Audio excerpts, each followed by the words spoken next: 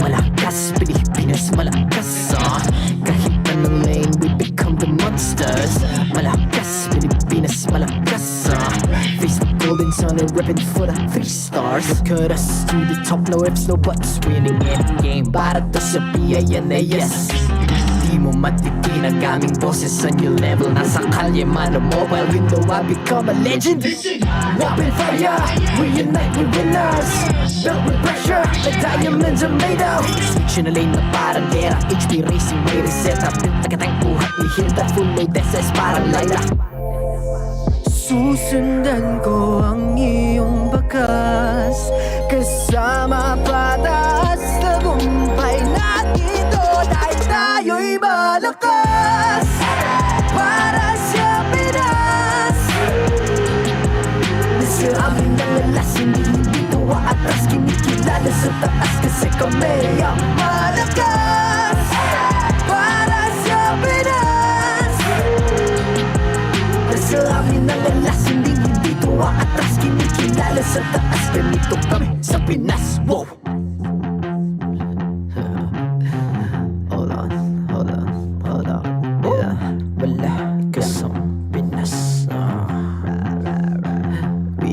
Laging every beat, no surrender, no retreat. Pag nagsama-sama, just imagine what we can achieve. Laging every beat, no surrender, no retreat. Giving 100 all my all, cause we just cannot be defeated. We are unstoppable, immune and invulnerable. Ready ang equipment, lahat frozen, malang crowd control. Pakita ko na jab like pow, east to the southeast. So matawag proud and loud, cause every enemy we devour. Susundan ko ang iyong bakas, kasama pataas, tagumpay natin to dahil tayo'y malakas. Para sa Pinas, nasa amin ang alas, hindi tuwa atras, kinikilala sa taas kasi kami ang malakas. Para sa Pinas, nasa amin ang alas, hindi tuwa atras, kinikilala sa taas, ganito kami sa Pinas. Wow!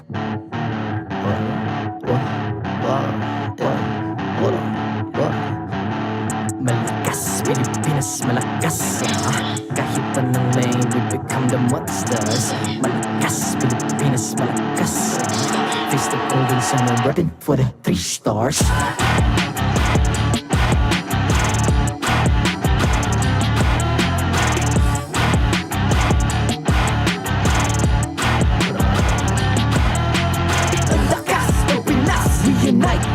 Ang lakas ng Pinas, we unite, be the stars. Ang lakas ng Pinas, we unite, be the stars. Ang lakas ng Pinas, we the stars. Ang lakas ng Pinas, we unite, we the stars. Ang lakas ng Pinas, we unite, we the stars. Ang lakas ng Pinas, we unite, we the stars. Ang lakas ng Pinas, we the stars. The 12th season of MPL Philippines is brought to you by the following sponsors. Smart, the official telco partner of MPL Philippines Season 12. Our official sponsor, Infinix. Infinix Zero 35G, 4K ultra clear front vlog phone. And FWD Life Insurance. In the epic adventure of life, FWD is your expert wingman. Celebrate your victories living with FWD. Our partners in esports, Maya, it's everything, and a bank. Secret Lab, the official gaming chair of MPL Philippines. Pi Channel. And EVM Convention Center. Experience the MPL-PH Season 12 playoffs action live at EVM Convention Center. Get your tickets now from our official ticketing partner, Slash. Just go to bit.ly/S12 playoffs tickets for more details. Don't forget to catch all of our official league content on TikTok, Facebook, Instagram, and Twitter. To ensure the equality and fairness of our games, MPL Philippines is also monitored and supervised by the Games and Amusements Board. Habang yung blacklist ay kumakapit pa, ayaw pa rin kita na napakalakas pa rin ng Pilipinas.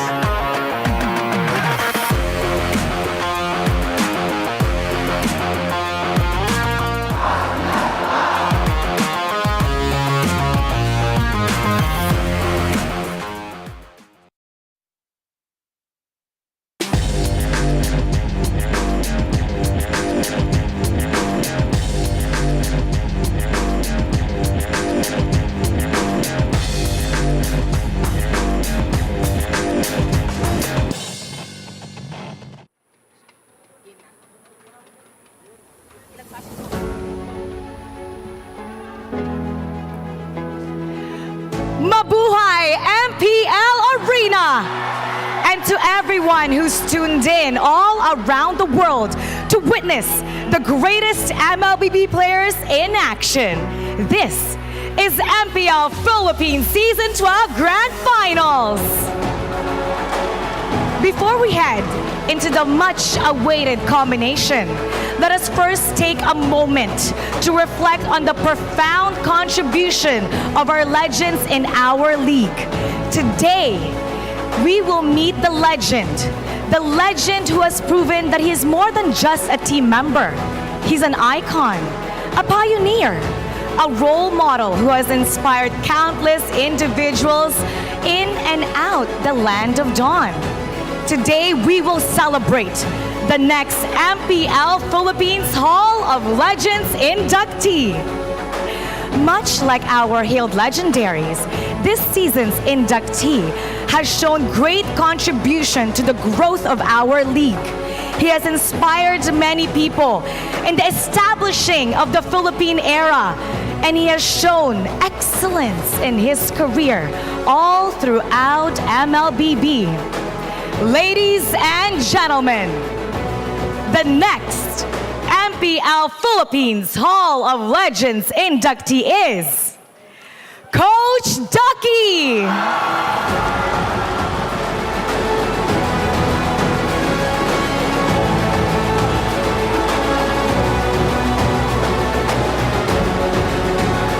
This MPL Philippines Season 6 champion, M2 World Champion, SEA Games 2023 gold medalist, IESF World Esports Championship 2023 gold medalist, MPL Philippines Season 12 grand finalist, and M5 World Championship representative is now Legend Ducky. To celebrate this milestone, let us call on Attorney Richard S. Clarin, Chairman of Games and Amusement Board, to award the commemorative Hall of Legends jacket, medal, and gaming chair from our partner in esports, Secret Lab.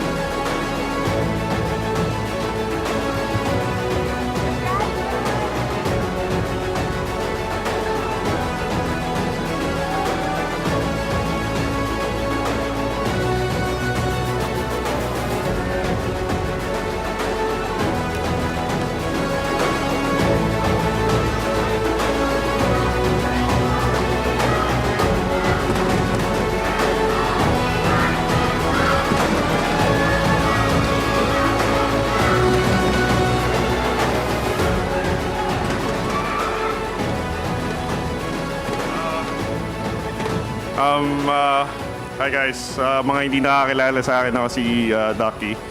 Maraming salamat sa continued support sa Liga. To everyone who made this possible, maraming salamat. Actually, hindi ko alam yung sasabihin ko kasi akala ko si Wolfie nanalo. So, yun. I'm very thankful, I'm very happy to be part of MPL's Hall of Legends. I hope that, this serves as inspiration to all other coaches and aspiring coaches to achieve greater heights in life. I sincerely hope na yung mga batang nanonood ngayon see the potential in esports, and all the people watching right now, this is a testament that, if you dream big enough, you can definitely achieve it. Thank you. And now, Coach Ducky, turn around. Take a look at the screen for a few messages from your teammates and your loved ones. Congratulations, Coach Ducky! Minsan ko para kay Coach Ducky is sa pagpatuloy niya yung pagiging magaling ng coach sa best coach. Yun lang. Sarang legend. Deserve mo yan, ha? Deserve mo yan, Coach. Solid ka. You're the biggest duck. Matutupad mo ng pangarap niyo maging Indian chef. Galing ako mag-parlay, Coach. Galing mo magic test. Balang araw magiging prepare ka sa magic test. Hashtag Legend Ducky! This is kind of a last minute thing. I'm currently at work right now.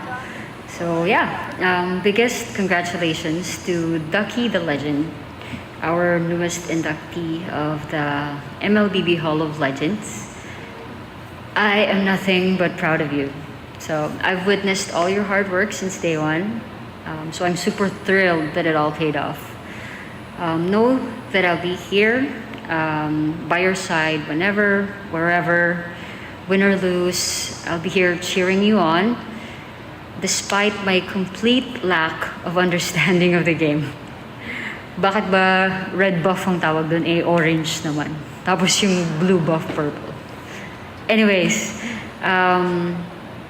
cheers to aspiring for greatness. I'll be sure to do the same. See you soon, and yeah, congratulations.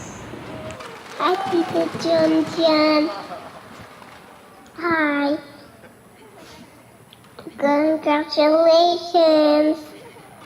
Hi, Tita Junjun. How are you today? I love you too. And I got a necklace. Congratulations. I love you too.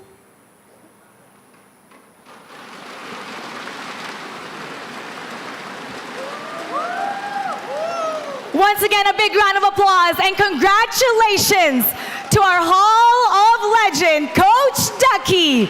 You are legendary.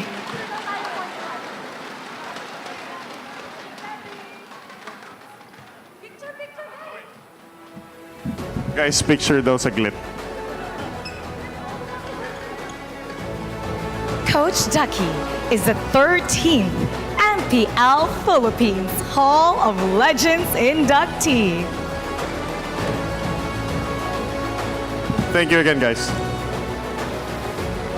And now, the moment you're all waiting for.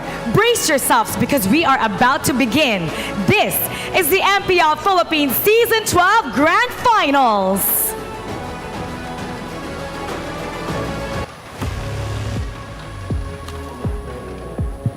We are now a few minutes away from the MPL Philippines Season 12 Grand Finals. Now, let us look back on the teams that will represent the Philippines for the M5 World Championship.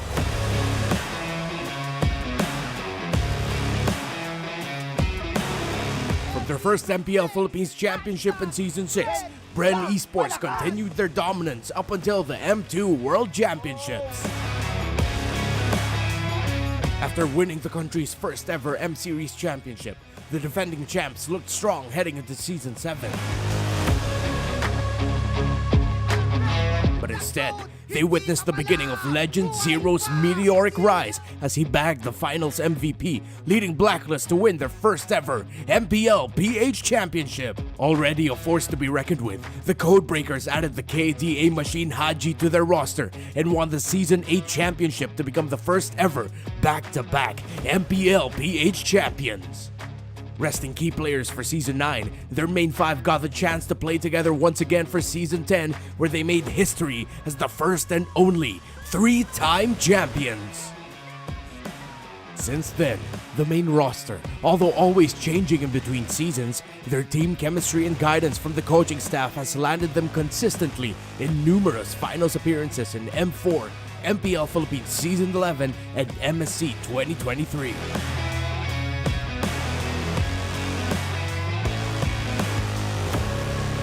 Now, APBR, with their new roster and consistent execution of tactics, are trying to prove that they are the world's undisputed champion.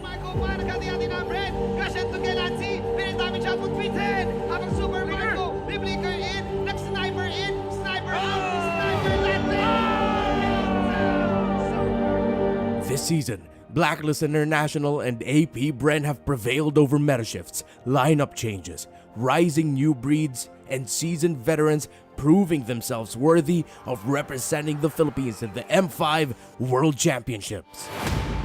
Utilizing a familiar strategy with a brand new code, the M3 World Champions and three-time MPL-PH champions gets another chance to reclaim their crown. Along with them for the journey is the greater version of the M2 World Champion, 2023 SEA Games Gold Medalists, and IESF WEC Gold Medalists.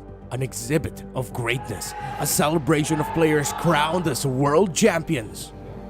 APBR have proven themselves on the world stage time and time again.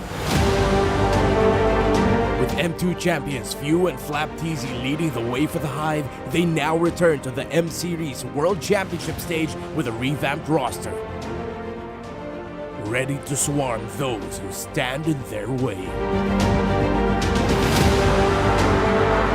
Blacklist International, ready to reclaim the throne after the recent upsets, now with a recorded roster featuring the Hitman, who devoted his sweat and tears for the agents, and the Zen Master, who helped refine the team's instincts. They have found their royal rhythm, once again, ready to take back what was rightfully theirs.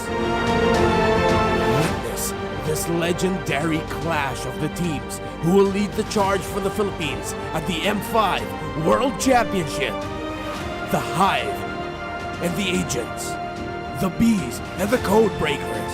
Whoever comes out victorious, every region in the world will be left in awe sa lakas ng Pinas.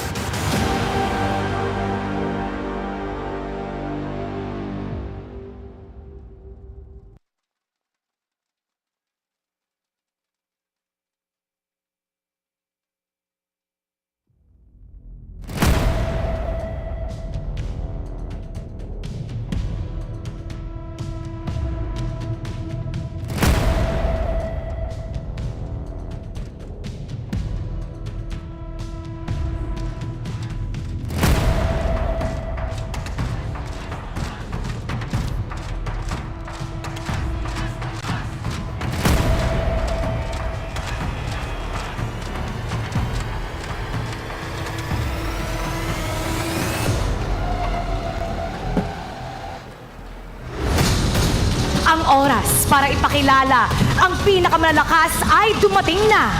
Matapos ang matitinding bakbakan, narito na ang mga koponang mangunguna sa kampanya tungo sa pagdepensa ng titulong nagpapatunay na sa lakas ng Pinas. Sabay-sabay tayong sumigaw, humiyaw at magdiwang sa mga aksyong ating matutunghayan. Magbago man ang takbo ng paligsahan, mananatili ang harangin ng bawat koponan na hiranging kampyon, ang pinakamalakas na rehiyon. Patuloy nating pinapatunayan ang ating pagtumina sa kompetisyon. At kahit nakaranas tayo ng pagkatalo, ay hindi natinag ang ating determinasyon. At gayon sa ating huling misyon, oras na para ipagsama-sama ang ating puwersa. Isigaw sa buong mundo, hindi pa tapos ang PH era.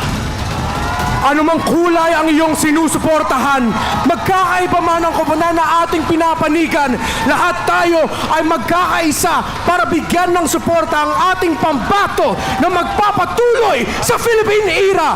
Nag-umpisa man tayong Pinas laban sa Pinas, sa puntong ito mararamdaman ng buong mundo na tayo ay mas Pinas lakas! Brand lang malakas, break the code, echo loud, echo proud. Yan ang mga sigaw na dumadagongdong sa bawat sulok ng mundo. Tatlong hari ng sea, tatlong kampyon ng mundo. Isa lang ang patunay na tayo ang pinakamalakas sa larangan ng MLBB. Angat ang lakas ng Pilipino.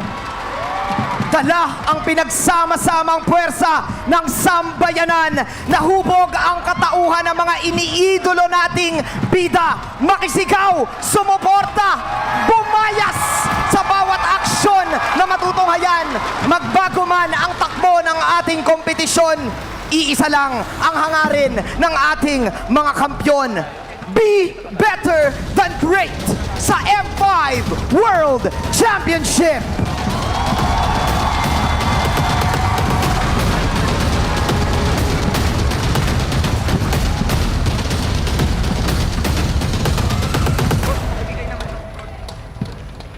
The final battle is about to begin, and every team is prepared to go all in.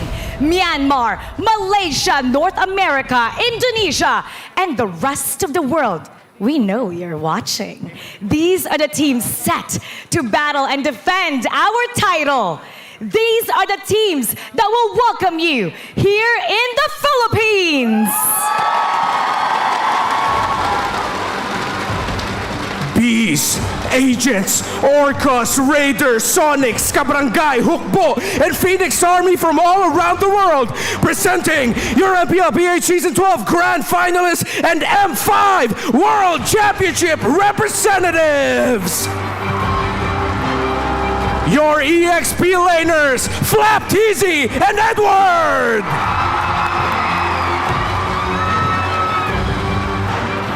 Your mid laners, Few and you!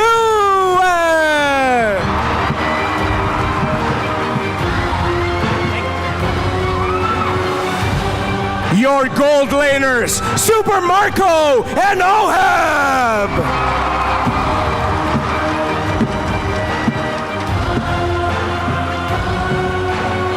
Your roamers, Ogwen and Renajay!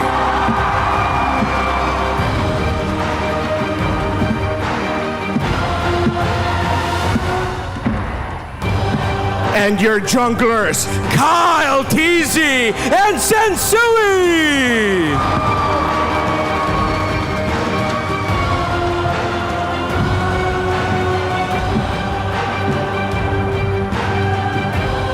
One dream, one goal, to be champions yet again. This is APBR and Blacklist International!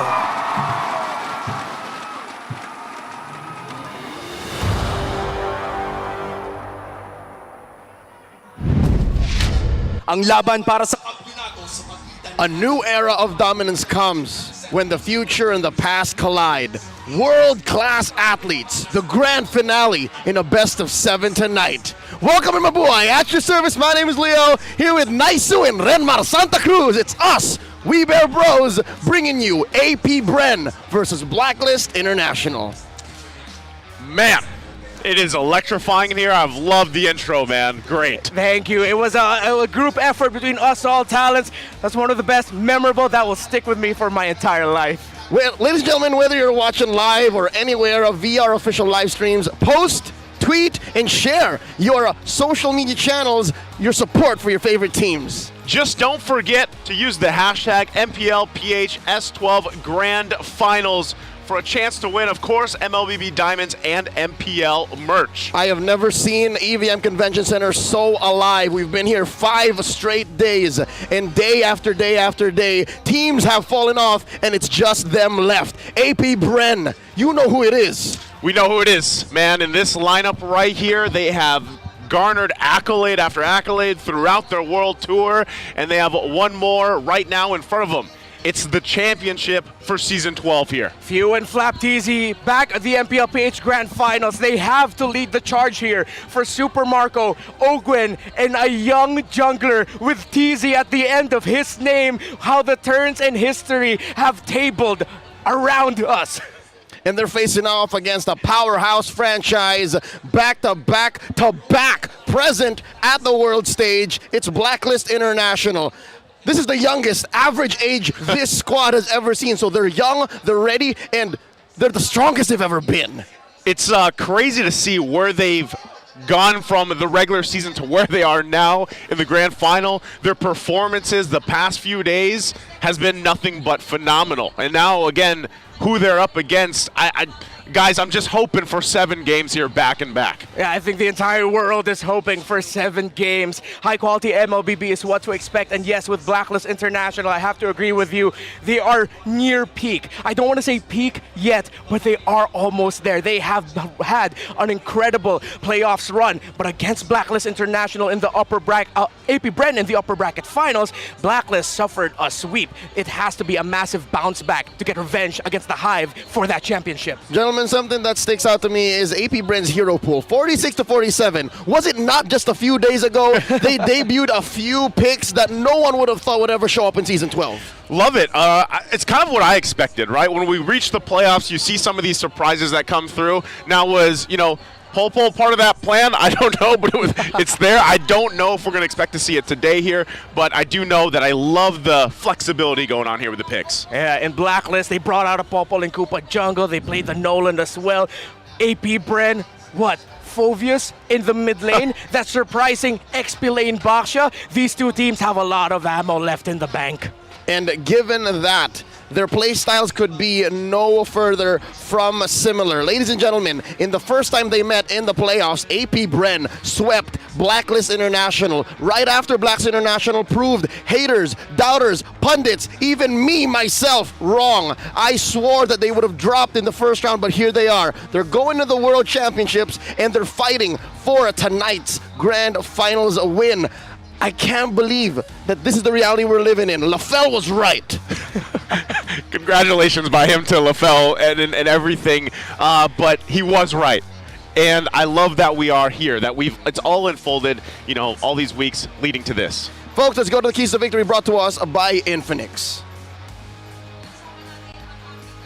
AP Bren and Blacklist International Keys to Victory are brought to you by Infinix. Infinix Note Series, ultra fast gameplay. Break the lanes, AP Bren. That's how you break the code. If you force an uncomfortable rotation for the middle three of Blacklist International, they will struggle. So they need to go around here, gentlemen. Now, for Blacklist International, on the other hand, they have to show the final ube. What is this? Well, Coach Bonchan actually teased something on social media. He brought back a post he made before the MPL Philippines Season 10 Grand Finals. Watch out for the ultimate jungler hero. That was the Valentina. Are they going to repeat history again? And in a key matchup here in the finals, will they bring out a new jungle pick for Sensui? Something we have yet to see because AP Bren exposed Sensui in the first round of their matchup. Now for these two teams, show the world why PH era is far from over. For the longest time, the Philippine meta is simple. We simply do it better than everybody. Controlling the map, fighting in the objectives, laning, individual team gameplay, drafting. Show the world what lakas ng Pinas really means to both of you. And they have shown it in the past, and I'm sure both of them can do it again. That is our Infinix Keys to Victory. There was a version of the final ube where I could have sworn it was a Hylos. And that was a different jungler, folks. Tonight, it's all about Sensui. Tonight, it's all about the sharp retributions, about the mechanics, the patience.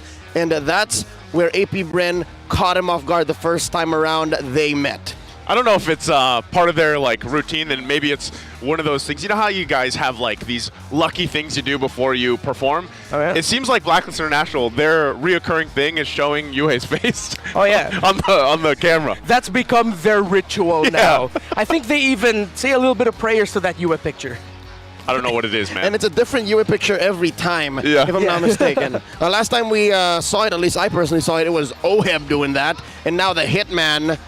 Folks, now that we mention it, again, I think about the Hitman most every minute, every day, but now very specifically, Blacklist International are leaning hard on not just Sensui, but their roamer, who was blown up. He has exploded. And with the help of Yue coming in clutch right in the middle of the regular season, that's a deadly mid lane duo. Kapitan Haji started off the season in the mid lane for Blacklist International. As time went on, a few holes in the armor, and Yue filled them up perfectly. He popped off last season. He showed the world in MSC. Now he's doing it again in MPL Philippines Season 12 against the future idol of the world, Few. He has done this 12 seasons running. He will be going back to the world stage to try and become a world champion again. I'm pretty sure with what I've said, that already speaks of the character and the quality of gameplay Few has in his fingertips. Joseph, do you agree? Yue coming in redefined Blacks International. It changed the code. And now, despite going 0-3 against AP Bren earlier this weekend, he's still hiding something up them sleeves. They call him the mid lane magician for a reason. I think, if you think about when Yue stepped in, right? He had a huge impact. And it stood out right away, when he was a rookie and everything. But he has to, I feel like this series, especially up against Few alone, he has to be ready to pull out a magic card, if you will, because Few is the player that does that, right? He even back in ISF, he pulled out the Fredrin in the mid lane. Yep. Then, like you guys mentioned yesterday, he pulled out the Phoveus, right, in the mid lane. So, again, UA, he is amazing on the heroes he loves to pick. The Valentinas, the Faramis, and everything else. But I feel like there has to be some surprise up his sleeve as well to go against Few alone. Oh, wow. We've been talking about Few all this time. He's in the running, ladies and gentlemen. Currently on the road to a second world title, as well as MV3 and, of course, Flap Teasy. Yeah, the quality of plays these three have shown in their respective world championship runs, of course, with Few and Flap Teasy back when they were still in Bren Esports. It's just in my head right now, seeing that graphic reminded me of all the beautiful and amazing moments they've had in the international stage. It still hit me yesterday when I was like, man, our top 3 are all world champions. Yeah? You know, and I feel like, guys, that speaks volumes here, you know, just for the region alone. And it makes me just kind of ponder what's ahead of us, even after we get past today. But that fact alone, that there's 5 members that are after another title in itself and then everything else behind it, that's an amazing story, right? Now, for this, again, these 2 teams, there's a ton here. Even, you know, for one of your favorite players, the Hitman, I mean, think about his journey alone. Over the seasons, over everything that he's been through, and to where he is now in this grand final. I thought I had it when the Hitman flew out to Cambodia earlier this year. Yeah. But now he's staying home to compete for the World Championship, right? That is Renege's debut in the World Championships. And that's a couple months from now. Here tonight, he's about to head into his greatest matchup in all of his career. The grand finals of MPL Philippines, which some would argue, and I'll admit, is the hardest grand finals in all of MLBB sports. Yeah, you mentioned it, Naisu. Yeah. The top 3 all-world championships, of course, all-world champions, of course it's gonna be difficult. I think we even posed it earlier this season. Hashtag it's harder in the Philippines. It's hardest. It's hardest. It's hardest in the Philippines. It's hardest in the Philippines. And it's funny because, you know, we mentioned the little fun fact that some people didn't know that Renege was actually a songwriter, what do you call that? A recording artist. A recording artist. A multi-talented artist. Multi-talented. If he doesn't have a new hit song leading up to the M5 or something about it, I don't know. I would understand. Yeah. Preparation for the World Championships takes a toll on you. After. Win or lose? Win or yes. lose. I need a new track. I hope we'll get it. I think if you message him, Renege's a nice guy and you guys are in touch, he knows he's a big fan of, you're a big fan of him. Just throw him a message. Easy. Yeah. I did earlier today. Oh, you already did it. You were one step ahead of us. Didn't get a reply. I understand. It's fine. Yeah, he's prepping. He's locked in. He's in the zone. But what I can say, though, is I bumped into Kyle Teasy earlier this morning. Mm-hmm. I ran into him as he made his way here into the EVM Convention Center, and guess what? I was hyping him up. Kyle, biggest match of your career. Again, he's been all around the world in 2023 alone. Yeah. But again, this is the hardest grand finals any MLBB athlete could go through. And you know what he said? What? It's just another day. It's just another day, Leo. It's just another day. And wow. All right. That's cold-blooded. You could walk out of the convention center tonight, an MPL champion. He just said, it's just another day. Just another day. And you know what's one thing that really stands out for me, and again, congratulations to Coach Ducky. Legend Ducky. Legend Ducky. It's the synergy of this team of AP Brent, right? I mean, I'm glad that I had an opportunity to see them, you know, outside of the Philippines, how they bond, how they spend their time. And you can clearly see it. Even if you guys missed that video where they were congratulating their coach, Coach Ducky, you can see how much, you know, synergy and camaraderie they have amongst each other. And I think, again, a team that lifts together stays together, because for some reason every time they see me, all they do is flex at me. I don't know. You know, I know they know that I understand Filipino, but still, and to this day, when they see me, they just flex and go, big guy. Big guy. Oh, they call you big guy? Yeah, they just call me big guy. Oh, I think they probably have posters of you like in the room. You're probably their fit inspo. No, I think Coach Ducky is. Oh yeah, Coach Ducky, like in the arms, and of course the brawn and the brain. That's right. Speaking of which, Coach Ducky is gonna have to show everything he's got as he and Coach Vren go up against Coach MTB and Dexstar at the stands. The draft is upon us. Game number 1 in this best of 7. AP Bren on the play, banning out the Fred. Oh Lord, it's Hackerson Sui. We're at it. They're rushing for it, and well, it was in the keys to victory. You mentioned as one of the notes, just continue how they banned out and drafted against Blacklist International, and they're taking away one of the picks here of Renegade, and a great pickup for Edward, the Edith. This Edith was a nightmare, actually, for Echo to face yesterday against Blacklist, but this is AP Brand. Look at the gusto, the bravery. They're really going to give the Matilda, but Blacklist won't even take it. They get to Rizla and Martis. Do you remember the last time that they first picked the Edith and it went in the hands of Ogwin, and he had just had a stellar game and performance, and just you're wondering how he's catching some people with the onward? Well, this could be what they're after, right? They're willing to trade that Martis, that Terizla, go into the hands of Blacklist International. But when it happened the first time around, Blacklist was not prepared. They were caught off guard. Now they know, hey, let's lock in a hero for Sensui. Let's give Agent Zero the equipment he needs to get in there and cut right through. What's AP Bren to pick from here? Do they give Super Marco his hero already this early?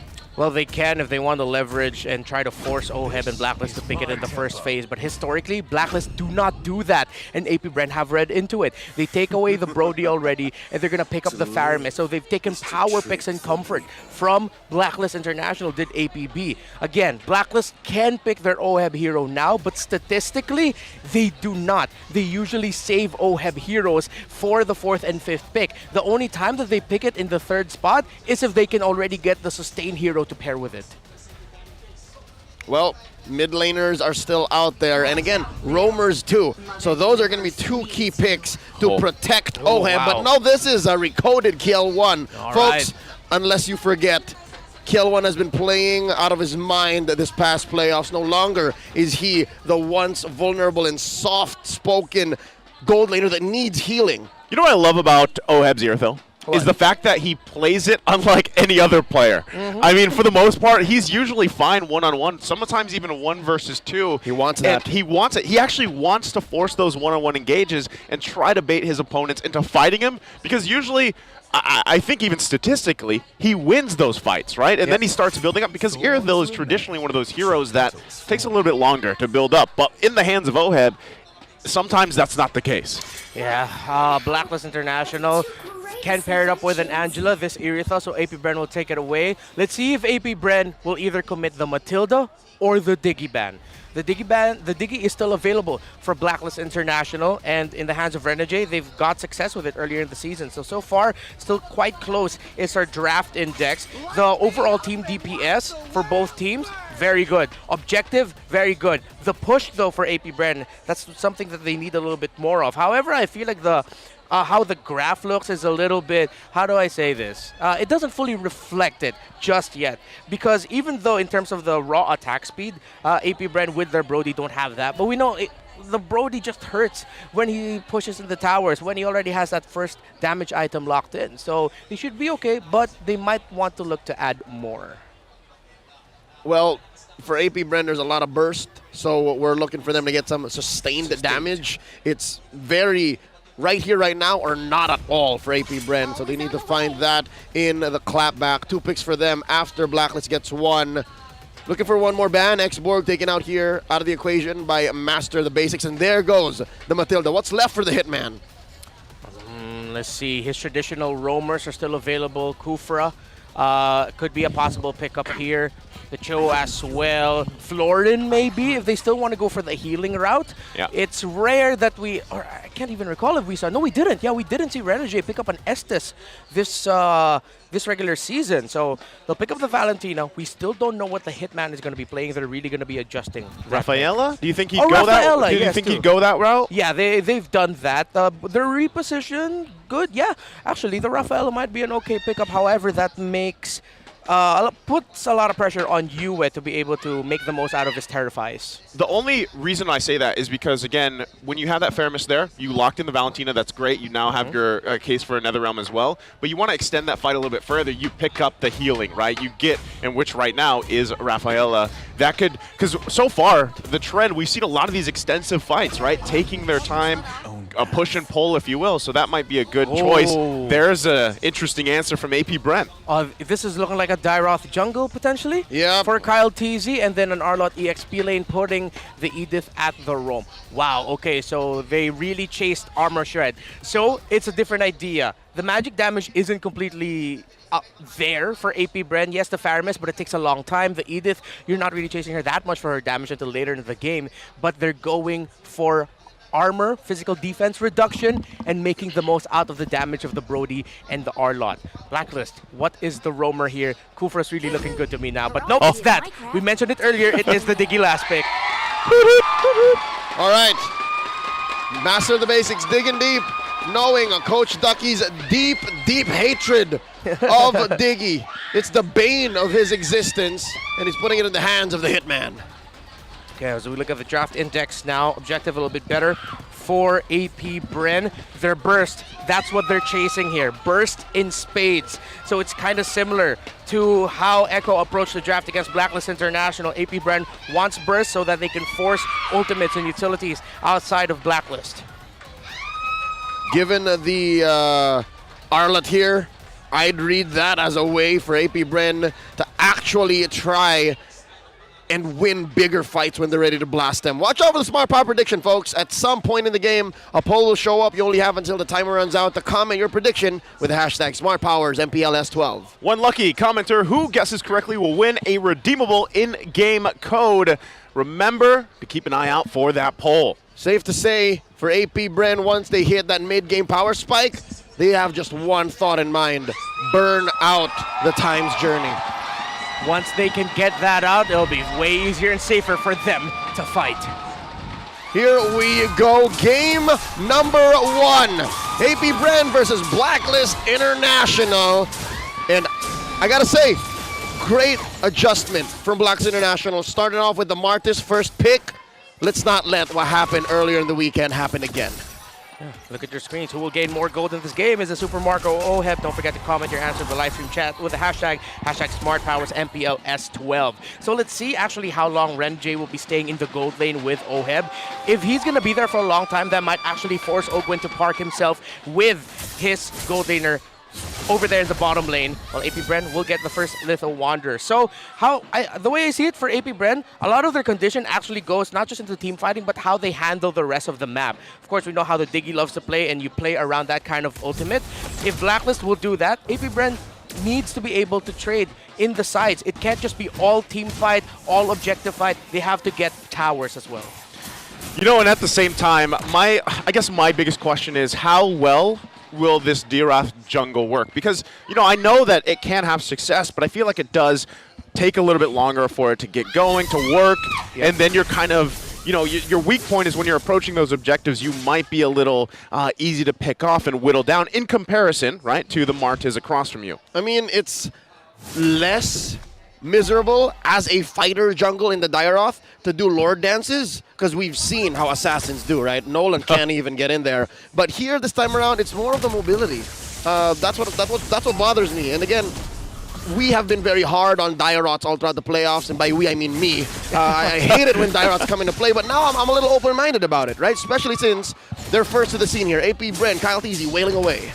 Yeah, and it looks like AP Bren will get this turtle without a problem, and Blacklist gameplay is going to be this. Help out Oheb in the gold lane. Super Marco is having a difficult time there. Will Ogwin finally park himself there? And AP Bren, let's see if they can continue this momentum. But it's not them in control. It's Blacklist just playing a slightly more reserved play style for now. Folks, I didn't notice, but check this out. So far, every team that wins the first game in a series wins 6 out of 7 times. I'll take those stats. That's what is that percentage? That's 6 out of 7? 6 out of 7, I'd say that's 80-something. Quick math. 80-some%. Something like win that. rate. Yeah. I was thinking 90, but I trust you more with the numbers, Leo. Yep.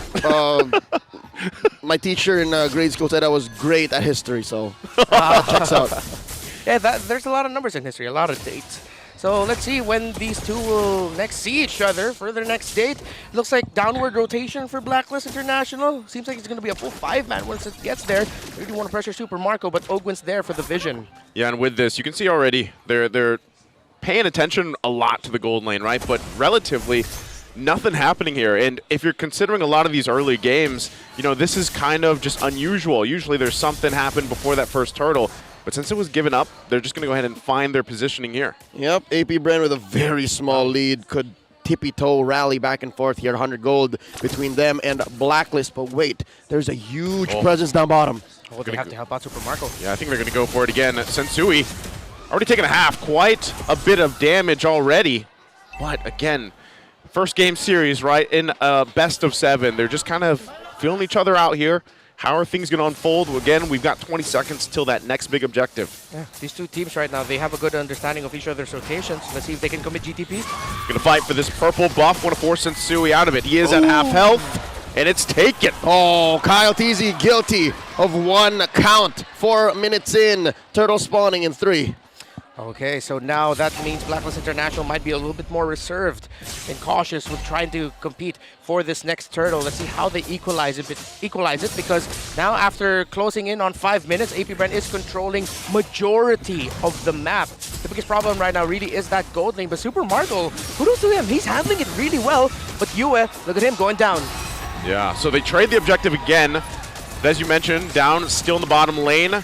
Really trying to just feed Oheb here for the most part, give him the best early game that he could really have. But like you said, I think Super Marco's doing an outstanding job based with that pressure here. Currently 5 minutes into game number 1, AP Bren building up quite a bit of a gold lead onto Oheb here. What is that, 200, 300 gold between him and Super Marco? Yep. So that's what all of those rotations, all of those little moments that they trade off elsewhere on the map, that's where it's going. All right, the question now is who's going to be able to take or force a fight first, because we're at this point where if you lose a fight here big time, you're going to lose first towers. There's the onward, Sensui. Going to go ahead and Mortal Coil, has the rest of the team here to help him out. Kyle Teasy in the front. Is he going to be able to withstand this? Never comes through. Still going to be fighting. Sensui will finally fall, but the answer, Kyle Teasy goes down as well. It's a 1-for-1. The junglers for each other. Now what do the teams do from there? Okay, so AP Brand can just try to get a little bit more lane equilibrium. Kyle Teasy fell down, but phew, man, we've praised you all season long, but wait, Edward. Oh, Edward, he does have that body of Smith BOS. The final slash, the onward, toss him over, and the defensive penalty zone out. All right, Reptar, you were saying? As I was saying, beautiful little exchange there. That was beautiful. It's okay if you interrupted me, Super Marco. Totally fine. They get another kill up there. But yes, Fuse timing with the Netherrealm, very clutch. 400 gold ahead now, AP Brand. I could have sworn I saw a smile off of Coach Ducky's face as soon as Marco cracked Renegade open. What's the item game looking like, and how do you explain this? Oheb is still up by 500 gold off of Marco despite AP Brand calling the shots the past minute. Well, he was actually able to maximize the gold that you can get from the shielding, and most importantly, that usually means that Oheb was able to maximize the last hits on the minions over Super Marco, which is understandable because Super Marco has just been pressured all game long. Right now, Flap Teasy, the one taking some pressure. Gonna be fine. Final slashes the minions in, clears them out. Turtle secured again for AP Brent. 100% of all of those first half objectives went over to AP Brent, and now we're seeing a major lead. 1,000 gold ahead, 7 minutes in, relatively low kill count game.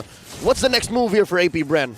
Well, at some point they are going to have to find a pick-off or a skirmish somewhere, because Blacklist, little by little, are doing their traditional things, what they're known for, playing the map game, getting farm for Oheb, as we pointed out the gold lead later. So they're going to need to try and force something, but just be very calculated about it. Because right now, Blacklist International's lineup with the Martis, that its biggest threat is its counter-punish. All right, well, with that said, we really haven't seen much of a play here from Sensui, and we know what Martis are like, what Martis says are like. They want to snowball, and so far, going into this game, 8 minutes in, 0-1-1, Sensui's yet to pull out anything. Quick push up top, though. The Hitman taking down a turret, and they're looking to trade out down bottom. Tier 2 already, AP Bren. Trading the map here. Edwards still 1 versus 3. Got to let go of this tier 2 as well. This is the move from AP Bren to set up for that first Lord here. Flap Teasy on the other side, trying to keep this one together. Going to take some damage. Next wave going to be pushing in. Oheb eyeing this tier 2 turret with Renegade, and they back off. Well, that's what we were pointing out in the draft earlier. Even though the push didn't look that good good for the side of AP Bren in terms of the draft index. Just the raw damage of the Brody alone, even with the damage reduction onto the turret, didn't matter to APB. They were able to get the tower in the bottom lane. And that was one of the keys to victory here for APB. Make sure that you can match or even play the macro game better than Blacklist International. So far, they're able to match it. And because of that sequence, they're a little bit better. About 10 seconds until the Lord spawns, and Tensui almost gets pulled in. So far, this has been a defensive Martise. We've been seeing 9 minutes in. AP Bren approaching the 2,000 gold lead. Mid lane still hasn't been cracked, though. At least Blacklist holding on. And I think these are two teams who really understand the importance of that middle tower. So they rotate very quickly. Top side, top side. Oh, again. Super Marco by himself wins that 1v1. And with that number advantage, AP Bren might just give this one a clear go for this Lord. Blacklist International wanting to contest it though. Sensui getting in position. Final slash gonna come through. There's the flicker. The answer from Edward with their own penalty zone. NetherRealm comes through as well. Fighting forward. Ogwin goes in. They force Sensui back. UA falls. And that is going to be a Lord going to the hands of AP Bren. Oh, look how fast it's going down. And APB again. Ogwin still continuing his Edith hot streak. Clutch onward to get that toss and to secure the kill for AP Bren, and you saw how fast that Lord went down. AP Bren's lineup is so hard to turn on. You've seen Blacklist game after game, day after day here in the playoffs turn like no one has ever turned before, especially in Lord dances. But against AP Bren, against this lineup that they've drafted with the Dairoth in the jungle at its heart, I can't believe those words just left my mouth. It's working out so well. AP Bren about 4K ahead here, 10 minutes in. Oh, it even also helped that up top, that solo kill there by Super Marco. This is his first Grand Finals in the MPL Philippines stage, but not his first Grand Finals. Whoa. Man, I gotta say this. That's his response to being here. Yeah. Whoa. Yeah. You know what's kind of crazy though?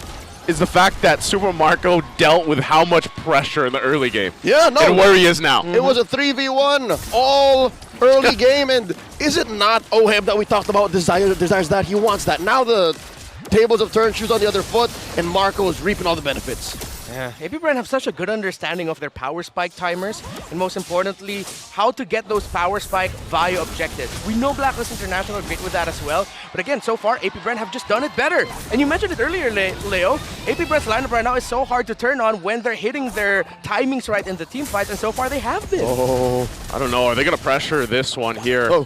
Wave clear is pretty good for Blacklist International. As you see, they hold on to the base turrets for now, but again, that was only the first Lord. So right now, I guess a lot of this is on Blacklist International to answer what AP Bren's thrown at him. There's a Lord coming out in about a minute and change. Marco farming out of his mind like Mr. Beast, giving out checks here. 6K gold lead here on AP Bren. They're going to start choking out all of these objectives.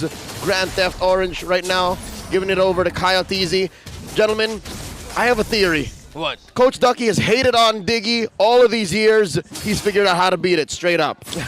Instead of it being the bane of his existence, now he's just like, try it again, you little owl. I'm in the Hall of Legends now. Right? I mean, I'm pretty sure it was also thanks to Coach Vren, mastermind behind all of this, the brains behind Coach Ducky's brains. And it's a lot of brains. He's got the brawn, though. That too. That too. So it's so hard to play Renegade's Diggy right now. I mean, yes, at best, I hate to say this, his main contribution to this, 12-minute game is vision and damage. That's it. Time's Journey, we haven't really seen it do much. Yeah. And at the same time, if you actually look at the main crowd control abilities of AP Bren, it comes back quickly. It's not like they're trying to base it off of a long cooldown set. Yes, for example, let's put in there the final slash of the Arlon. Right. They'll use the final slash, force a time's journey, and then at some point in the fight, because of the lead that they have here, that final slash will be able to come back, and Black won't have their... Whoa! There's the final slash. As you mentioned, Edward going to be in the front. He's got to back off, though. AP Bren now still fighting it for the Lord. It looks like that's the time's journey as well used. Blacklist International just has to go back to base and defend. And here's what sucks about this whole engage for Blacklist. Few held on. Few held on to the NetherRealm. Yeah. And Idol of the world there that you're watching, folks. And again, we've touted you as one of the best NetherRealm users all season long. Few saying, I can do that too, young blood. You just mentioned how he's so good at timing the NetherRealm. He does it so well, he didn't even use it. Yeah, that's how you know that they're good at timing it. If you don't use it, that means you're doing it properly. so good. Woo! Woo! Woo! Well, right now, it's up to Blacklist International to be good. They have to defend against this one. They are so far behind. Lord's still going to be up here. Turrets in the mid and bottom down. Let's see, AP Bren, do they want to actually pressure this in? We got to keep an eye out for a final slash initiation. These next waves going to be pushing in. Also, Ogwin, both have the flicker available, but right now, looks like they're happy with the 2 turrets. Yeah, just to go back to the thought I was making earlier also, the final slash now, it's literally just press this button if you want Renegade to use Time's Journey. Every time he's used the final slash, Renegade was forced to use it. Again, with the level disparity, he knows, oh, that's it right there! That was it! The final slash to force the Time's Journey. They're going to battle it out. No one going down just yet. Edward in trouble. Super Marco finds one, looking for another. Sends Sui to fall. It's 2 down for Blacklist International. Flap for Edward and Sensui. That's a great trade. I'll take any day. Stonks for AP Bren right now. They're going to crack that inhibitor up top, and I'm guessing they might be calling it endable. That's a bare naked base. I don't want to add an air before BNB. Can they end it? I don't think they can. They might not have enough minions. Renegade down. Another wave going to be pushing in. Minions. 3 members. 4. Make it. Go for it. The Crystal's in trouble. They try the last-ditch effort, but AP Bren will take game 1. This winning moment is brought to you by our official sponsor, FWD Life Insurance. AP Bren, that's how you start a grand finals. Back to their dominant form. And it looks like, just like every final slash used by Flap TZ, AP Bren just shock and nod Blacklist in this game number 1. Hakas and Sui, still about half of the plan here for AP Bren. It opened up quite a few avenues for Blacklist to actually get some ground covered, but no, AP Bren was always about a step ahead here in game number 1. You know what this was really reminiscent of for me watching this unfold is them back in ISF when they got their championship. Actually, throughout the entire run, where it might not be a super flashy, kill early game type thing, but they slowly and surely build up this gold lead until a point where it's usually the turning point for them is that first Lord. If they get a pick off, great, which they did, and then it just somehow snowballs out of control for AP Bren here. They replicated this time after time and time, and they did it here for game 1. So I feel like, again, one of the big things for Black International is, like, how do we stop that from happening, right? And I feel like, man, as much as I love the Hitman and Renegade 2, the Diggy wasn't it. Regardless of what hero plays, I love him. Just the same, my baby sister loves him. Doc, happy birthday. But here's the thing. You talk about a snowball, you talk about value building up. AP Bren got all the turtles, got all the lords, barely a sliver of a contest in the second one. The math just goes up against Black here. I think it just goes to show that AP Bren really does have a full understanding of Blacklist International's drafting pattern. As of now, they've really gotten into their heads. They know them so well. With that said, we'll leave it over to our analyst to actually break down game number 1 in a little bit more detail. Talk to us about this whole debacle. Champions M2 at M3, pero this time around it is M2 World Champions AP Bren taking game number 1 first laban sa Blacklist International. Paano nga ba nila ito nagawa? Ating himayin niya dito sa ating analyst stand. Ako nga pala si Midnight, and muli kasama ko dito si Coach Arcadia na nagbabalik. Hindi lang yung mga World Champions na nagbabalik natin, pati na si Coach Arcadia. Coach, kamusta naman yung game? Sobrang intense. Maganda yung yung una, yung mga first 3 turtle, alam talaga nung Blacklist kung ano yung gagawin nila. So what they did is they avoid the turtle fights. Pero pagdating doon sa first lord, doon na nagka-problema. Yung lineup kasi ng Blacklist, malakas sila when it comes to the lord dance. But they were not able to do any lord dance because they made a huge mistake before the first lord dance. Yeah, and binabakit mo to kanina nung nag-uusap tayo na very important yung pacing actually ng Blacklist International kasi considering their draft, kaya nilang tumapat dun sa mid-game timing ng AP Bren, pero it was the crucial pick-off coming out from the MVP ng ating game na si Super Marco with the Brody 404 ang kanyang KDA. Again, yung crucial pick-off na nakuha niya si Oheb. Solo kill pa nga yun doon sa may top lane. And it hindered yung timing ng Blacklist International and hindi tayo umabot sa mga Lord dance na hinahanap natin. True. Sobrang crucial nung pick-off niya kay Oheb. Saka solo kill yun eh. Kaya kitang-kita talaga kung gaano kalakas si Marcos sa ngayong meta na to. Talagang nandun yung confidence ng AP Bren. But one thing is for certain, talagang may all-in factor dun sa draft ng AP Bren. Although nung tinitignan natin yung drafting stage, parang mukhang si Kyle TZ yung naubusan. Hindi natin na-expect, biglang may Diroth jungle pa pala na lalabas dito. With a little ignition, kita natin yung movements sa early game. Even though nung first 3 minutes, medyo naging passive sila, pero okay lang kasi parang hinintay nila yung proper timing. Tapos nung naging online na yung lineup nila, dun nag-ramp up naman yung timing for the side of AP Bren, which in turn led to, again, yung mga moments na hindi na makapag-Lord Dance ang Blacklist International. Yes, nakita talaga natin yung patience ng Bren. Kasi alam nila, malakas talaga sila sa early to mid game eh. Pero hindi nila minadali. Hindi sila basta-basta gumawa ng pick-offs or clashes na pwedeng ikabaliktad nila.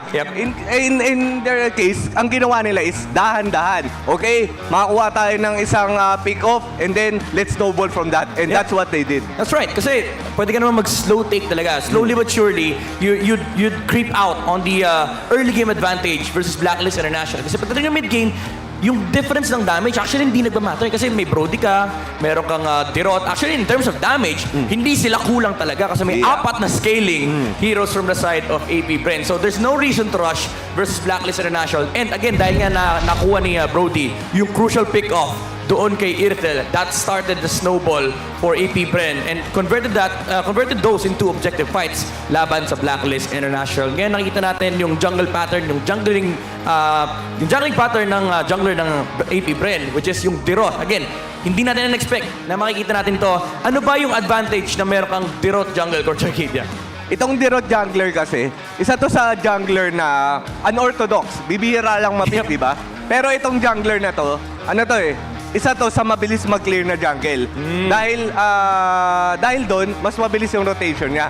And then, it's easier for this Diroth jungle to pair up with the XP that has damage. For example, Arlot, right? Arlot plus Diroth, good combo.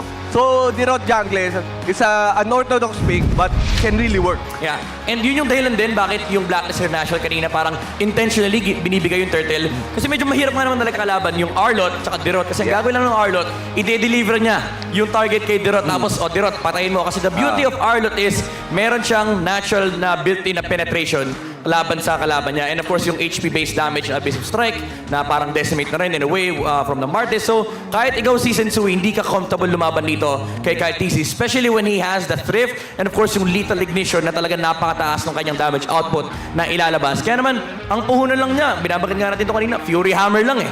Tapos full tank item para kay Diroth. And again, ito yung damage source ng AP Bren. And I think you could explain this, Coach Arcadia, for Blacklist International, yung lack of early game nila, obvious sa heroes, and I think naghihintay talaga sila ng items dito. Siguro kung umabot tayo sa point na late game, siguro second or third Lord Dance, for sure, Blacklist can fight. And then, gusto ko lang emphasize yung lakas ng Diroth jungler, no? Sa Diroth jungler kasi, wala talaga makunat. Kahit tank jungler, ubusin niya lang yung armor mo. Kahit 6 tank items ka. Kaya minsan nga, may mga combo na Hilda plus Diroth. Ay, oo. Mga ganong klaseng combo. Mga pure physical penetration dun sa kanilang kalaban. And yung sinasabi mo kanina na yung Blacklist International, pagdating naman sa Lord Dance, yung late game, it is an existing factor. Kumbaga, yung Lord Dance available sana sa kanila kasi meron din naman sariling version ng NetherRealm with a stolen ult from the Faramis and meron pang Digi. Unfortunately, yung first Lord na nakita natin is talagang finorce out kaagad ni Flap TZ yung Blacklist International to disengage from the Lord. I feel like there's a similarity pa nga sa laro ni Flap TZ sa previous Arlot games ni Edward na parang nagkakaroon na ng nagkakaroon na ng certain gameplay na kung ikaw yung Arlot, pag unang makita mong target, final slash kaagad. Parang hindi na hinihintay yung Lord Dance. Pinipick off kagad yung mga targets. Kasi alam nila malulugi sila sa poking dahil nga may Digi. So as much as possible, gusto nila final slash na para mag-ult na agad yung Digi, para ma-burn na agad yung ult ng Digi. Yep. Instant catch talaga kagad yung mga dito ng AP Brennan. Instantly, sila yung nagwagi dito sa game number 1. May mga adjustments pa naman mangyayari dito for the side of Blacklist International. But again, I'd have to remind you, this is a 7-game series. So definitely mahaba-haba pa yung tatahakin nating laban nito para sa magkabilang koponan. Pero Spur, in terms of tatahakin natin is, mustahin muna natin ang ating host, si Mara Aquino, para sa pagtahak natin dito sa ating Grand Finals.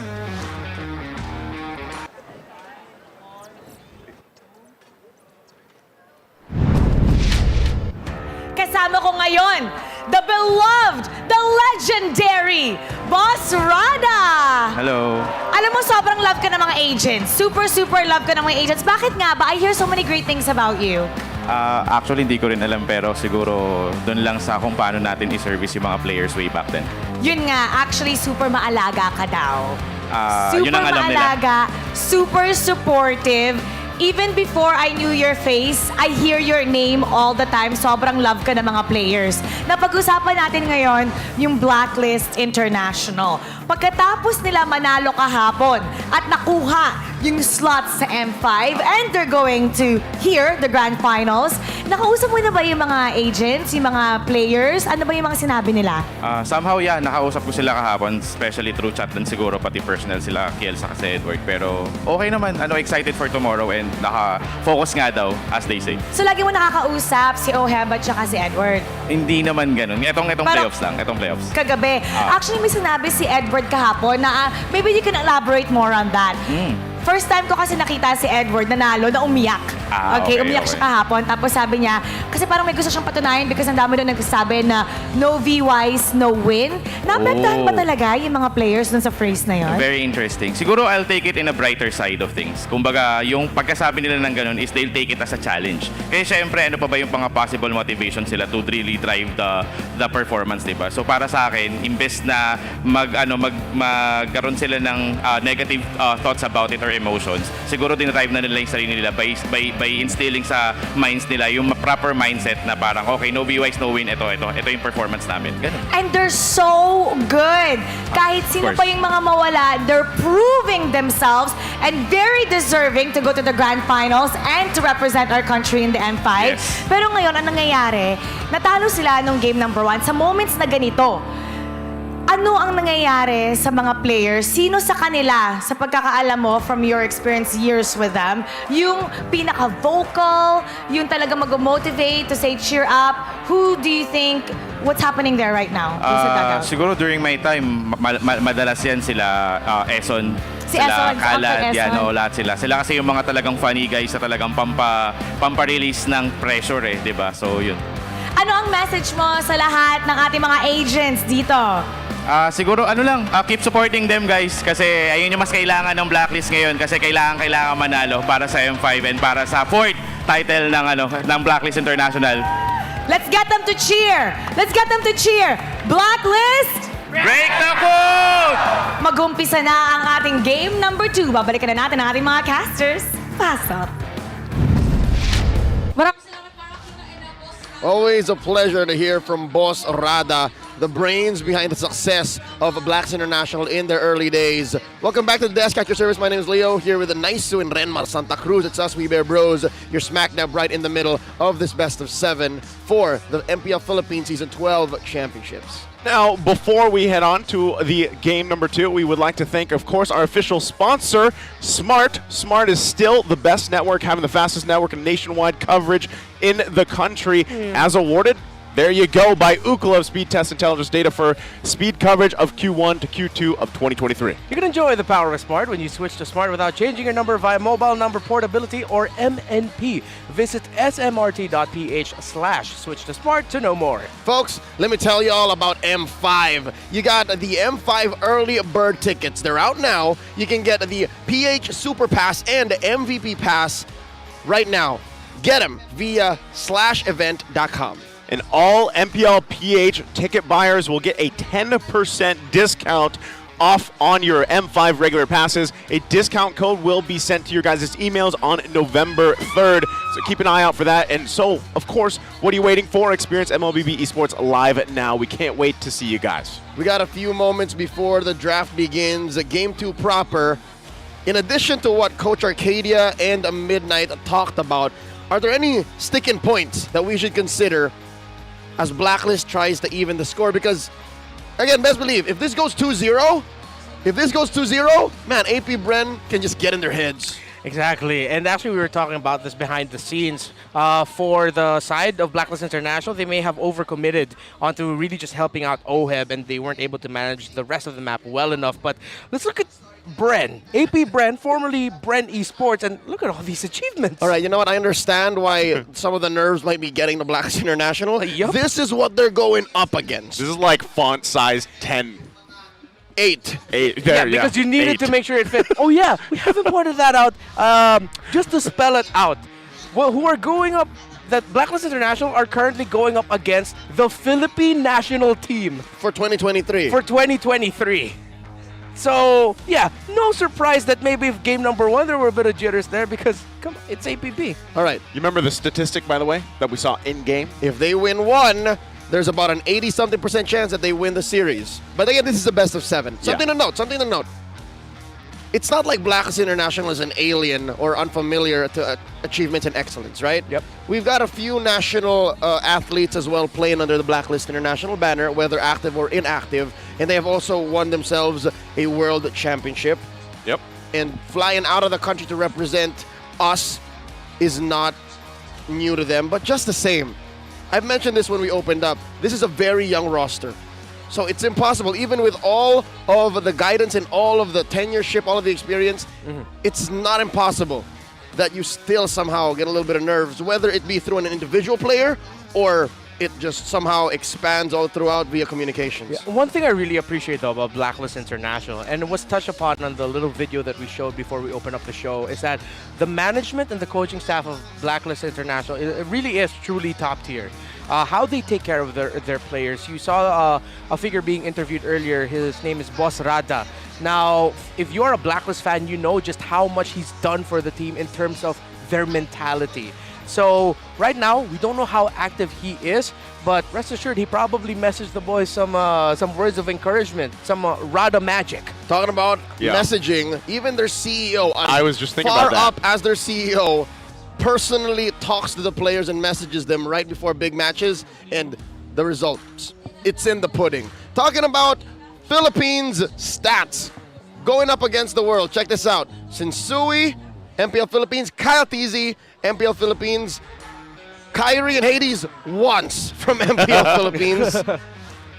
Is that not just excellence across the board, all around the world? Yeah, and you can really see here just a diverse playstyle. You know, we know Blacklist, the fighter tank junglers, but then when you show up for AP Bren, that's why Blacklist International are respecting the assassins. Kyrie can flex. Hades, we know he's a hell of an assassin player as well in MPLSG. Amon. Is that Amon? Hey, there was once a time wherein he was the most prolific Ling in the league. True.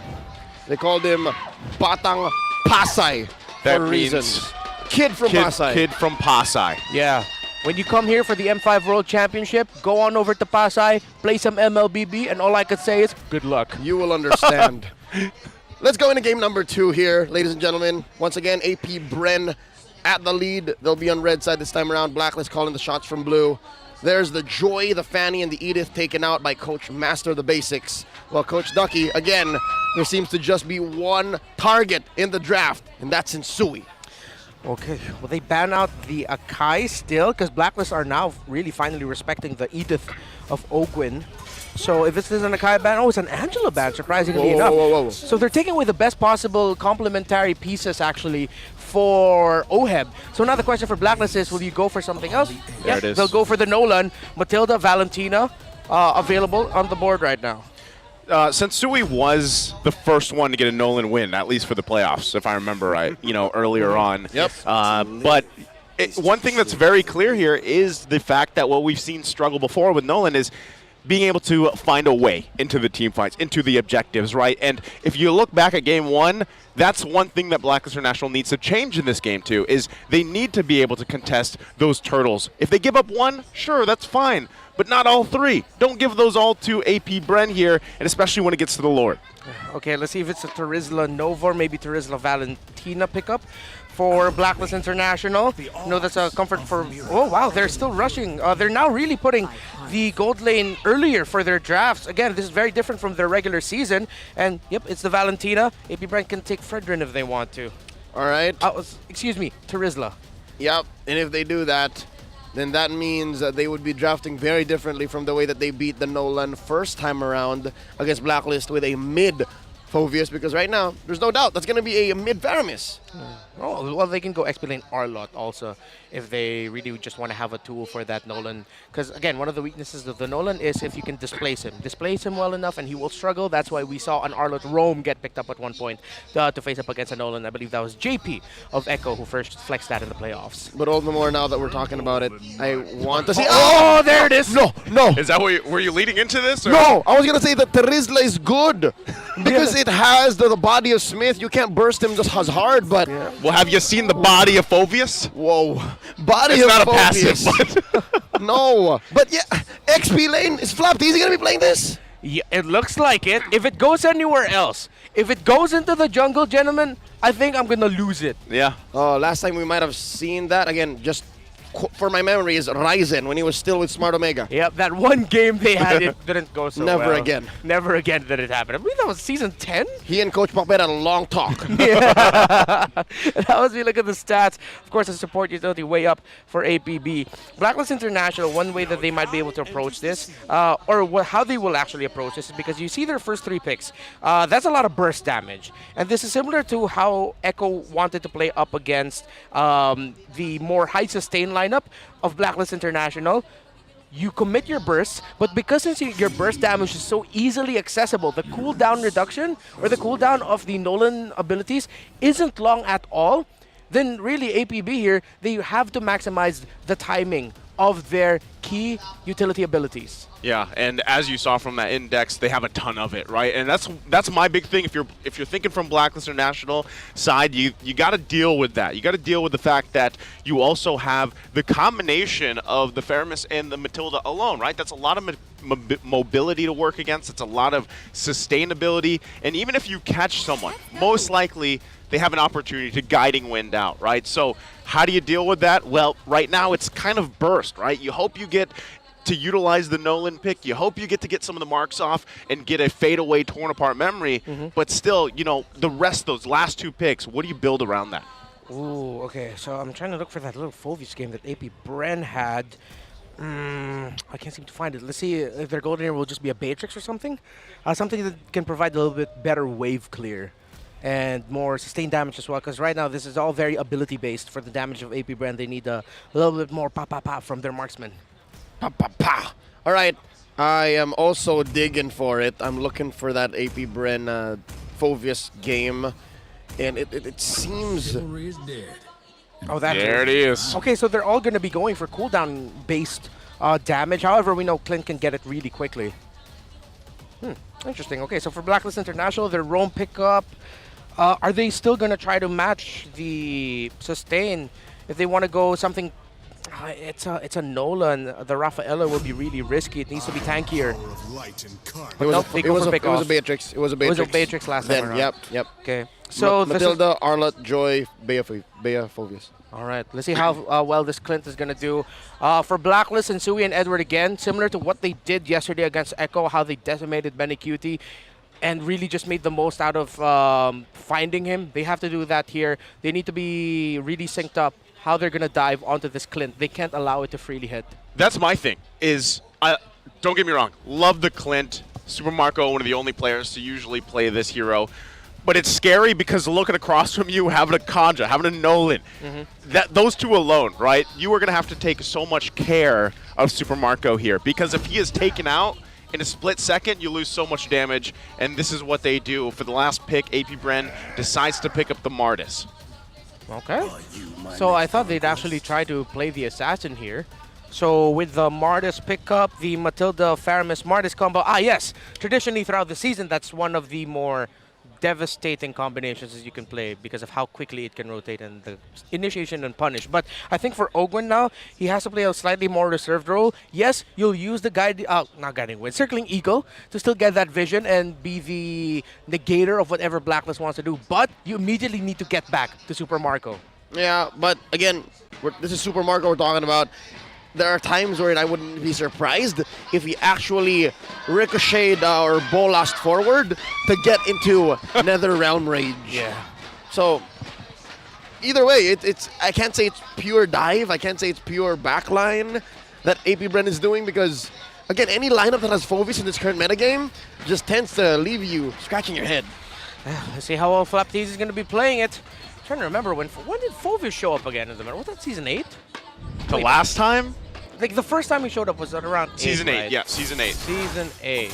I'm trying to recall. No, Flaptease wasn't an iconic Phovis player. Well, the most iconic Phovis players in recent memory is Pando, and he's not playing. Sure. But hey, Pando might have given him some tips, man. May have rubbed off. Ladies and gentlemen, here we go. Game number 2.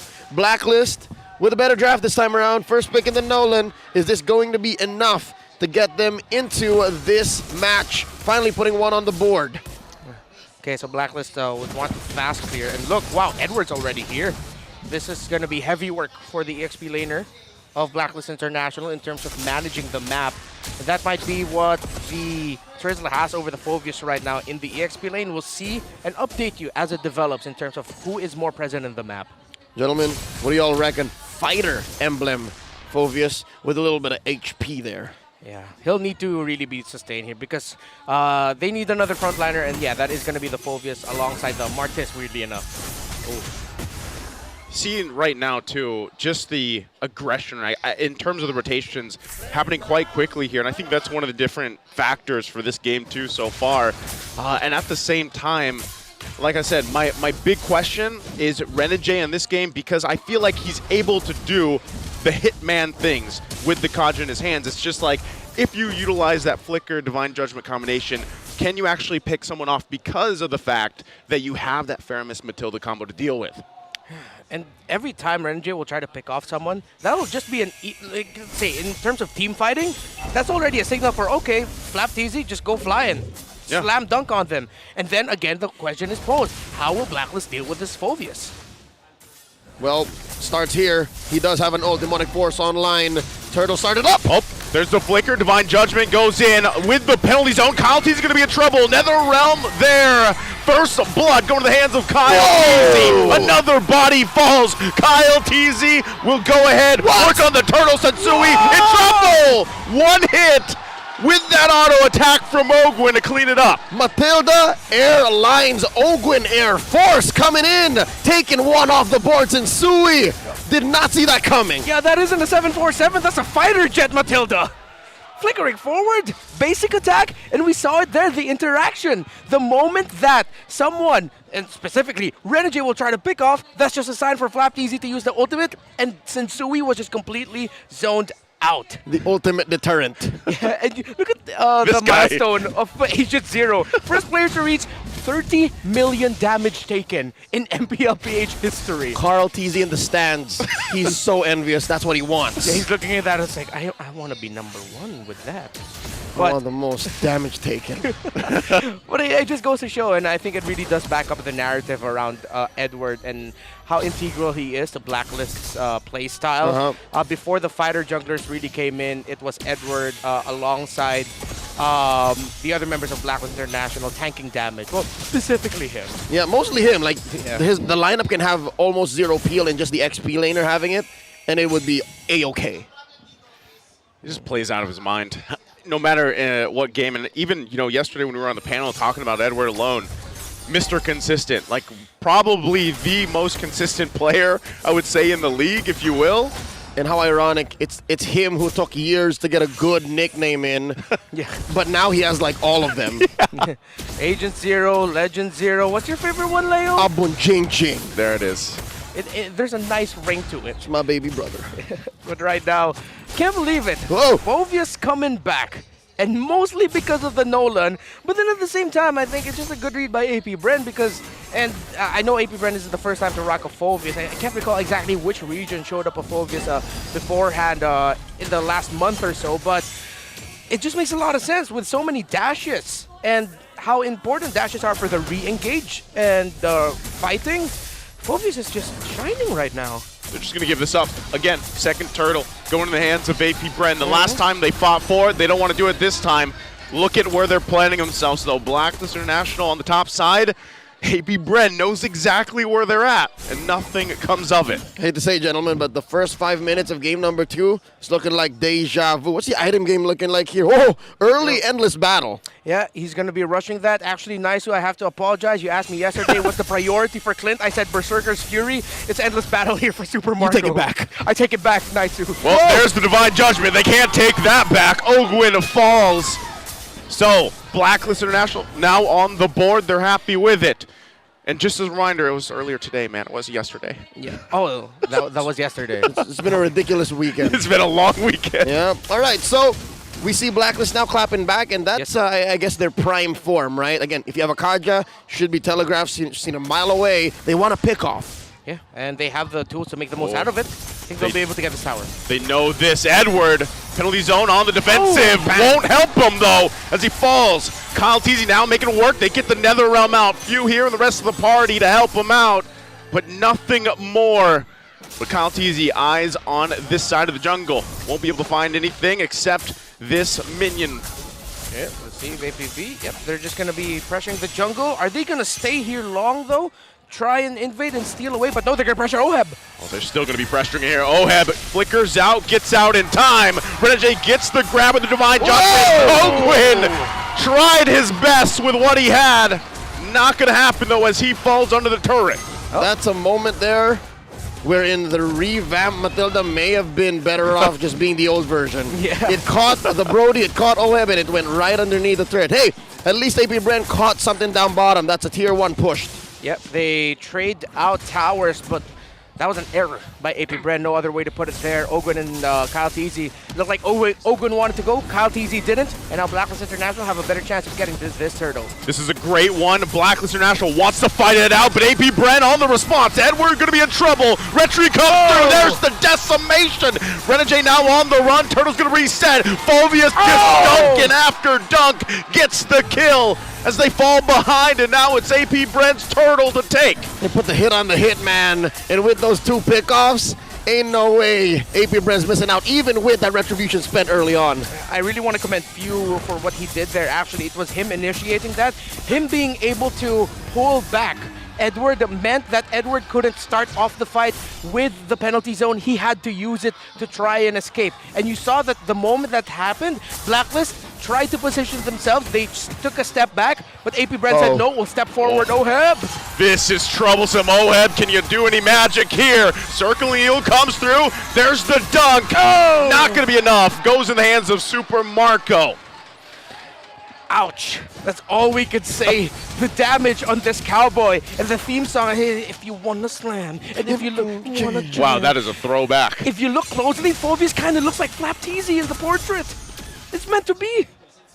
Just give him. Oh, because of the hair. Yeah, the hair. That's right. Whoa. There's the penalty zone. They're trying to hold on to this mid turret. Ogwin once again.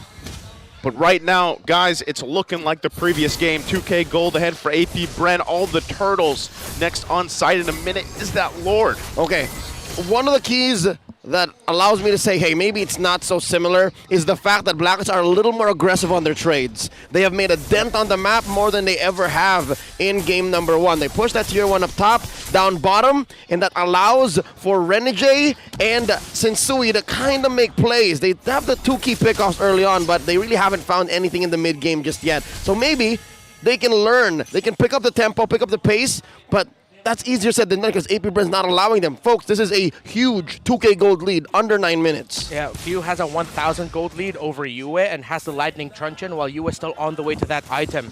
So if Blacklist, if they take their next fight without the Lightning Truncheon on that Valentina, it might actually be devastating for them because we know how Blacklist like to play. They actually like to stick together. But in this scenario right now, sticking together doesn't look like a good idea with everything AP Bren has. Get that Phobius. we have that term here in the Philippines, lason. It's a poison pick right now, and it's so poisonous right now for Blacklist. So far, AP Bren have been in control. Blacklist been farming up to close that gap, keeping it close to 1,000. Lord spawned. AP Bren first to the scene. Kai with the pull. Middle Right now. minion wave management, very important. This is going to be a full-on fight for this one. Blacklist International does not want to give this objective away as they have for the previous Turtles. Kyle Teasy knows it. There's Flap. He's going to go ahead and use that demonic force, going to push him back, but will sit at half health here. Lord as well under the half point. UA going to go in with his own nether round. There's a penalty zone. They find it, but Few gets the Lord. Now they have to win the fight. They're going to be chasing him down, and member after member of Blacklist International fall. It's only a Sensui left alive. All out chaos broke out underneath the Lord, right at the corner of the pit. And look at that, 4 for none plus the Lord. AP Bren so quick on the conversion. Oh, Matt Hardy's somewhere and saying Blacklist International got deleted! Off of the face of the earth, the burst damage in spades for APB. What the heck was that? Oh, here comes Ogwin coming in like a drone. Do they want to finish it here? That's the question. AP Bren, quite a lead. They're going to take the discipline route and just back off for now and get these turrets. And UA did not have the lightning truncheon in that scenario, so the Valentina was lacking damage. As we look at the Infinix replay, it was actually good that Blacklist International was able to force out the early ultimate onto that Phoveus, but wow, it was just a stroke of luck. Lady Luck saw Few and said, "You are my idol too, I'll give you the Lord." And that was miraculous that he was able to last hit it. This again, a fighting here for the side of the jungle of Blacklist International. AP Bren gonna just take everything from them, furthering the lead they have. AP Bren, their conviction, their awareness, they know exactly what the next step is. And right now the call is to choke out Blacklist International from all of their resources. Nolan, Sensui struggling. Look at this, he's crossing the river, getting sneaky with that purple, and now top lane's in trouble. He's gonna leave his team to it. They get the shield out here from the turret, but Blacklist International will hold on. Where is this saving grace for Blacklist to get back into this game? It's hard to find, honestly. With the lineup that they have, it was very dependent on them taking control, them getting those early pickoffs, maybe even potentially an early snowball, but they didn't find it. And a defense for Blacklist International is difficult. They have great wave clear, but it's risky wave clear. It's not ranged wave clear. It's, how did we put it before?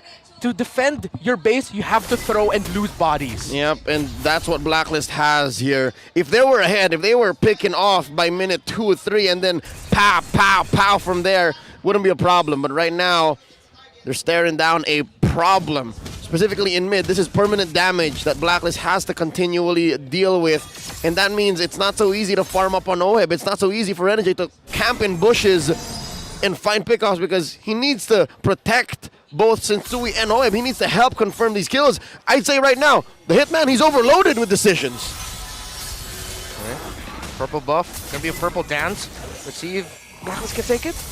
Not sure if they actually want to go ahead and utilize anything here. They're already down quite a bit. They don't want to lose it just for a purple buff fight. With this Lord now up here, we'll see how they calculate this one. Again, a lot left on the line for this game too. Can they crawl back in? Talk about awareness. Coyotes here spent the retribution. This must be a calculated choice, right? He's about 15 seconds away from it. They have to dance. Yeah, they know they don't need to rush it. Already the ultimate of the Phoveus. See, Flapteezy tracking who? Oh, Flapteezy has the purple buff. That's actually worse for Blacklist International. That's not good news for them. Look at the push though too. They're gonna have to handle that on the top. So AP Bren knows this. They're gonna go ahead and just rush this Lord. They know that Oheb is not gonna be part of this fight. Renegade gonna be zoned out quite a bit. There's Sensui! Goes in, gets the Lord! Gonna get out with his life. AP Bren gonna crash down on him, but Sensui did the job. He bought a little bit of a hope for this game. It doesn't matter if he died. Sensui needed to do that for Blacks International. He needed the minions enhanced. He needed a little bit more of the map, and he did it. They did not control that Y-bush. AP Bren was blindsided. Folks, that's why we call him the Zen Master. Cool, calm, calculated, in the zone, in the zen, and Sensui steals the Lord yet again. Another iconic one for his already illustrious Lord stealing career. Still scary though. You can see the damage, of course, from AP Bren, the reason why they have this economic lead and itemization and everything else. Even with that Lord steal, as great as it was, what does it lead to? Not so much. Just a little bit of saving grace for Blacklist. It's better than nothing. It's better than nothing. At least it was something. And at this point for Blacklist International, of course, you just want to find those somethings. Up to a BOD already is the marksman of AP Bren, but OHEB's relatively close. It's a 1,000 gold lead, but that's not massive at this point. That's still competitive. Blacklist International has the damage they need for their marksman. It's just at this point is how are you going to get that setup? Blacklist couldn't fight even in the last scenario that we saw. Now with Sensui having a BOD in his arsenal as well, maybe at this point Blacklist will just overload damage. Leo, earlier you mentioned the hitman just overloaded with choices of who's he gonna hit, but maybe Blacklist can just overload AP Bren with damage before they can even get the Nether Realm off from Few. Well, that's one option. But you have to consider, look at the damage dealt. Flapteezy on top of the charts, he is the ultimate deterrent. He is just working out that counter play from Blacklist, and you can't blast him. Like, let's say you do find Few, and you take him down before the Nether Realm is triggered.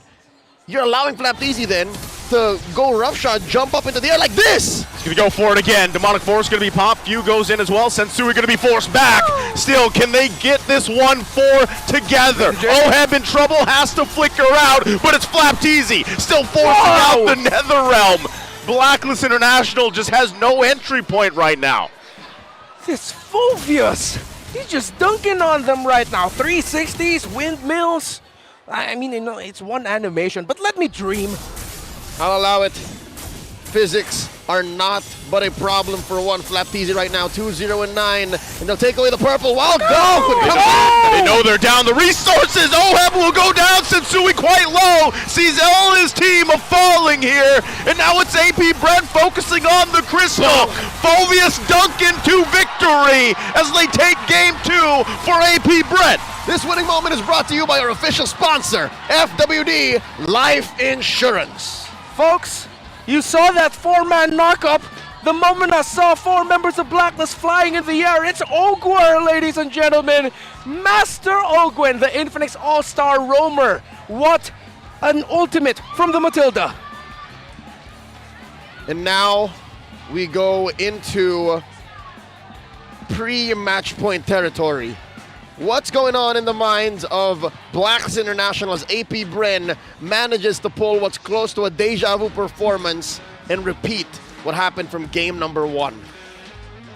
I will say it was a little bit better for Blacklist International here, but I still feel like, of course, 95% of that game, AP Bren just controlled it. And so, again, I don't know what Blacklist International needs to do, because it feels like there's so many things that they need to adjust here on the fly.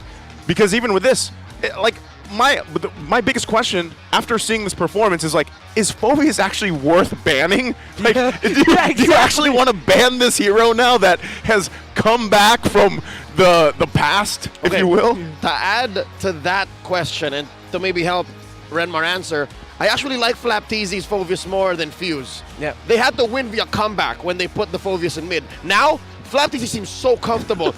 I'm buying it. Maybe Pando did teach Flap a thing or two. Right, exactly. And I want to describe the playstyle right now of AP Bren this series in 3 letters to call back to one of my favorite consoles of all time: Pace, Space, and Punish, PSP. All right. Well, I hope our analyst has a little bit more to add to that. As we go on over, he's going to be explaining game 2. Maraming salamat, casters. Game 2, boss ko mag-intro. Hey guys, what's up? So we're finally here. Hey! We're finally here on the MPL, and we're gonna be doing a analyst segment together with one of the most best MPL casters. Nabola pa. Okay, hindi ako nagbibiro, pero nagfa-fanboy ako ngayon kasi literal pag kailangan ko manood ng mga patch notes sa official server tsaka sa mga advanced server, ay nanonood ako sa mga videos ni Elgin. Yan. Nag-fanboy ako. Maraming salamat sa pagbisita dito sa MPL. Kami nagagalak dahil makakapag-impart ka ng knowledge mo dito sa ating game. And speaking about our game, again, this was an amazing match for AP Bren. Now, clinching out the 2-0. And of course, our MVP of that game, it is the Matilda of Ogwen, the roamer of AP Bren. Ganda ng kanyang pinapakitang performance dito, yung early aggression, and of course, pati na rin yung pagbibigay ng vision. 100% team fight participation and yung added sustain na nakukuha ng AP Bren with their aggression dahil nga doon sa mga heals na nanggagaling doon sa photo. Eh nakita natin, by the way, yung photo meaning Flask of the Oasis. So, by the way, nakita natin yung AP Bren na talagang tuloy-tuloy lang yung control sa kanilang aggression. Eh, hindi natin nakita na nakalaban ang Blacklist International. Elgin, gusto ko tatanungin, ano sa tingin mo yung mga naging problems dito ng Blacklist International? I think yung sa di naman pero parang hindi nila masyadong na-utilize yung pick-off capability nila. Kasi yung draft pick ng Black, malakas yung pick-off capability, andyan si Kaja. So yung mga I think yung mga first turtle, second turtle, yung may pinaka-chance sila na pasuan si Trisla. In hindsight, no, parang sila dapat yung aggressors kasi meron silang pick-off, nandun yung damage output specifically from the Nolan. Pero ang nangyari, baliktad. Kaya naging ganito rin yung momentum for AP Bren kasi sila yung nakakakuha ng turtle. Sila yung nagdi-dictate ng team fights. And again, tulad na nasabi mo, parang hindi na-utilize yung Kaja and Nolan pick ng Blacklist International. And that turned into, it's a momentum-based game for AP Bren. Ano ba dapat yung mga nangyari dito for Blacklist? Ayun nga, yung pinakamalaking chance nila yung sa umpisa eh. Kaso nag-snowball na sila masyado. Si Phobius na dapat hindi ganun kasakit para kay Nolan. Ala na, masakit na.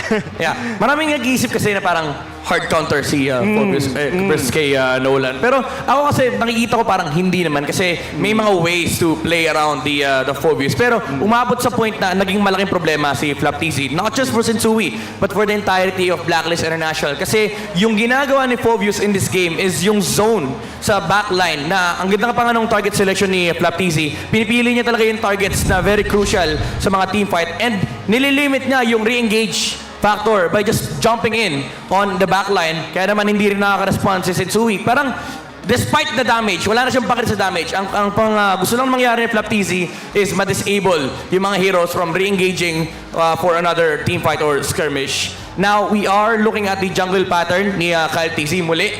Naging maganda yung early game momentum ng Martis. Yung mga objectives, yung early game objectives, yung turtles, sila nakakakuha. And of course, alam natin kung kapag lumama ka sa level, sunod-sunod yung jungle control mo. Yan. I think one of the issues nila yung kay Martis, hindi nila kayang i-hold dahil nga sa CC immunity. Pero kaya nga sabi ko, dapat yun yung first few minutes ng game, doon nila medyo ginulpe si Martis through Kaja. Yeah. Medyo unpunished din, no? Parang yung pick-off ng Blacklist International, hindi nila nagagamit. Maybe it's because of the fact na nakakailang din naman talaga hilahin yung Martis, especially with the Netherlands. Pero again, as you've said, nandun yung capabilities ng Blacklist International with their composition, with the draft, and AP Bren, it's just that hindi na pa-punish yung kanilang early aggression. E makikita natin sa emblem ng AP Bren na talagang early game yung hinahabol nila dito, especially with the Martis, rocking that thrift, yung tier 1 talent natin na nagbibigay ng additional penetration, and of course, yung dagdag damage na rin from few with the lethal ignition. And ang gusto ko rito, yung emblem actually ni Kyle TZ, yung Impure Rage. Medyo napakadaya sa Phobius dyan. Kasi every time nagagamit mo yung first skill mo, may dagdag damage every 5 or 6 seconds from Impure Rage, tapos naka-vitality pa siya, so added sustain. Alam mo, parang talagang gets ng AP Bren yung idea nung lineup nila na early game talaga yung hinahanap nila. Ano ba yung mga napansin mo rito from these two teams? Well, nabigla ako sa Phobius eh. Kasi second time pa lang ata lumabas ng Phobius ngayong MPL. Right. So, I guess yun nga, pinili nila yon para kay Nolan. Which is, nag-snowball eh. Talagang sumakit na si Phobius eh. Parang ang idea is, kontrolin natin yung Nolan and Sensui. Huwag nating palaruin ang Blacklist International. But may crucial moment pa rin. Nakanakaw pa rin naman si Sensui ng Lord laban sa AP Bren. Do you think if tuloy-tuloy nangyari yun, may chance pa ang Blacklist International pagdating sa late game? Kasi medyo may chance pa sila eh. Kasi lalo na yung pasok ni Trisla. Nung last pasok ni Trisla na pagtalo niya. Ang ganda ng kaso whittled down na yung mga iba niyang teammates bago nangyari yung paso. Lahat hata na CC nun eh. Yeah. Yung lineup pa naman kasi nila medyo dependent din sa execution. Like, may punishing capabilities naman ang Blacklist dahil nga meron silang Kaja. And of course, nakukopya rin yung Netherrealm. But then again, yung naging X-factor dito from AP Bren was the fact na hindi nga napapunish number 1 si Kyle TZ in early game. And umabot tayo sa point na naging malaking problema si Flap TZ. Even dealing the highest damage out of AP Bren on their lineup. Super Marco, he was just allowed to farm in the early game. Kaya naman sila yung nakakuha ng victory dito sa game number 2. Now, going into game number 3, ano yung mga kailangan baguhin ng Blacklist International? I guess yung sa una nilang kailangan gawin doon, yung draft pick. Kasi tama naman yung ginawa nila, naunahan nila si Super Marco ng Brody. Kasi ang sakit talaga ni Marco kapag nag-Brody. Yeah. So, hindi ko alam eh. Parang draft-wise, okay sana. Kaso siguro yung execution talaga, lalo na sa mga early stages. Parang medyo nag-ano sila. Hindi ganun ka-aggressive. Kumbaga, yung draft, kalahati pa ng laban yun. At the end of the day, kailangan pa rin mag-execute. And speaking about execution, ay kung gusto natin lalo pang mapalakas ang PH era, ay abangan natin ang MPLI dito sa November 15 to 19 para ma-witness natin ang top 4 MPL Philippine teams na mag-compete sa nag-iisang torneo na kailangan pa natin i-dominate. It is the only tournament that PH team has yet to dominate. Keep in mind yung, again, yung word, yet. Okay? Abangan niya again, MPLI, November 15 to 19. Again, as I've mentioned, draft is half the battle. Kailangan pala talaga nilang i-execute ito. And that is the thing na kailangan ayusin ng Blacklist International. Meanwhile, AP Bren, dalawa na ang lamang nila dito laban sa Blacklist International. Let's see if may mga adjustments pa mangyayari dito para sa magkabilang kabanan. Pero bago lahat, ay magpunta muna tayo sa ating Smart All Access.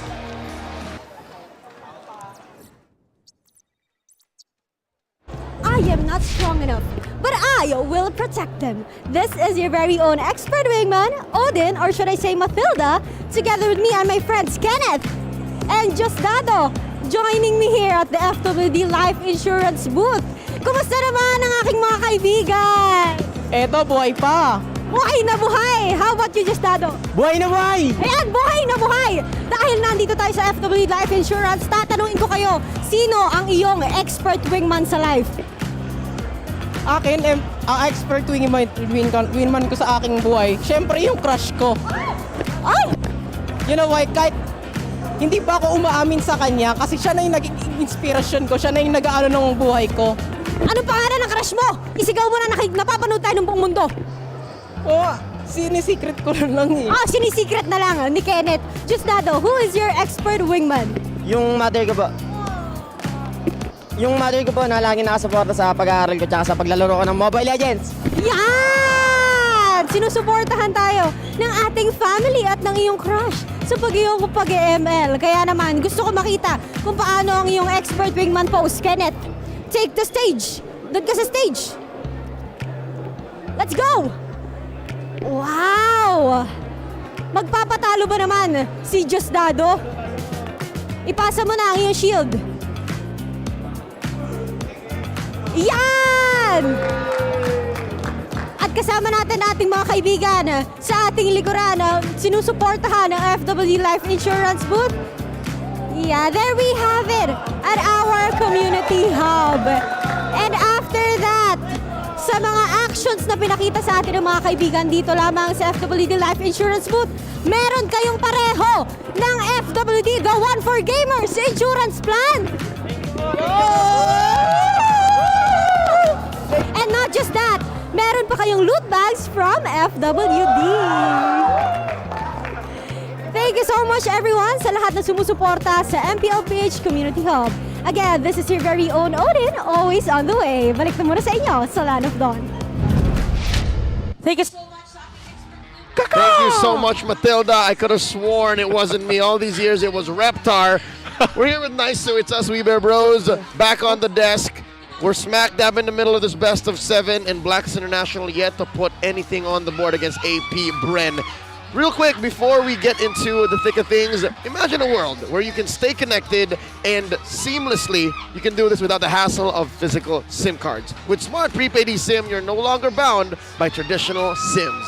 This cutting-edge technology redefines the way you get connected, you communicate, and you live life. Get yours digitally delivered to your email at the Smart Online store for only 99 pesos. Now, let's talk about it. Elgin and Midnight did one hell of a job of breaking down game number 2. Yep. What's going on? Again, ball is in Blacklist's court here. Yeah, I think right now, it's very safe to say this is must-win for Blacklist. Whoa! Okay. Is this an answer? Is this how they claim the must-win situation? Do you call in the KDA machine? The KDA machine. Yeah, the Kapitan is in. Wow. Okay, I'll throw my thought out here. Okay. This is a great start, but as I said before, we threw it over to the analyst stand and everything else. There's a lot of boxes Blacklist International has to check. Haji coming in. That's a great start, but let's see how that all unfolds. What might this mean? As a 3-time World Championships contender, Haji here is bringing a lot to the table. What exactly is that? That's what's making my head. Making my head go crazy right now. Because in terms of hero pool, they're very similar. Navaria, Valentina, Faramis. So is it just a communication being off between Yue and Renegade? Is their chemistry off? That's the question. Well, he is instrumental to Blacklist showing up the most times in all of the history of our international tournaments, right? And of course, grand finals is, as shown on our graphic over there. They're neck and neck with Onik from Indonesia and Todak from Malaysia. But just the same, I ask you the question because I'm not so sure too. Yeah. Folks at home, if any of you guys have any clue as to why Haji might be subbing in for Yue and why the mid lane magician had to be benched here in game 3, I can't say for sure what Yue was doing wrong. I feel like a lot of people are probably scratching their heads, at this because, again, Yue has had an amazing performance the entire regular season. We can't deny that. No doubt. I'm a big fan. Dancing Gento. Yeah, and it makes me wonder, wait, again, how many times did Haji play in the regular season? Majority of the season up until week 4 or 5. 2/3. 2/3. Majority of it. Yeah. And it's interesting because in the first round of AP Brand versus Blacklist, right? AP Brand won that 2-1. Yep. But that was when Haji was playing. And then when Blacklist International beat AP Brand in the final series of the season, that very convincing 2-0 victory, it was Yue playing.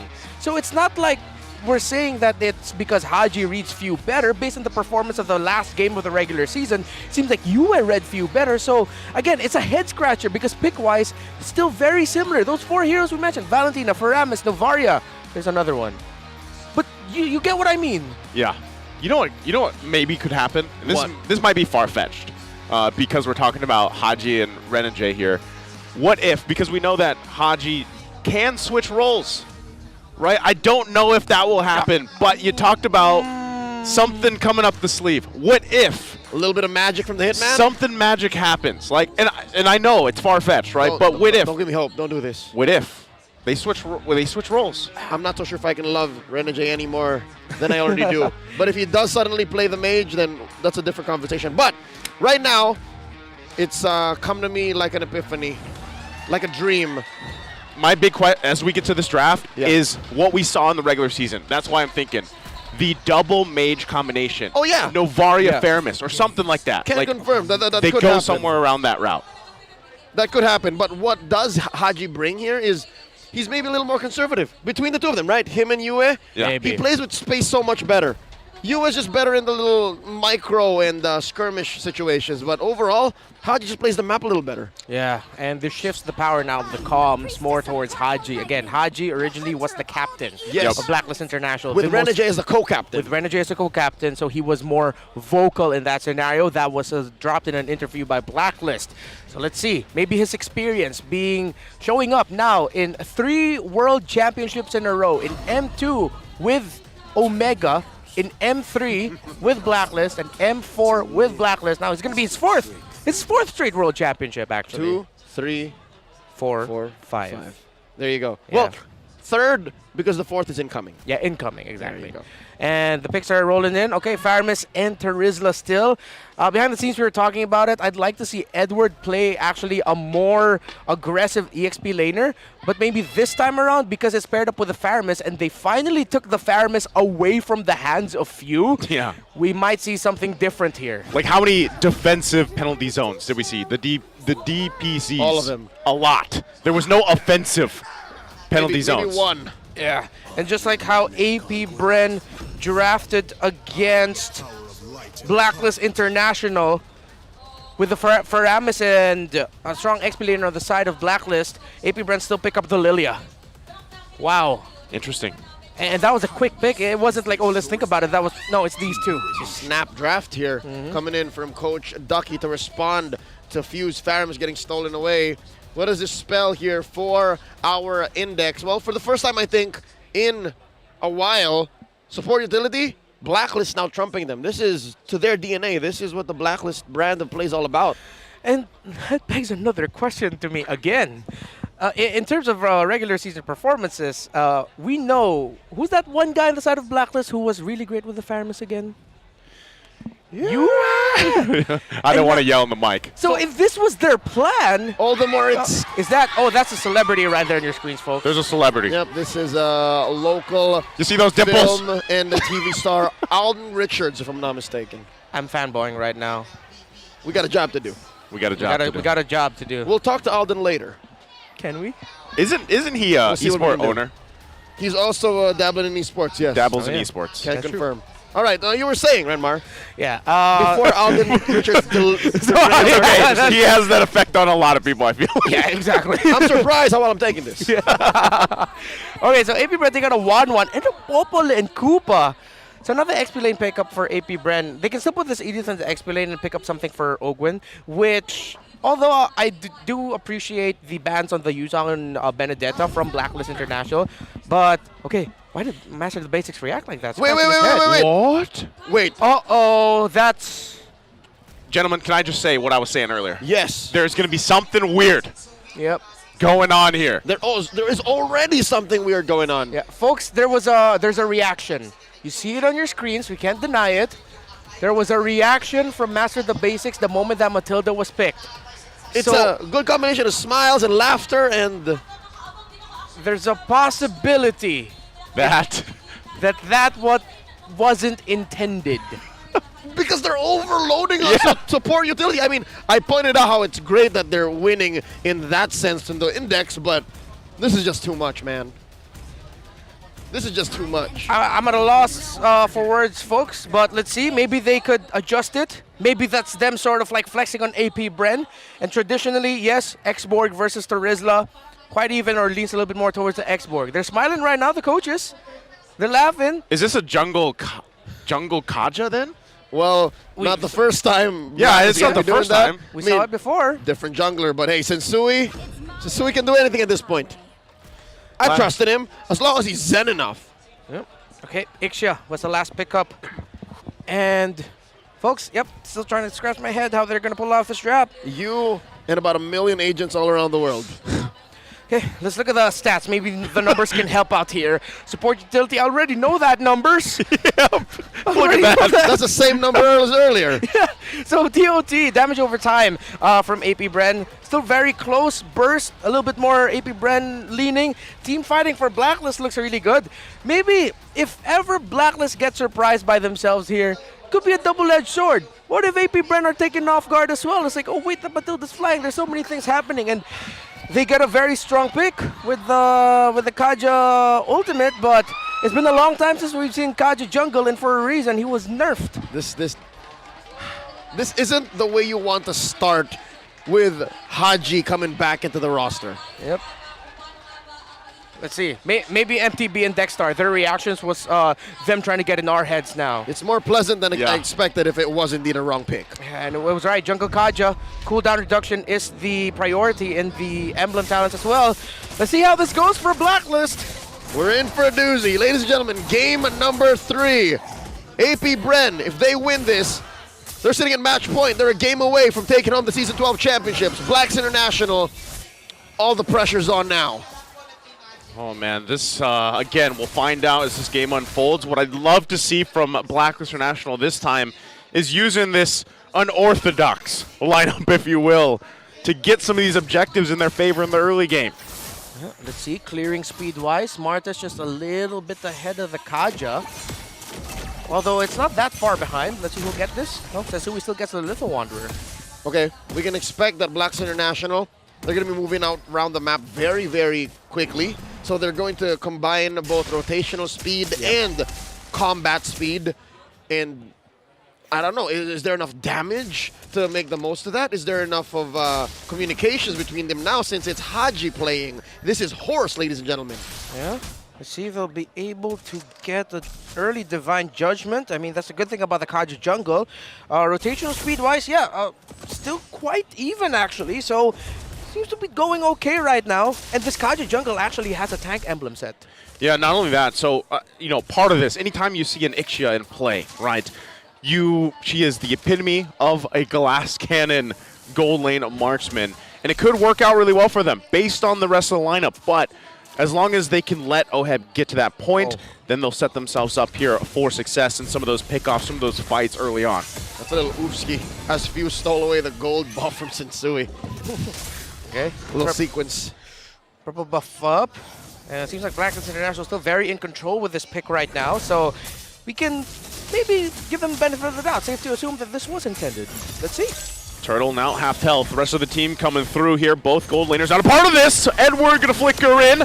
Using that penalty zone, they're gonna fight it out. Netherrealm and into the insanity they go. They will get the turtle, but first blood in the hands of Kyle Teasy. Still gonna be fighting it out here. Ogwin already using that Primal's Wrath, will be fine. So they trade it here. An objective for the kill. All right. Agent Zero for the turtle. What's the economy on that, Reptar?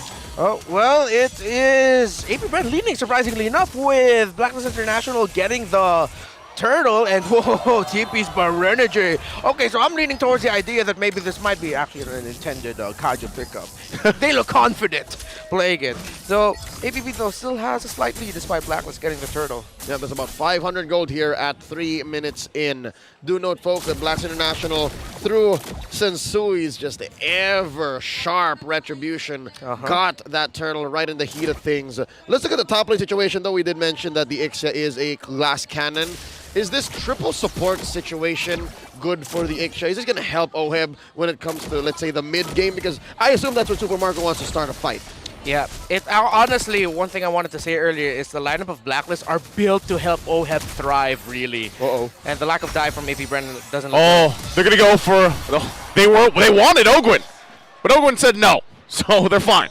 Yeah, and they should be happy that they were able to force a flicker out. That means a little bit less surprise coming out from the Edith of Ogwin. Again, he's been on fire with that hero. OHEB already got to build up a Corrosion Scythe. So yeah, this Blacklist draft is really, again, ×2 or ×5 of the idea of put everything in for OHEB, set him up for success. Not just Ogwin, even Super Marco had to spend his flicker to actually survive that whole rotation from Blacklist. So yeah, big battle spell for your rotational speed. I'd say Blacklist put him exactly where they want him.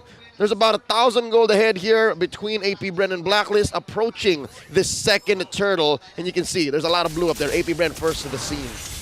Yeah, they're going to make their way there. Sensui wants to get this purple buff.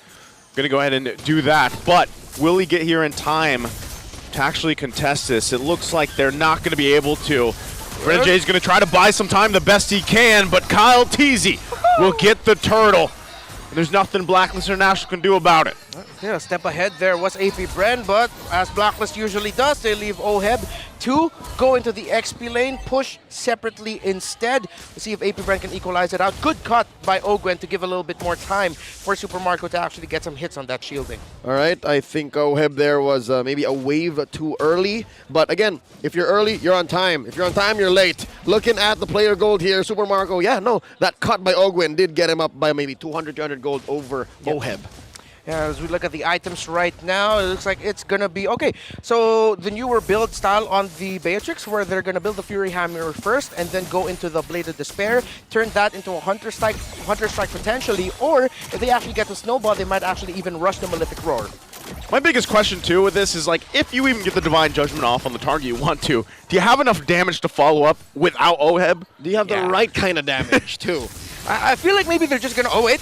Okay, the target's gonna be Flap Teasy. Rest of AP Bren making their way. They have to get rid of him. He's got the immortality as well. Ogwin jumps in. The rest of the team disengages, and that's what we're looking at.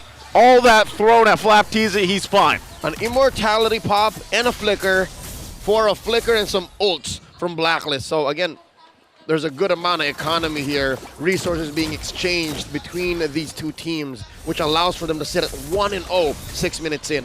Yeah, and this lineup that Blacklist fielded actually, but wait, well I thought Kaltizi is actually going for an invade.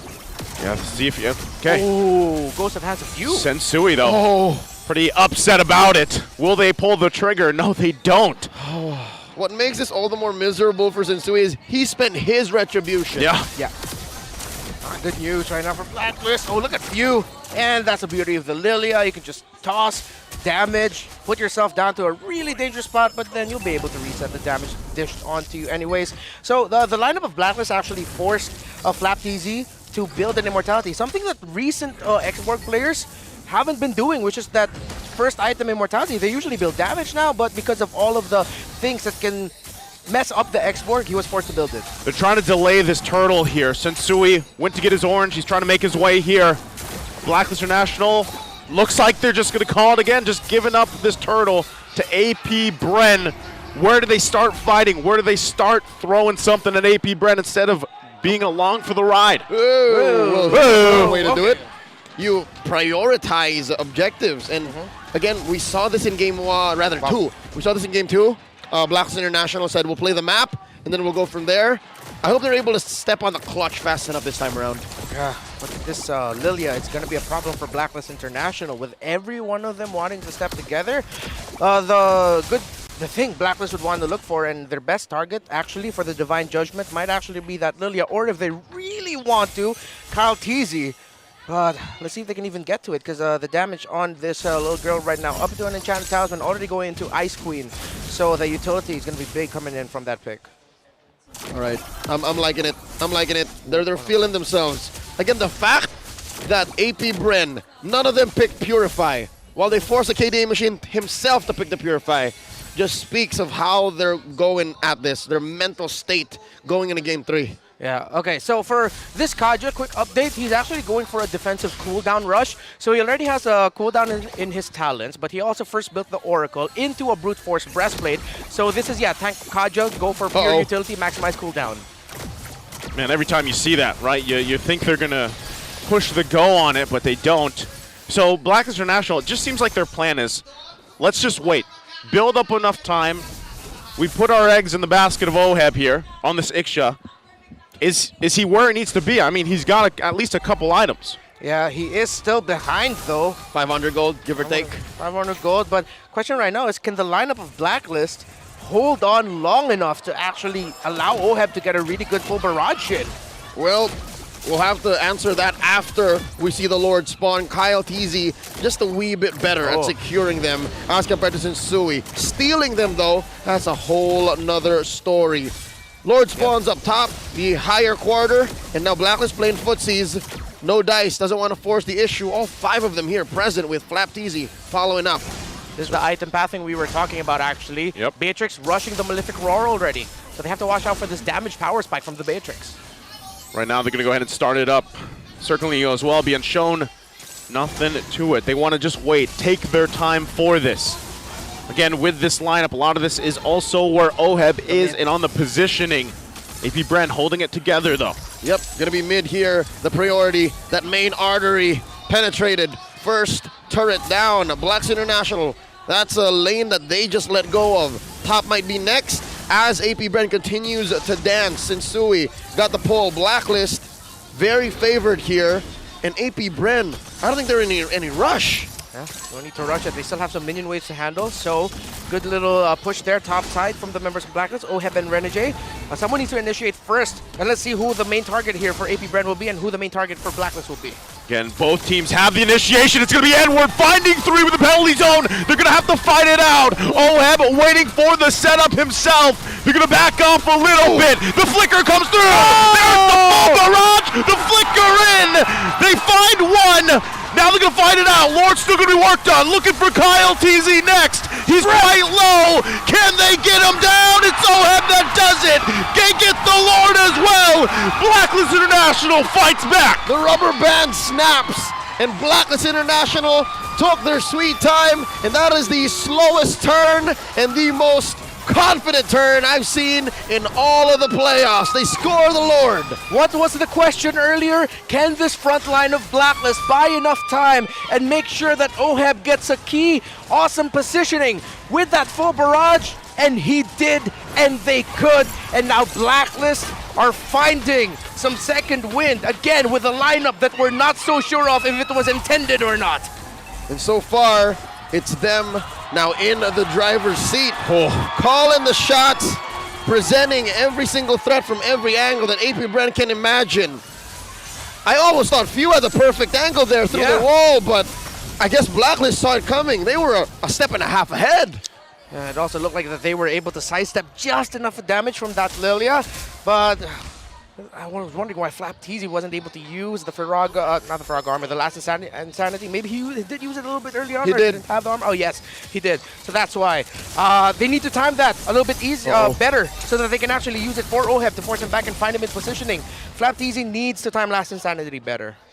Man, you see this. This is one thing that Xborgs love to do. They love to just stay up front and try to bait something out from the other team. They know they have multiple ways of staying alive, right? So with that, again, Blacklist International, they're showing the confidence, even if it's just Renegade showing it right now with the spam there. He's got it. He knows it. And wait, they're looking for an angle, looking for a pull. All right, Blacklist playing this very, very carefully. AP Brand need to respect it, the positioning, and again, the support and utility rating of Blacklist with everything that they have to help out their Ixia. They need to conserve ability to find Ixia. Edward gonna jump in. Target gonna be flapped. They get the last Insanity out as well. Sensui gets his buff. They force him back. They get a resource out from AP Brent. Slow and steady. AP Bren did the slow push down bottom, and so far they've kept the lead close despite Blacklist going in for the blowout in that last Lord fight. 40 seconds until the next Lord comes up. It's Luminous. Yeah, and you're looking at Blacklist. It looks like they smelled a different kind of wind. This time they're a little bit more comfortable, being a bit aggressive and a bit more forward. Someone, Retribution or Kaltizi, actually use this retreat to try to get a slow on someone. But AP Bren aren't pulling the trigger just yet. It was a DPZ. Very defensive. It was a hair trigger reaction. Really quick. A few already up to glowing wand as well. So that means Blacklist International are going to feel more damage coming out from that Lilia, who is actually our top damage leader of the game so far. And again, Oheb, we saw it in the last fight with that Lord being there. The placement, the positioning for him so crucial here. And a well-placed full barrage with the flicker available could change the tide of a fight in the skirmish here. And we see them get positioned for this Lord fight. All right, AP Brennan Blacks International going up for the scrum. They can reset, they can engage, or they can back off. Lord here pulled in by Kyle Teasy. AP Bren leaning. This is a bush that's controlled by Bren. Ooh. Info used, Bennett's Rage used by Super Marco. That's big. That's a big moment there. Blacklist International wants to do something with it.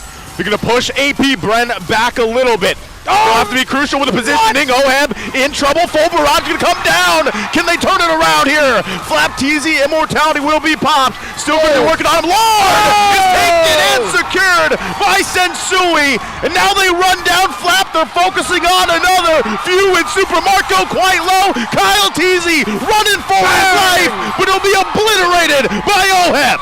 And just like that, Blacklist once more asserts dominance. The Lord Pit, I was born in it. You merely adapted the Lord Pit. Right now, this Ixia, the positioning of Blacklist, is the bane of AP Bren, having their backs broken not once but twice. Still a little bit further up. Edward gonna jump in, finds the mark. Super Mark goes out. It's only few, and here comes the Lord with Blacklist International. Now focusing on the top. Flap and Few waiting for Kyle Teasy. Does Blacklist International end it here? They're gonna focus again on the mid turret.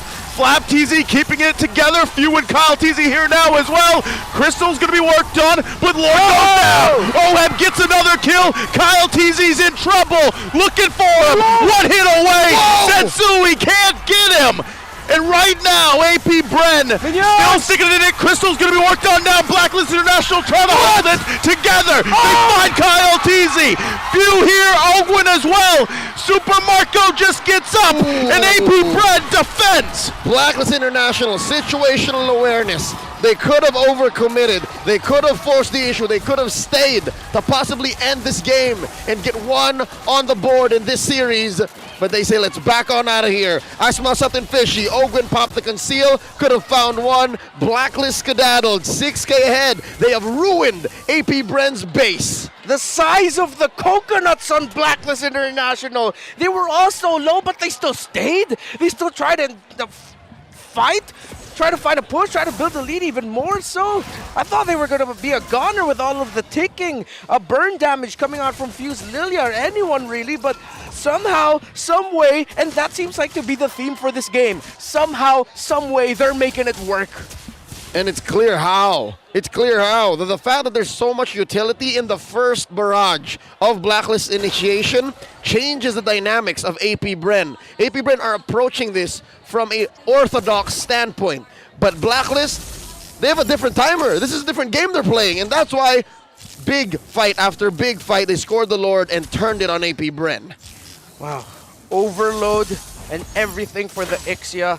It's working out well. They wouldn't be in this situation if it wasn't for fantastic positioning from the Filipino sniper. We gotta commend Oheb. 8-0-0. It's all Oheb. All the kills of Blacklist are from that Ixia. Kill one, man. This is it. You thought it was just Haji who came in? Nah, fam. Kill one is here to play. Blacklist, first of the scene here. The Lord, they're gonna go for the pull. 17 minutes in. Not evolved quite yet. I wonder what AP Bren's thinking. Can they contest? Should they do this? They're going to have to here.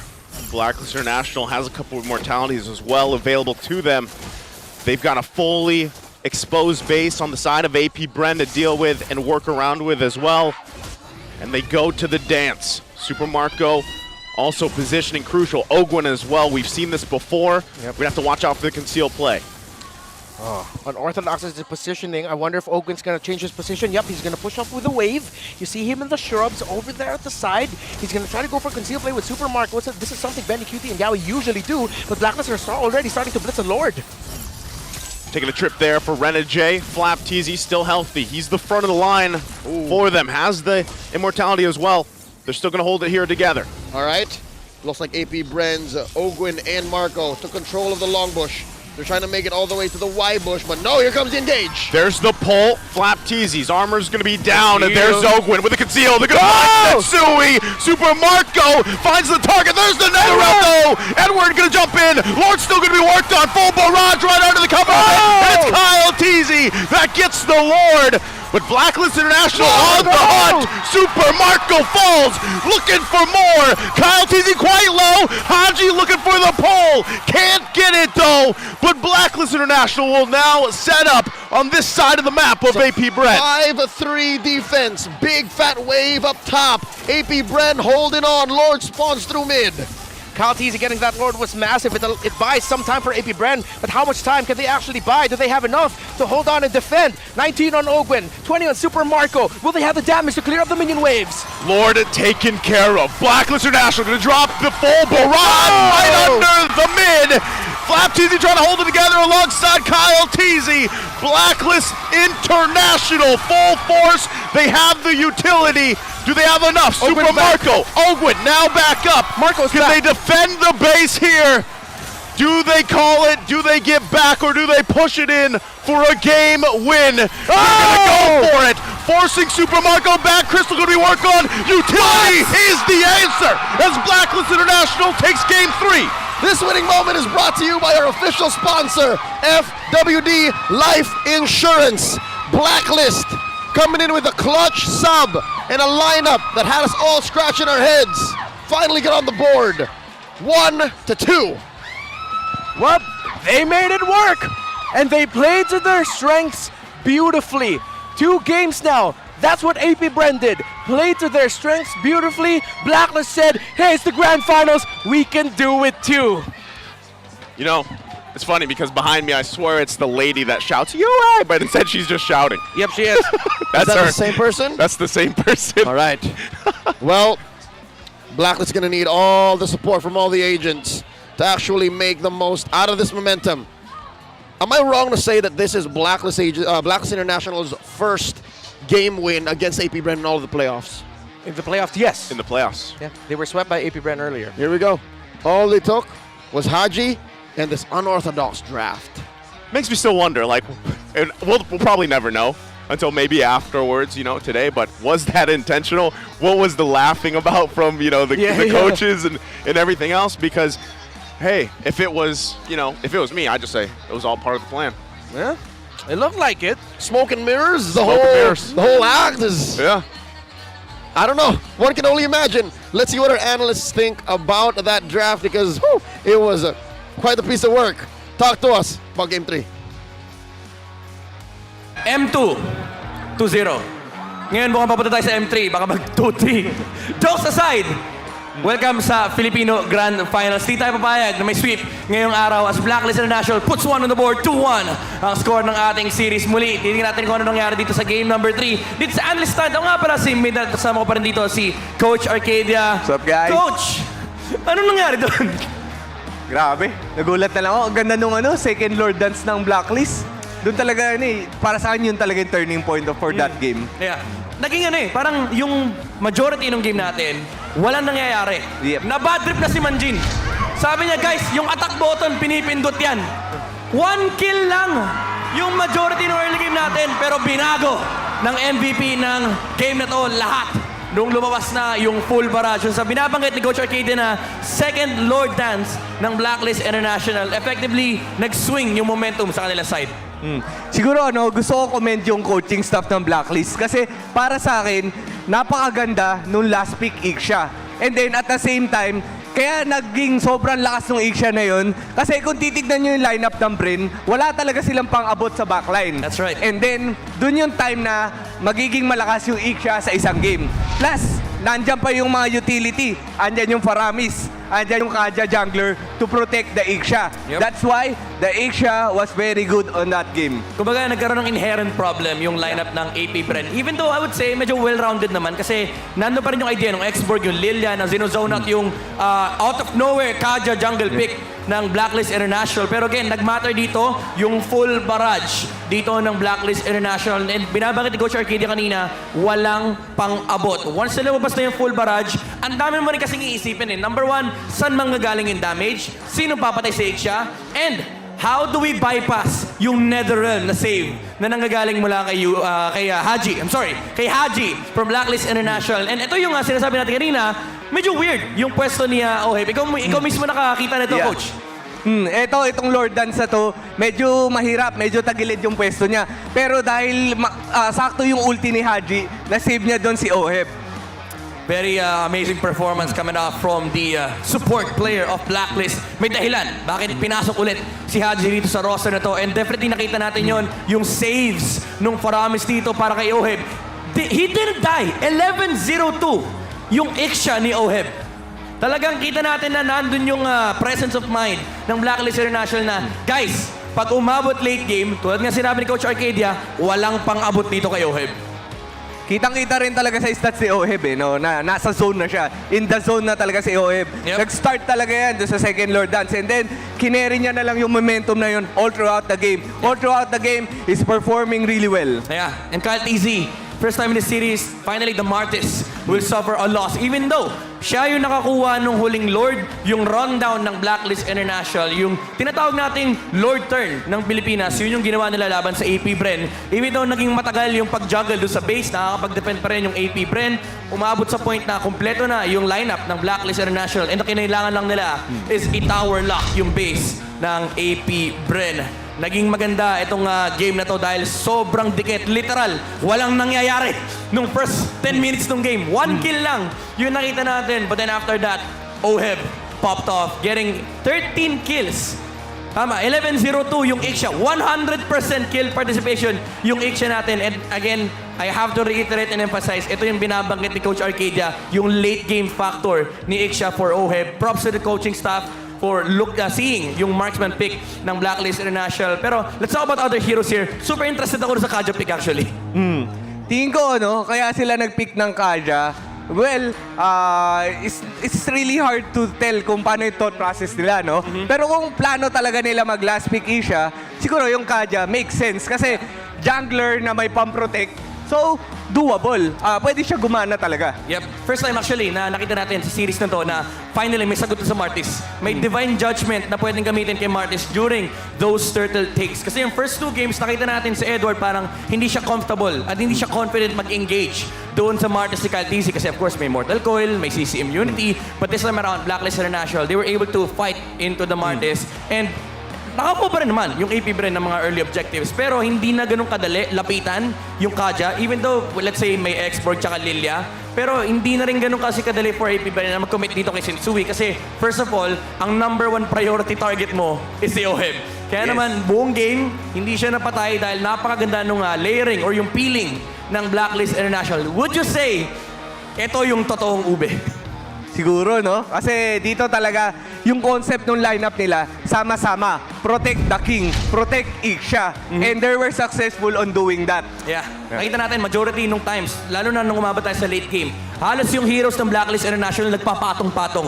Literal na nagmumukhang isang hero yung Blacklist International dahil talagang kino-cover nila yung ground ni Iksha. And nahihirapan din naman naging talaga yung AP Bren na hanapan na sagot to. Even though meron silang Lilia, meron silang X-Borg kasi nga they have to go through a lot of the layers here against Blacklist International. Now, we are gonna be looking at some important factors here. Gusto kong balikan actually yung keys to victory na nabanggit ng mga analyst natin kanina.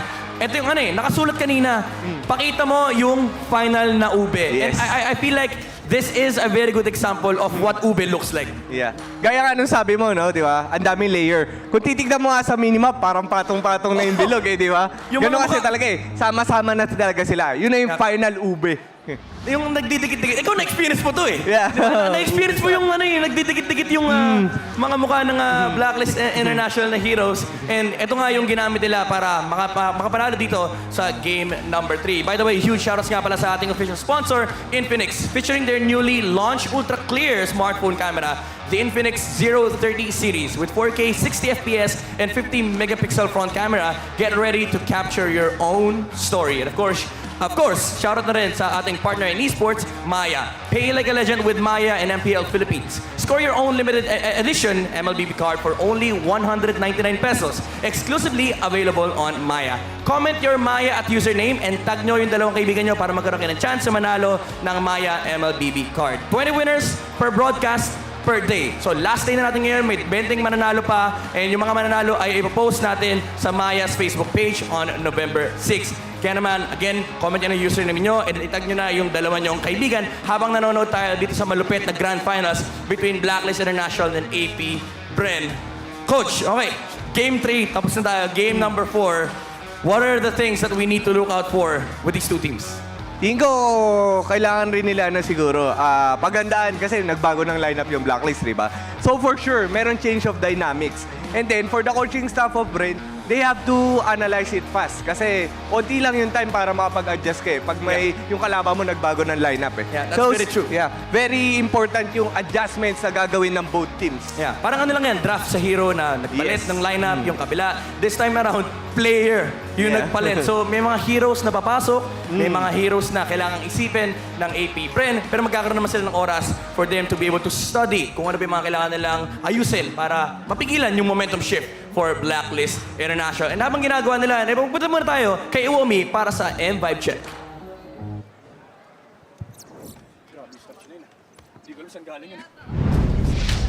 Maraming salamat, Midnight and Coach Ark. Nandito tayo ngayon para sa M-Vibe Check. Ang gandang isipin na ating mga teams na naglalaban ngayon sa Grand Finals na 2-1 na ang ating score, ang ating magiging defenders para sa ating world title. Ngayon, nandito tayo sa M-Vibe Check. Siyempre, vibe check muna tayo sa ating crowd. Nasa likod ko, ang APBR. Konting ingay naman dyan. Meron din tayo, Blacklist, over doon. Pag-uusapan natin dito, of course, ang ating mga nakalaban na dati pa, which is Burmese schools. Isa sa mga sabihin na nating nag-champion sa Myanmar M5 qualifiers na sabihin na nating isa sa mga mahihirap na regions in this entire worldwide sensation na MLBB. Teka lang, titignan ko yung kodigo ko. Nakalimutan ko na yung sasabihin ko. Ayun, natalo nila yung Mythic Seals na sabihin na natin may mga Falcon Esports members mula sa kila Ken, kila Justin, at pati na rin wala si Yellow Flash doon. Si Ruby Didi. Ayun, si Ruby Didi. Pero yung Burmese schools na makikita natin ngayon ay hindi na yung Burmese schools na nakasanayan natin o yung nakita natin during the M2 World Championship. Bagong Burmese schools na ang ating nakikita dito. Makikita natin nandito si Stitch, si Nico, si Carbon, si Lina at pati na rin si Blink. Pero ito si Blink ang kailangan nating tutukan dahil sabihin na natin itong si Blink ay bihasa sa mga utility junglers. Pero hindi natin pwedeng kalimutan ang kanyang pinaka-signature na Ruby Roam. Hindi natin madalas nakikita ang Ruby Roam dito sa ating meta sa Pilipinas pero nagiging counterpick pa rin naman to from time to time. Pero dito kay Burmese schools mukhang napaka-importante na kanilang Ruby pickup at pati na rin ang mga utility na supports. Pero bukod sa utility supports ay utility junglers din ang kanilang paborito dahil mapapansin natin dito kay Idol Nico na parang parehas sila ng hero pool ni Carl TZ na puro Fredrin, Baksha, Akai at pati na rin ang Martes na makukuha natin. And pansinin nyo, 4 na junglers lang talaga ang nilaro nila for the entirety of the Myanmar qualifiers for M5. Yun lang ang pinaikot nilang junglers for their entire run na nag-champion sila. Overall, masasabi ko ang Burmese schools ay isa pa rin namang threat para sa atin pagpasok dito sa M5 dahil hindi naman talaga biro ang makapasok sa isang World Championship. So kailangan pa rin natin respetuhin ang Burmese schools kahit bagong muka ang mga nakikita natin. Yan ang ating naging M5 vibe check. Muli, ako nga pala si Umi at ibabato na tayo kay Odin. Always on the way! This is your very own Odin, or should I say Mathilda. Together with me is SJ of WCS for another smart all-access segment. Hi SJ! You're so beautiful! Atina ikimasu! Yeah, Guinevere! Ang kasama ko ngayon. And SJ, gaano katagal ginawa tong costume mo? This was made in one day by my friend over there. Yeah! At ito namang damit ko. How long nyo ginawa to? We made this in 3 days. Don't ask us if we slept, okay? Oh, hindi sila natulog. Ayan, hindi sila natulog para sa costume na to. And here at our MPL-PH Community Hub, we bring or we give value to all our artists. Katulad na lamang nitong cosplay. And thank you so much, SJ, kasi nandito kayo para magturo, mag-share ng inyong knowledge about cosplaying. What do you want to say about all the other fans na gustong mag-try ng cosplay? Do it with friends who love and support and have fun with you. Yes! Ganyan! Para passionate tayo lagi. May kaduo, may kasquad dahil mas masaya parate kapag may kasama. At ganito kami sa Community Hub. Nagsasaya lang kami and we share passion with each other. Thank you so much, SJ.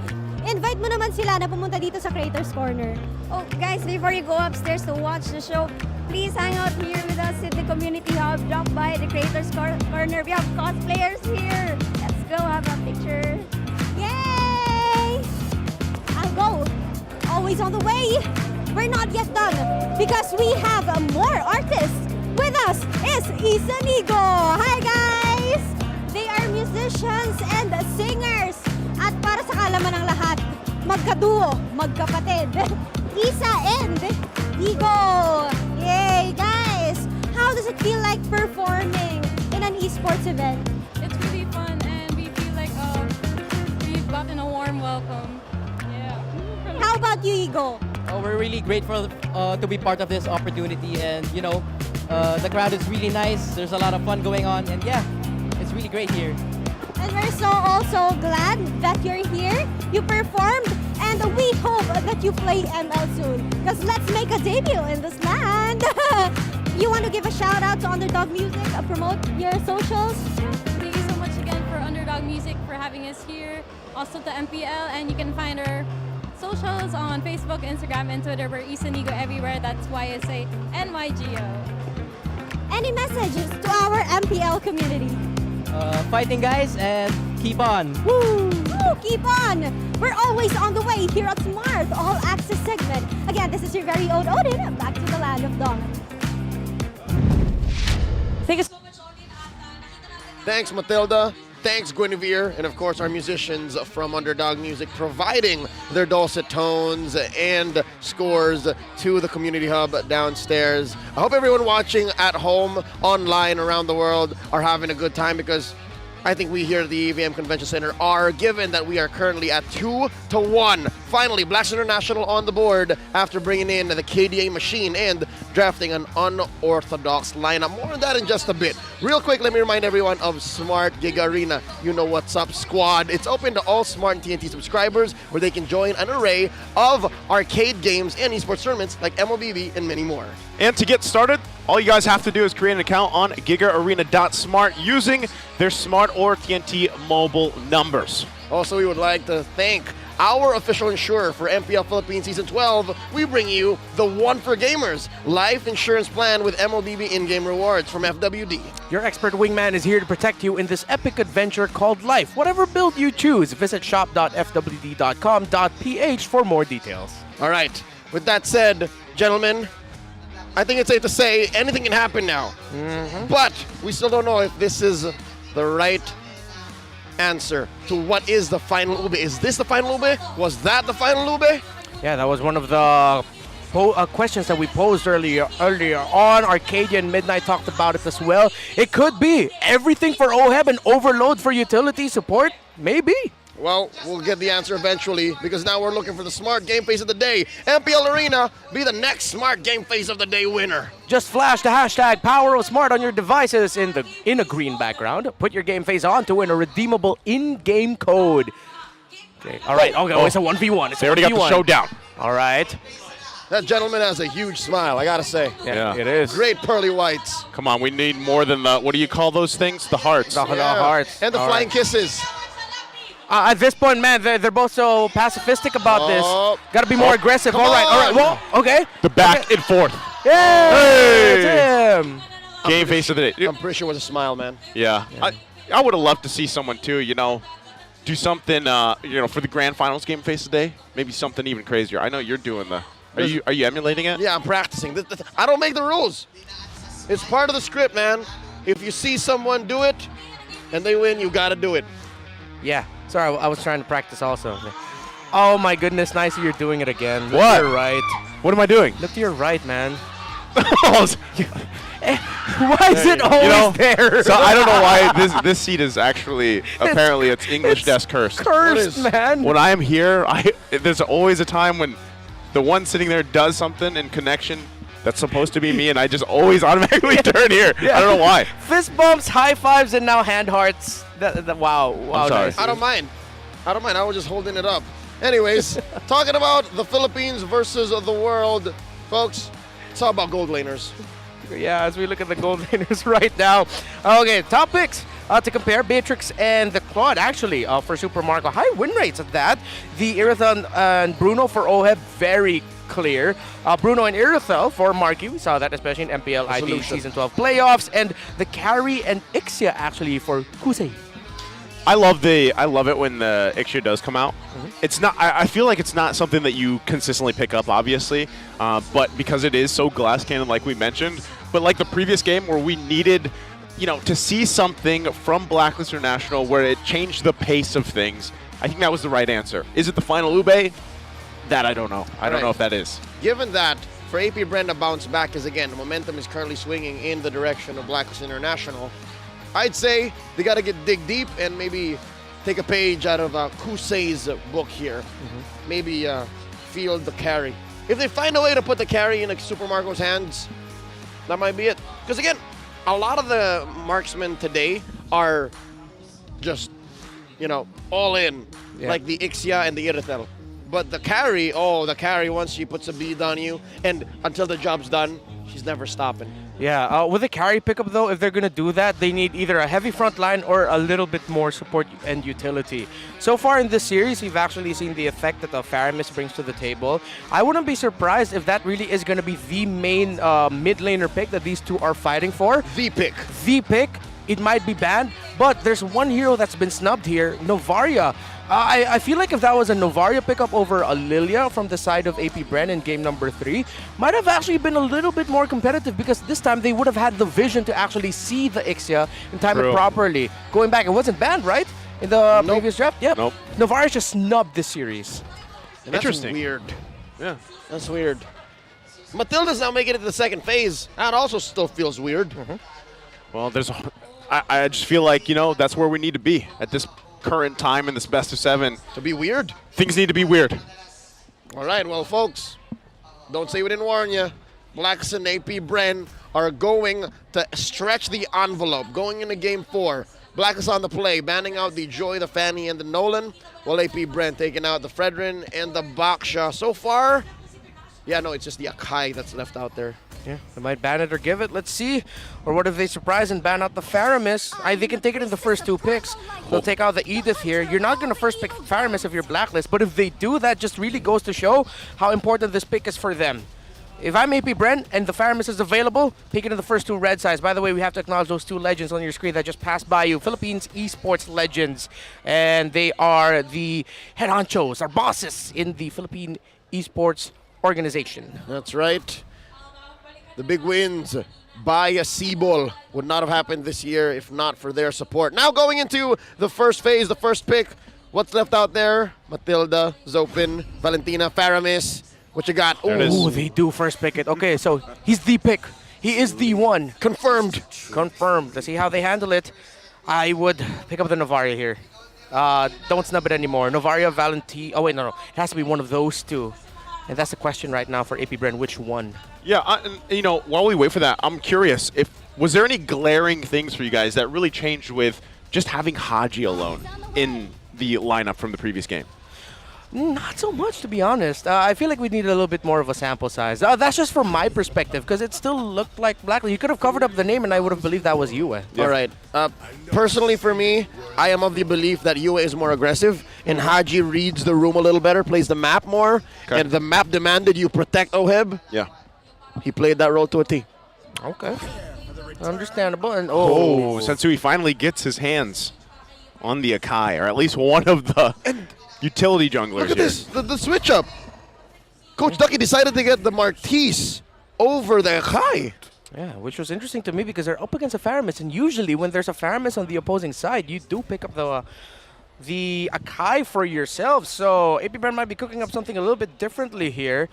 Let's see what the XP lane pickup for them will be. They can go gold lane, pressure the gold lane pickups, go into the second phase. As for the XP laners, I'd want to see something with, again, easier dive. Benedetta, Yuzong, most importantly. Pete Paquito is going to be tough here up against an Akai. But don't forget, there is still also a Uranus available for AP You know Bren. what's out there? What? Valentina. Ah, yeah, right. Pick up the Valentina now. That might be the play of Blacklist International too. Yeah.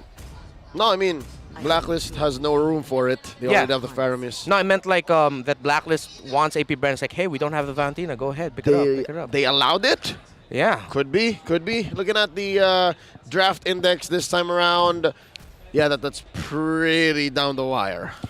Still very close, just a slight edge in terms of there's a slight edge for AP Bren for the overall damage that their composition can dish out as of now. But of course, as it goes on, it will get evened out.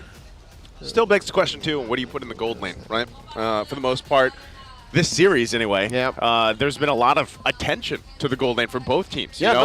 Let's protect them. Let's let them duke it out themselves. How do they do that? Game 3 was almost single-handedly won by a gold laner. Exactly. In the hands of KL1. So in that case, he is the one. Banning out the Brody here, AP Bren, Blacklist, does the same for the Ix. All right, that's cool. I like it. They read into the situation. Yep. And Blacklist International would really need to ban out the Clint here. Because if they're taking away the Ixia, then the Clint is the last best possible option in terms of like artillery, a little bit more way in the back gold laners. So that would leave, okay, if this is a, well, what's the name of that here? I just said it, Clint. If that's a Clint ban inside of Blacklist, and the Bruno ban now from AP Bren, Irithel and Claude are still available as long as Beatrix. Yep, the Outlaw and the Sheriff. I'm actually for banning the Clint. Clint looks good right now for AP Bren. Yeah, there's not a lot of dive right now for Blacklist. The dive relies too heavily onto Edward again with his penalty zone, maybe even flicker combo. But maybe they might play into it, but that means Haji would have to play a more aggressive role, which is what Blacklist is looking for in Yue. Looking for in Yue. Yeah, like they want to not let Haji play that style that he's so known for. You know, they kind of want to force him to have those initiations and be a little more aggressive. And with the first 3 picks that they have, they could make that happen. There's an interesting last ban, though, from Blacklist International. It's going to be Yuzhong here. Huh. They're still protecting Oheb. Yeah. Does this mean that they want them to pick up also the X-Borg, which has been the answer for the Terizla for the most part? In this scenario, I'd want something a little bit more easier to dive with. But then the Benedetta at this point would be difficult, Paquito. Yeah, I think Blacklist just forced AP Bren into picking up the X-Borg. But the Uranus is still okay here, honestly. Yeah, no, if I may, from Game 3, yeah, the X-Borg was kind of underwhelming. If you don't get the full-on last Insanities or you get your Farag armor popped before you're ready, that's it, nothing. You're done. They pick up the Irithel. Okay, so now the Clint. They want a little bit more maneuverability. You know what's left open? What? The Angela. Ooh. The Angela is still open. So if AP Bren so decides, they can put the Angela in. Never mind. They need an XP laner. I got too excited. yeah. Might be the Uranus, but could be a bit quite possible. That's why they pick up the Claude, because they're reading into the Uranus pickup right now. There's an old friend of ours. Well, friends of ours. Let's see. Rome for Renegade. Wait, I was going to say, what if they did take up the Angela? Okay. There. It was Blacklist. Yeah. So I was talking about AP Bren. Oh, okay. Well, I was going to pick up the Irithel. Right. And that worked so well. Oh, no, yeah, they man out the Baksha. Now I got excited. They're stuck with the Uranus pickup. You played yourself. This is just a different pattern from what we've seen for a while. Esmeralda or Benedetta? Yeah, it has to be damage or split, anything. Oh, excuse me, the R-Lot. Right. Oops. There it is. Damage and CC. How about it? And a side of sustainability. Yeah, balances out a little bit more, but the support utility, again, Blacklist leaning into their signature play style. The sustained damage for both, close, but AP Bren's early to mid scaling. Much better right now, statistically. However, we know Blacklist International to play the map very well with how AP Bren's lineup looks like. If they lean too hard into playing for that quick scaling, team fighting, that burst that they have, they might fall into the trap of just losing their map. If that happens. If that happens. But so far the problem in Game 3 was they went too slow. Yeah. So they can overshoot. They can overshoot. Let's see. I think one of the things here too, what they've learned, I guess, from the last 3 games, and the fact that Blacklist International, momentum on their side, this lineup actually works really well for them. Biggest factor that I have that I always don't like to point out, but it is the case. Claude takes a while. Yep. He's got to build up. It's all in again. It's all in Kiel 1. It's all on Oheb. Blacklist looking to even the score. This is game number 4. All right, conditions for both. We know it. Early to mid game, AP Bren. Mid to late game, Blacklist International. But if Blacklist wants to play a little bit faster, then they can do so through. Oh, no, I thought Ogun would get that. If they can get the Claude out early, they can get a good well-timed rotation onto the Claude to take down the Irithel. Yep, that's the Retri forced out of Sensui. Something to know, gentlemen. Look at this killing spree on Kyle. Yeah, and on the side of Blacklist, that's Wilderness Blessings and Agility all across the board. That's wild. That is wild. That's fast. Bless. Just how I like it. This is quite some work as well from Ogwin. But, again, these early kind of aggressive tactics by both teams that they like to do this, it does kind of give them an edge if they can pull it off. Yep. We're looking at a turtle here coming up in about 30 seconds. We can expect a few more rotations from our junglers. Sensui just about to get his orange, so it's clear where this 200 something gold lead from AP Brand's coming from. First minute of the game. Yeah, there was something actually pointed out by our analysts earlier that Edward, for the first 2 games, looked a little bit too shaky. Or wait. Oh, wow. Well, that one is going to hurt as he falls early on, 30 seconds in. Wait, hold on. I'm not sure if that timer's actually up to date. Yeah, nope. It's been 30 seconds this whole time, given that we are at the turtle, which spawns at 2. There you go. Have you heard of something called the caster curse? The caster curse? What is that? You had to mention it, and it immediately happens. That was me. That was, that was me. That was us. That was us. The Bear Bros. Yeah, that was we. And right now, this is a turtle. Just going in the hands because of everything. Curse or not, AP Brand gets that first turtle pretty much free. Okay, so the point I actually wanted to make was that Edward was a little bit not as confident with the setups that he was that he wanted to go for, that he could have gone for, as Oheb is now double laning. But now that he has an Angela with him, yeah, he's going to be much more confident with just flickering, penalty zoning with his heart's content. Yep. So AP Brand, acknowledging that, actually made their first major rotation to try and take down Edward. So that was the right call. So they are still really looking at this Terizla as the biggest thorn on their side in the early to mid. That's the biggest thing stopping them from snowballing. Which kind of makes sense why Kyle TZ is so gung-ho on picking the Martise. I mean, Martise is what? At best, tier 1.5 coming in. I think you're going to want to go for Sensui at least. Just whittle him down a little bit. Few also holding on to the heavy spin. Yep. Actually like this. If I'm Few, although I know Few's like way better than me in this game, get the heavy spin over the Netherrealm, because instead of matching the Netherrealm, you take them out of position, negate the effect of them sticking together. Disperse them. Then destroy. As I was saying, the Decimate kind of deals with the BOS, man. That body of Smith. It goes right through. Yeah. Ah, that's true. All right, here we go. Renegade in trouble. Yeah, gonna have to flicker out. That looks like it. Super Marco getting a kill here.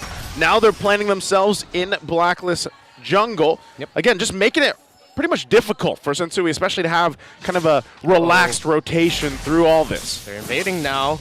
Blacklist need to respond to this. Make control for AP Brand, and yep, they're playing to how their playstyle wants to be. Early to mid scaling. Let's see how deep they are going to go into trying to taking this purple buff away from Sensui, but the turtle is about to spawn, so they back off. Kyle TZ rushing Hunter Strike.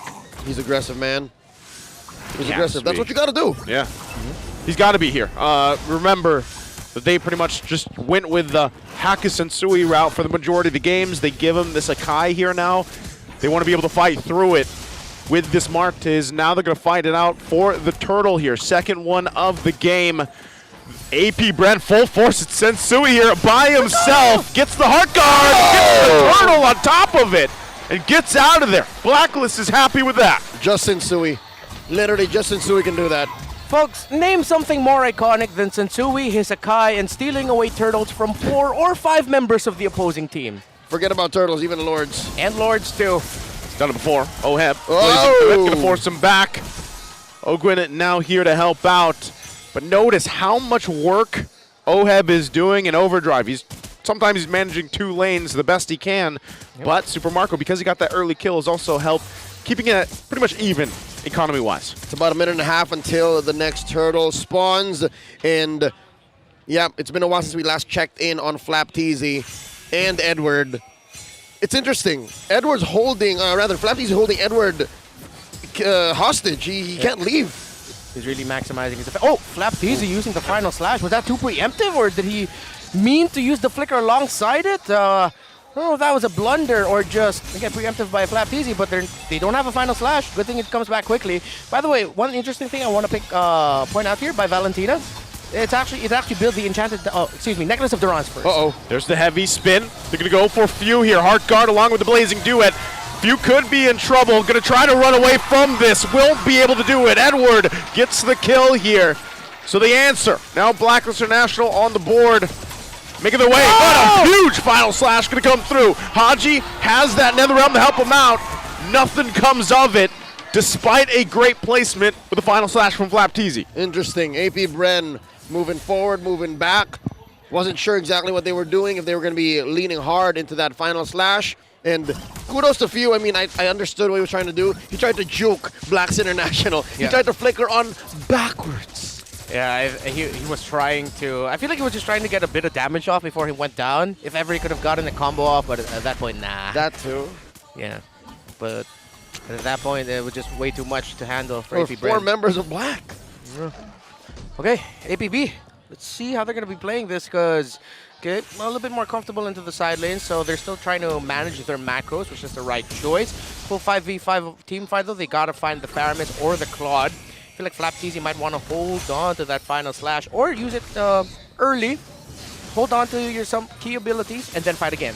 So Sensui, can he do it again? He's going to try to, but forced out of this one.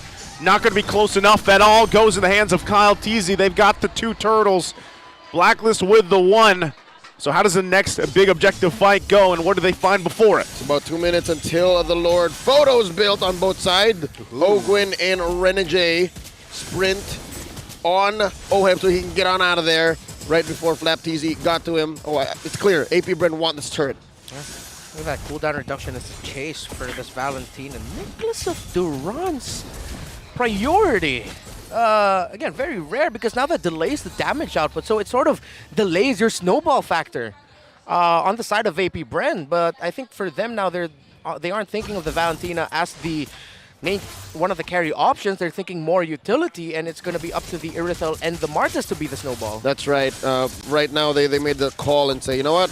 You're going to be utility. You're going to be getting heavy spin anyways. Yep. Yeah. So play the role. You may need that too, obviously, with what they're up against, especially with the Angela on board. But with all that, they're going to be happy getting this turret. They'll make their way now to the next one. We're still a minute away from the Lord. What is this? FlapTZ and Ogwin taking control of the bush. Coming in. Go. Final slash. Final slash going to come through. Do they have the follow-up? Again, a lot of this is just kind of pushing and pulling. Not really committing, though, from AP Bren. They just kind of want to keep things going. It's what you call in the business a feint. A feint. F-E-I-N-T. Thank you for spelling that out. I almost forgot how to do that. Some people might think F-A-I-N-T. That's a different kind. Yeah. Yep. That's the not fun kind, unless you're into that. No one's into that. No one's into that. That's well, I am into that. Song from Linkin Park. Ah. There it is. Yeah. Don't start singing it. Miss you, Chester. Back to the action, folks. Mid lane pressure by AP Bren. 1.6k gold lead. Lord spawning in just 5 seconds. I'd say 50-50 unless, they force a DPZ. Another one defensively. But those, compared to the final slash will come back quicker. So let's see. Watch out for the green dots on the 2 EXP laners. FlapTZ just sitting on Sensui for now. Certainly going to come through. Edward doesn't have what he needs. He still has a flicker. If he has to, he's in trouble. FlapTZ will get the kill. Heartguard going to be used on Oheb as well. Still going to be fighting for this Lord. AP Bren with the numbers advantage. Going to be pushed back a little bit. Super Marco quite low as well. Blacklist International has great fighting potential here. Can they pull through? Watch out, Super Marco does not have an ult, and they're dashing into the back. Dashing into the back, Haji, the focus, FlapTZ once again, gonna force him there. Ogwin with the circling eagle. Still gonna be fighting for a heavy spin. They're trying to keep him at bay. Super Marco will secure the Lord. FlapTZ gets the stuns off, but still gonna be chasing him down. They're running here on the defensive. FlapTZ, the rest of the crew.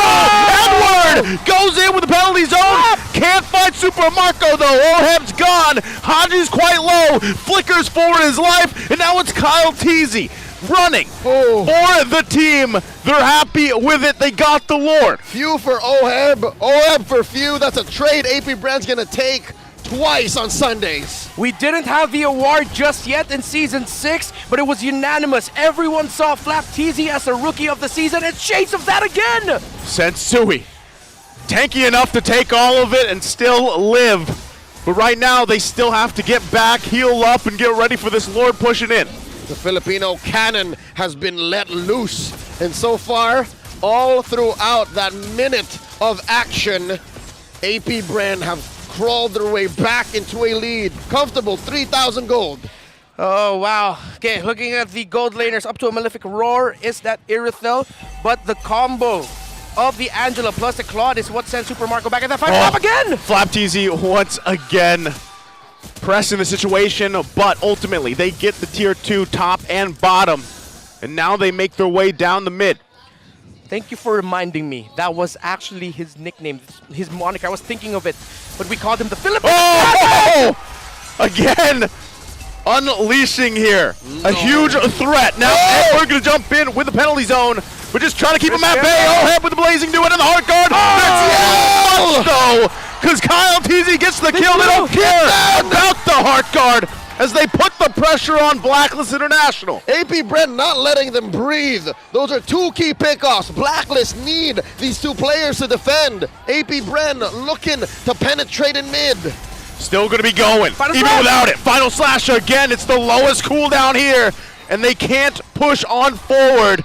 But AP Brent right now is dominating. Take it back. This is not Season 6 Flap TZ. This is M2 World Championships Flap TZ. Boy did not have a cooldown on the Black Dragon form in Singapore. Wow, you saw it here, non-stop. Final slash after final slash, making the most out of the stun. Initially from that Arlot and then sweeping anyone. Blacklist International they just keep getting caught off guard. It's like he's not gonna, oh he did? Oh he's not gonna, oh he did again? Bet you believe Blacklist wish they had at least one Purify. Whew. Yeah, they're wishing they had that one Purify. Not just the final slash, fam! Even his fully charged second skill, whoosh, whoosh, whoosh! And then the full proc. What? Accurate sound effect there from that Arlot. I don't play enough Arlot to know. It sounds about right. It is. Yep. Cool. Good sounds, nice too. Thank you. Yeah. Kyle TZ also very clutch with maximizing his control abilities as well, especially when Oheb and Renegade went in with that blazing duet. Oh, we've seen this several times in the regular season. 4 out of 5 members have all CCs, and it all just comes into this beautiful formula. This cocktail of final slash again on Oheb. Gonna force him to think twice. Now Sensui gonna be the focus. They push him back. He can't even get near the Lord right now. Close enough. But can still go through. He's too late, even with a heavy spin. Ogwin gonna jump in. They get the nether realm out. Flap TZ at the front of the line. Final slash not gonna connect. But then where they want to be, Edward gonna jump in. But where's the firepower from Blacklist International? The blazing duet's doing nothing, and they run back. AP Brent happy with what they got. That's a Luminous Lord scored for them, giving them a 6K gold lead here just past 14 minutes. Everyone waits with bated breath as our two M5 representatives are putting on a clinic. This is how you play the game. This is why the Philippine meta worked not once, not twice, but 3 World Championships running, baby. 4 years in a row and counting. The Filipinos have been on top of the world. Yeah. And this is exactly why. Look at this. The people here at EVM Convention Center could not wait. But good news, folks at home, this does give us a few moments to actually digest exactly what's going on. There's a lot going on here. And, you know, it makes me, again, question, like, you even saw it. And I feel like this is, in a way, why Claude kind of fell off a little bit, right? I mean, even given the current time we are in the game, familiar face right there, Game 7. That's what we're hoping for, by the way. But, yeah, you saw the blazing duet with the hard guard combination, right? I mean, it wasn't enough at all, really, in that team fight. So it makes you wonder if you somehow, if you're Blacklist International, you buy another 5, maybe 8 minutes, and that Claude is fully locked. Will that make a difference? Will it be enough? Because right now, they are dealing with Flap TZ, man. Hold your horses. I agree if they can get to that point. But the pace that AP Brent is playing at, nay, the pace that Flap TZ is playing at, they'd be lucky to get 3. Whew. 3 minutes. Yeah, they're already in the base. I mean, knocking on the doors. That last Lord, since Sui spent a heavy spin to try to even get the entry. Hey! It's H2! That's John Paul! That's John Paul! That's 2 out of the big 3. If you know, you know. Well, this is the 3rd right here. Yeah, that was John Paul, Tristan, and Renegade. And Midnight. We all know at some point Midnight was actually the coach for Next Play Evos back in MPL Philippines Season 9. But he did get to experience. I am retroactively jealous of Midnight. Yeah. Kind of wish I was Midnight sometimes. Yeah, sometimes, you know. Looking back, I did get to drive him off to the boot camp and pick him up whenever we would need to go out, but Really? the past You did is the that? past. Yeah, I didn't. Really? I did not know that. Yeah.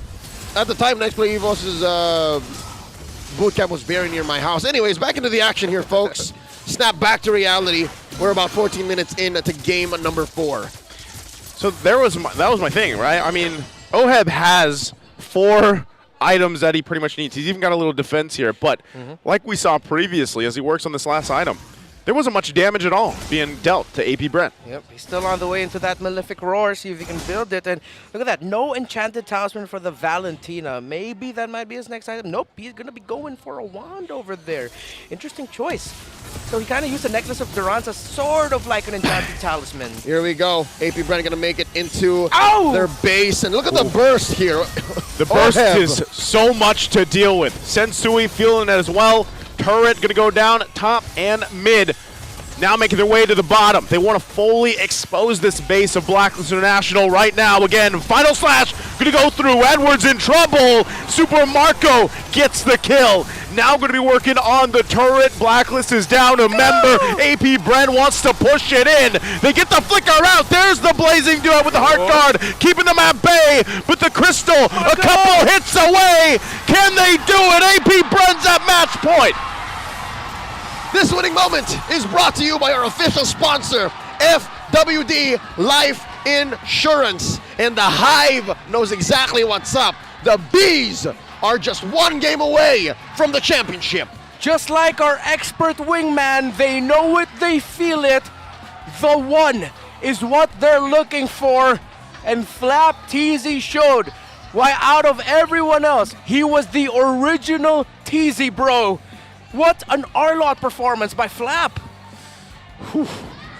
Again, it didn't even feel like the final slash was final at all. Yeah. He had it all the time. And half the time he wasn't even using a flicker. Like usually when you see R-Lot players, they're making plays every time the flicker's up. Sometimes he didn't even need it. Nope. He would just put himself where he needed to be and just... Here's the thing. The first time Blacks International and AP Brent met, they attacked Sensui. Wanton mayhem on his hero pool. Swept. This time around, AP Brent have pulled out a few tricks. They figured out that, hey, you can let Oheb through, but if you attack Agent Zero, different story. Wow, man, the impact right now of the drafting of these two teams. Agent Zero is the guy that AP Brent are focusing on alongside Sensui. But this felt like a little bit of a flex by AP Brent. He got a Sakai. That's his pick. Yeah. And then, even though he was able to get steals, the control of AP Brent had to not give Blacklist International a lot of opportunities to take their classic trades. It's massive. They attack hero pools, they attack lanes, they attack the economy. Let's see what our analysts think here of game number 4. Hives and Bees magingay match point for AP Brent laban sa Blacklist International. Very amazing performance mula dito sa ating former M2 World Champions. And dito natin tataysin kung paano nila ginawa ito laban sa Blacklist. Muli kami ang inyong mga kasama dito sa Analyst Stado nga pala si Midnight. And kasama ko pa rin dito si Elgin. Si game number 4. Okay, may pinag-uusapan tayo kanina. Ano yung napansin mo dito, Elgin? First, yung parang binibigay ng Bren. Ewan ko kung totoo, pero parang binibigay ng Bren lagi yung Terisla kay Edward. And I think yung maging malaking turning point nung medyo natagilid na talaga yung Bren is nung second Lord fight na pick off ng Bren si Edward. Yep. And in terms of pick-off, ito si Flap TZ naman talaga yung nag-enable ng mga constant skirmishes for AP Brent. Having this R-Lot on their side, 203 ang kanyang KDA, pero pinaka-importante rito is yung presence nung final slash na. Interestingly, past few days, nakikita natin yung R-Lot sa kamay ng Blacklist International, specifically in the hands of Edward. Pero this time, it is on Flap TZ. The way that he splits up the fight, tulad nga nabanggit mo kanina, yung pag-pick off sa second Lord, dun na nagkaroon ng turning point yung AP Brent. Kasi parang early to mid, kita natin na nagkakaroon ng ambahan.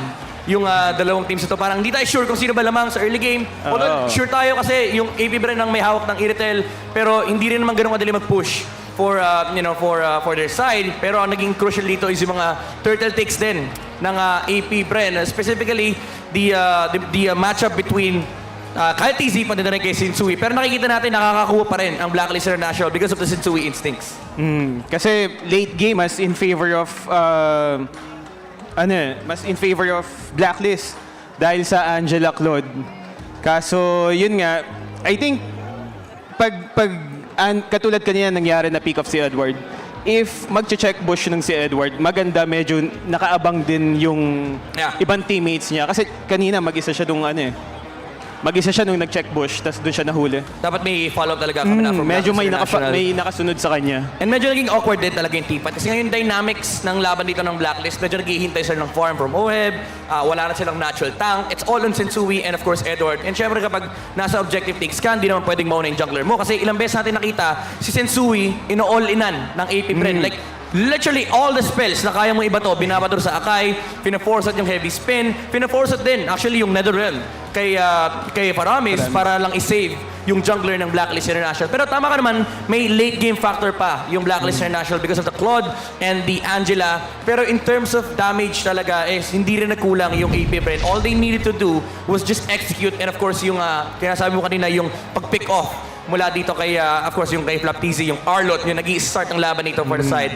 of AP Bren. Now, it's really crucial for us to look at the emblems here. I like the fact na ang daming sapatos sa side ng Blacklist International. Sobrang daming movement speed, di ba? Alam mo, maglalakbay talaga sila Yung parang Dora the Explorer. Buong mapa gustong lakarin ng Blacklist. And it makes sense kasi yung Claude, alam natin, nagdo-double wave yan. Yung Paramis, tsaka of course yung Angela, literal na naglalakad din kung saan-saan dahil sila yung tank support.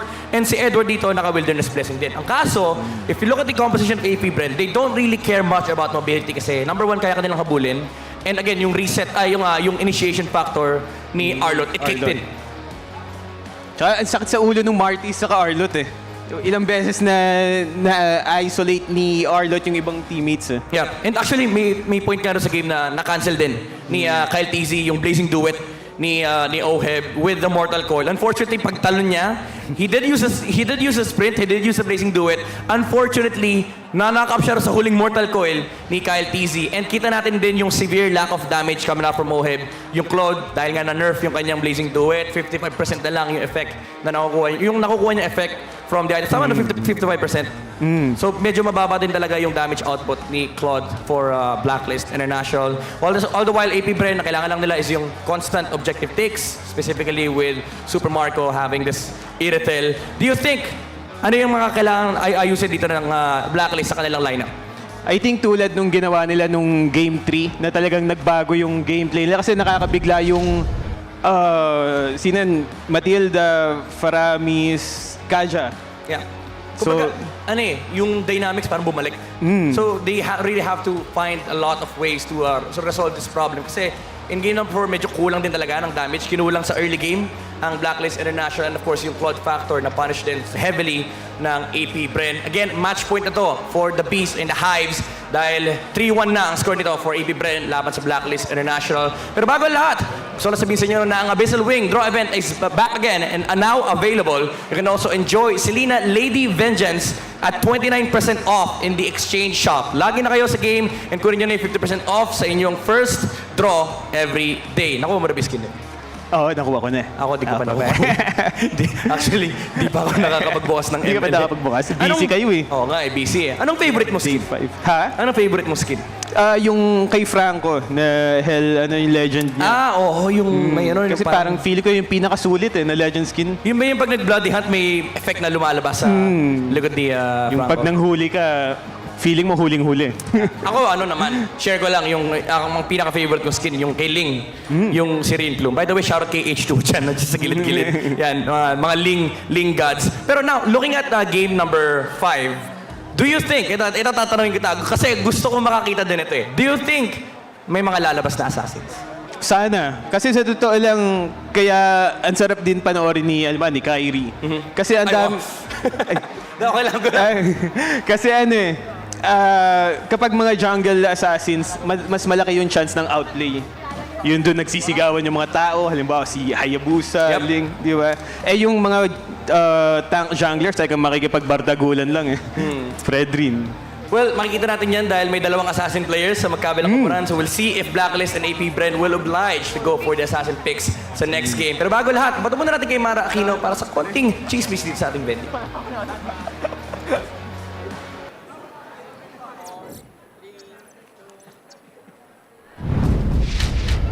Alright, MPL Arena, mag-ingay para kay H2 and Yawi! Oh, anong koponan ang sinusuportahan nyo? Blacklist or AP Brand? Siyempre, kung nasan si Rene J, Blacklist. Oh, kung nasan si Rene J, Blacklist, ikaw? Blacklist, siyempre. Tinalo kami kahapon eh. Oh, di ba sila naglaglag sa inyo kahapon? Bakit Blacklist ang boto mo ngayon? Ano po, andun po si Reggie, tsaka lakas po nila. Dahil nandun si Rene J. Okay. Para kay Rene J, may ginagawa siyang dance usually. Ano nga bang tawag doon? Baka Rene J ito. Okay. Habang kinakanta mo, ako na lang. Okay. Ikaw rin, madam, sayawin mo rin. Hindi ko rin. Oh my gosh. Okay, sige. Ikaw yung kumanta. Paano nga ba to? Okay. Sige, go. 3, 2, 1. Baka Rene J ito. Baka Rene J ito. Baka Rene J ito. Dapat ako gagawa nun. Dapat kayo sa pinasayaw ako. Okay. Sige nga. Okay, si Rene J right now, kung talagang kilala niyo siya, prediction nga anong hero lalabas niya next? Feeling ko, kailangan niya na ilabas yung signature hero niya eh. Yung Chu. Tingin mo. Oh, ikaw. Ako tingin ko, Matilda, hero niya. Matilda and Cho. Kapag mali kayo, anong gagawin nyo? Kailangan mag-post kayo sa social media mamaya. Oh, anong gagawin mo? Di ko alam eh. Rene J, pick mo yun, Chu ah. Sa lahat ng nanonood, kapag nagkamali kayo, okay, kailangan yung sayawin. Yung baka Rene J to. Sige, baka ganun Rene na, J. sige. Oh, yun ha. Oh, okay. Nag-promise sila. Ito, yung Blacklist, they're down right now, match point. Ano ba kailangan gawin? Di, kaya yan. Diwala lang kay Rene J. Pag diwala kay Rene J. Pag gantong moment ba, nagpapano ba si Rene J? Quiet ba siya sa mga gantong kasi kilala niya siya eh? Or vocal ba? Di, mas nanggigigil yun pag lamang yung kalaban. May reverse sweep yan. Tsaka, feel ko kailangan niya rin, Kailangan niya rin kasi mag-wow siguro sa stage eh. Oh, kailangan niya mag-wow. Mamaya mag-wow kayo. Sabi niya pag mali kayo ha. Choy Matilda. Message para kay Rene J. Message ko kay Rene J, super proud ako sa'yo na nakarating ka ng finals. Yun, good luck and sana makuha niya itong champion. Kaya mo to. Yun, good luck sa Rene J. Alam kong matagal mo nang ginagrind to simula NXP. So, nakaka-proud na nasa finals ka na rin and may chance ka pa mag-world champion. Yun. Nakakatuwa nga, no? Babalik ka ba next season? Babalik ka? Anong team? Abangan niyo daw sang bansa daw. Sa Pilipinas? Inispoil agad Sa Pilipinas sa ibang bansa? Secret. Secrets? Bawal pa sabihin. Okay, aabangan na lang natin. So ngayon, ready na sila. Sabay-sabay natin iba to sa ating mga casters. Casters? Pasok. Not to take the attention away from this very critical moment, but H2O, as instigated by Yawi, may have dropped the bomb there. There was some wordplay there, maybe. Yeah, maybe some wordplay. Because what did he say when asked about which team? He just said, Secret? Think about it. Draw the lines, look back at their affiliations and very close relations. You'll know what we're talking about. Welcome back to the desk at your service. My name is Leo here with Naisu and Renmar Santa Cruz. It's us, We Bear Bros. Smack dab right in the middle of this best of 7. Currently, the score is 3-1 with AP Bren at match point, pushing Blacklist International to the limit. Let's talk about some stats real quick about roamers all around the world, specifically Filipinos and one Indonesian man. I'm a big fan of Keyboy, by the way. Yeah, I think a lot of us are fans of Keyboy out there. But if you're matching this up, there's a very distinct play style from these roamers, and it's pinnacle for a lot of their team success. yeah, and Ogwen, again, Infinix All-Star roamer for the season, and he's flexing it. There were some doubts on his inclusion into that list, but I believe ever since their upper bracket finals match against Blacklist International, and even here now, he's really showed off why he's the All-Star roamer. Wait. I didn't know his Matilda was 100%. I assumed it was a pretty high win rate, but no, at 100%? Excuse me. Wow. Dear I did Lord. not realize that either. I do miss me some Baloyski again. There was a time where he forced the Rafaela game after game after game in a series, and then he does have the pocket Ruby, and of course you have Keyboy on his Kaja and Edith, which were breakout heroes in Season 12. Do you think that he's actually going to do it? Do you think actually Renegade, I know, we have to translate some things here for our international viewers. That's right. Well, they probably heard the hero name. Do you Sure. think they're going to pick the Cho, or what was his other signature Matilda. pick? Matilda. I would, if it works in the lineup, I'd like to see him on the Cho. Well, it depends on what AP brand get. I mean, so far it's whoever gets. Oh, wait, no, the Faramis, not anymore. It doesn't scream Blacklist, although he had one really great game. He had an MVP performance On the Cho. On the Cho in a regular season. Yeah. Just can't remember exactly when. So it is a possibility, but it's a very specific draft scenario. Because again, they're not playing for pick-off around the mid. They're again always going to play for OHEB unless they switch things up. These days, the Cho is a little bit more of a acquired taste. Your draft has to favor the Cho, and at this point, I wouldn't even compare it to the Martis in the jungle. Like, it's way off. Looking at the PH versus the World Hero stats for our mid laners, see Novaria and MTC and MPL-MY. They love that pick here. Here in the Philippines, yeah, we do, but so far, again, in this series, it's Faramis for these two mid laners. Earlier was Yuet, now it's also Haji, but for these two teams, again, playing around the Faramis so well. I'm actually surprised that the Farsa hasn't made an appearance in this series. I thought she'd show up a bit more because of the impact that the Farsa had for Blacklist International when they started picking it up more. Yeah, interesting that they haven't yet, because it's been a lot of Faramis Valentina. We've even seen I mean, we went from, I would say, in the regular season of a lot of flexibility and variation in the mid lane to like very narrowed down, by the time we got towards the end of it and then into playoffs, so. But I just think that's where things fell into place, especially after that whole patch came through. Yep, to be fair, as Season 12 started, I think the general consensus, the zeitgeist of the MLBB esports community was, this metagame is pretty tight. There are very few heroes across the board, and now that we're in the twilight of the playoffs, I'd say it's healthy. I'd like to think that there's a good amount of give in all roles, in all positions, and APBR is at the forefront of that. They forced certain heroes. Blacklist reintroduced the Popol and Koopa in the jungle. Is that going to come into play here this time around? Because given now, look, even your signature Akai might not even cut it anymore. Maybe AP Bren got you caught checkmate on that. What's Blacklist to do going into game number 5? Pick a page out of RSG's book. Bring it back, Aldous. Crazy. Was not expecting that. I know. Was not ready for that. Yeah, was not ready for that. See, told you guys, I get you. What if, they increase the stacks? He hurts. He scales surprisingly fast, folks. But we're talking about match point. Is that too much risk? Am I dreaming right now? Is this like... Guys, think about it.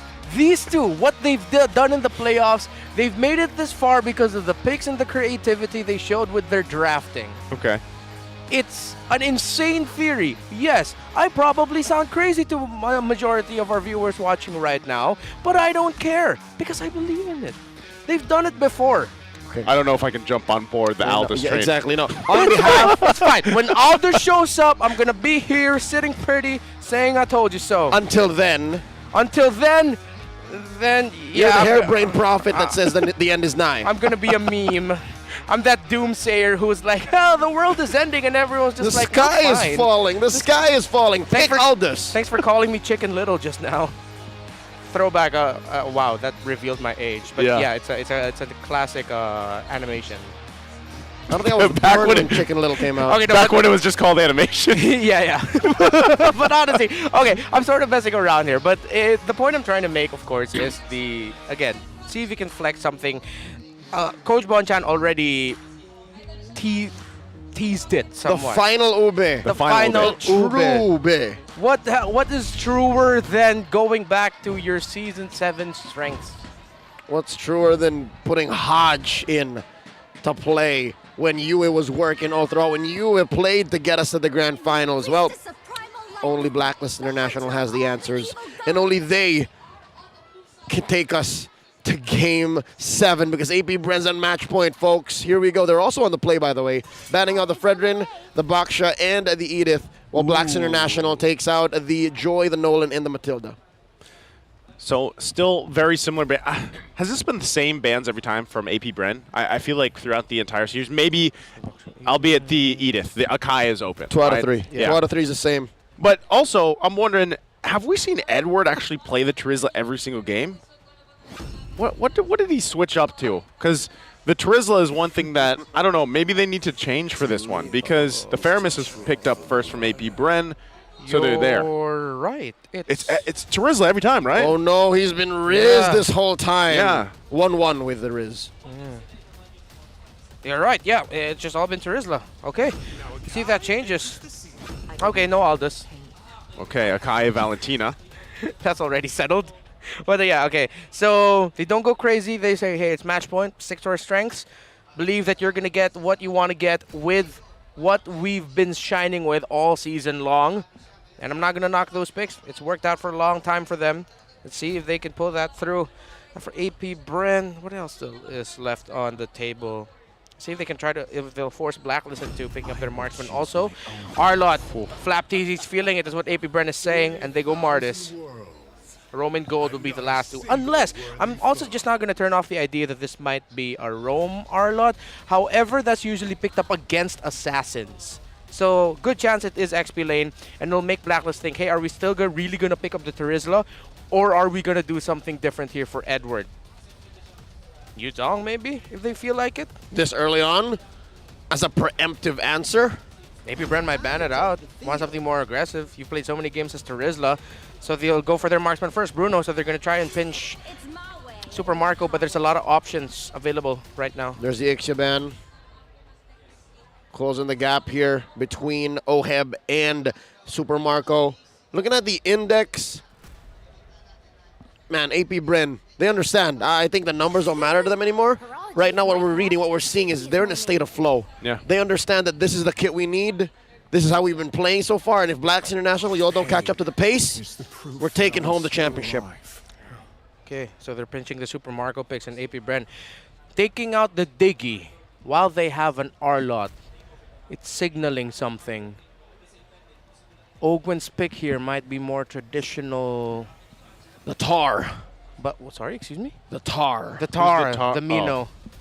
But The Tar. giving it to the Valentina, though, it's very risky, especially that you're already up against an Akai. What do you give though? The Yeah. Netherrealm or the Fury? That's true. There's some level of decision making that you need to make. Yeah, and we've had a long-held theory that one of the things that you can do to deal with the Valentina is to just overload her in choices. Yep. Your engagement and the way you approach fights change depending on what ult you steal. Oh, finally, Novaria shows up, but as a ban. Poor girl. She's not going to be picked today, man. At least for now. Here you can see Coach Dexter hovering over the hitman's shoulder. And Coach MTB seems to be spewing off a bit of instructions. What is the play here? Is this a time? True Ube. The final Ube. That's what we're... Oh, he's nodding. Oh! Oh, give him the go. Oh, okay. He gets a changeup. How true can you get when you go back to Agent Zero's roots? Yep. Tough for the Clint, tough for the Beatrix. So they're going to really have to make a choice here. And I like how Blacklist approaches this. Now they're going for fast, they're going for speed, they're going for quick scaling. Well, AP Bren, how are they going to round this out? Are you still just going to go Irithel here? Classic Eerie Bruno, what is your roamer? Are you really going to go for setup? Pick off? Maybe. You already have two frontliners. What if you go Kaja? What if you go Franco? Oh, but you're giving ultimates now to Valentina. Tough choice. Yeah. Lots of routes that they can go for. It's a trade. It's an obvious trade. Oh, down the wire here. Their final two picks. It's Irithel. And it's Ruby. Beloyski is watching and saying, hey, I know that hero. Interesting. There's so much CC available to AP Bren. Bro. And I guess that's exactly why they took the Diggy out. Same situation as Game 4, man. Yeah. 4-1. It's just the Irritel that really is just dishing out damage. Everyone else puts you in place. Okay.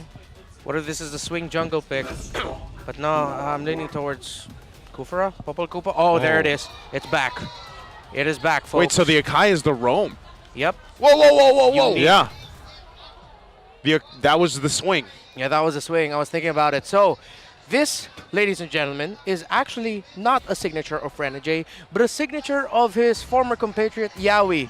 This is a signature Akai roam. Speaking of Yawi, him and H2O Marakino, a dance on social media. They're going to have to woe in honor of their good friend and brother because they didn't pick the Cho or the Matilda. Let's look at the index. Yeah, support utility high for AP Bren. Crowd control very, very close. Objective close. Push a little bit stronger for Blacklist because they do have the Bruno. Overall damage, this is a very on-par draft. I think the only edge right now from AP Bren is the burst that they have. The Benedetta might struggle here, but the thing is, this Popol and Koopa is set up for success. It's not going to be the Bruno, it's the Popol and Koopa they've set up for success. They're up against the Benedetta in that lane. It's going to be good for Sensui.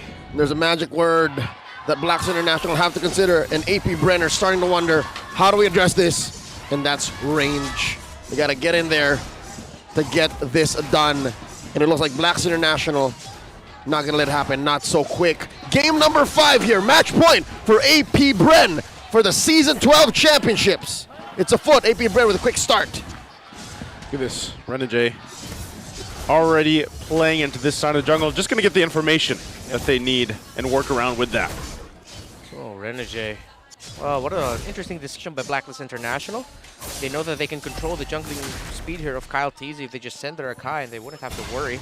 Kyle gets his buff without a problem. Wonder if they're going to punish him? This is troublesome. Already getting that flicker out. It's good that he had that, but again, you know, this is crucial for Blacklist. Akai roam. It will throw off the team fighting of AP Bren, especially around that Nether Realm. So Fuse going to have to hold on to that. All the toughest things that you can build for an Akai picked up. Pull yourself together for that Ruby. And tenacity actually for that Bruno. So that's acknowledgement by Oheb, knowing how important he is here in this this composition for Blacklist International. And just like in the Popol and Koopa, going to be rushing damage. Assassin Emblem. Yep. Triple flicker on AP Bren. I think that's how they're going to address the whole range situation. Renegade in trouble. Renegade, they know he doesn't have a flicker here. First blood going in the hands of Kyle TZ. There's the answer, though. Haji couldn't get the cleanup he was looking for, and Sensui joins a little bit late. So first blood in the hands of AP Bren. Great space here for Blacks International, given that they sent Kyle TZ home. Yep. And Sensui looking to rush this first major objective. Not a worth it trade there. Hogan can try to delay, but it looks like Blacklist will take this turtle without a problem. Should be able to. They're going to try to hold it down. Sensui will secure it. Now AP Bren just going to back off here. Blacklist happy with that. Yeah, good read of the situation by Blacklist International, seeing the Kyle TZ got 3 hits from that turret. Of course, the Terrify from Haji's Valentina coming in clutch. Make sure that he'll get that. So it'll be a reset for AP Bren. See if they can make up for it by getting the second turtle or maybe a gank.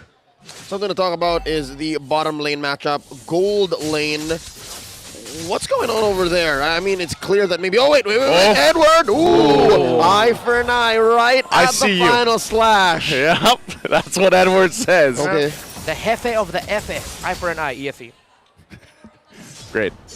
That works. Cool. I like it. Here we go. Let the Wanderer fight. You don't. Still going to be going here. They find the lockdown with a heavy spin. Trying to turn it around. They can't do it. Blacklist International finds what they need to in the early part of this game. And now they're going to push Super Marco back from the turret as well. Marco here in trouble. Could not even get the carts. And look at this 3-minute push is happening.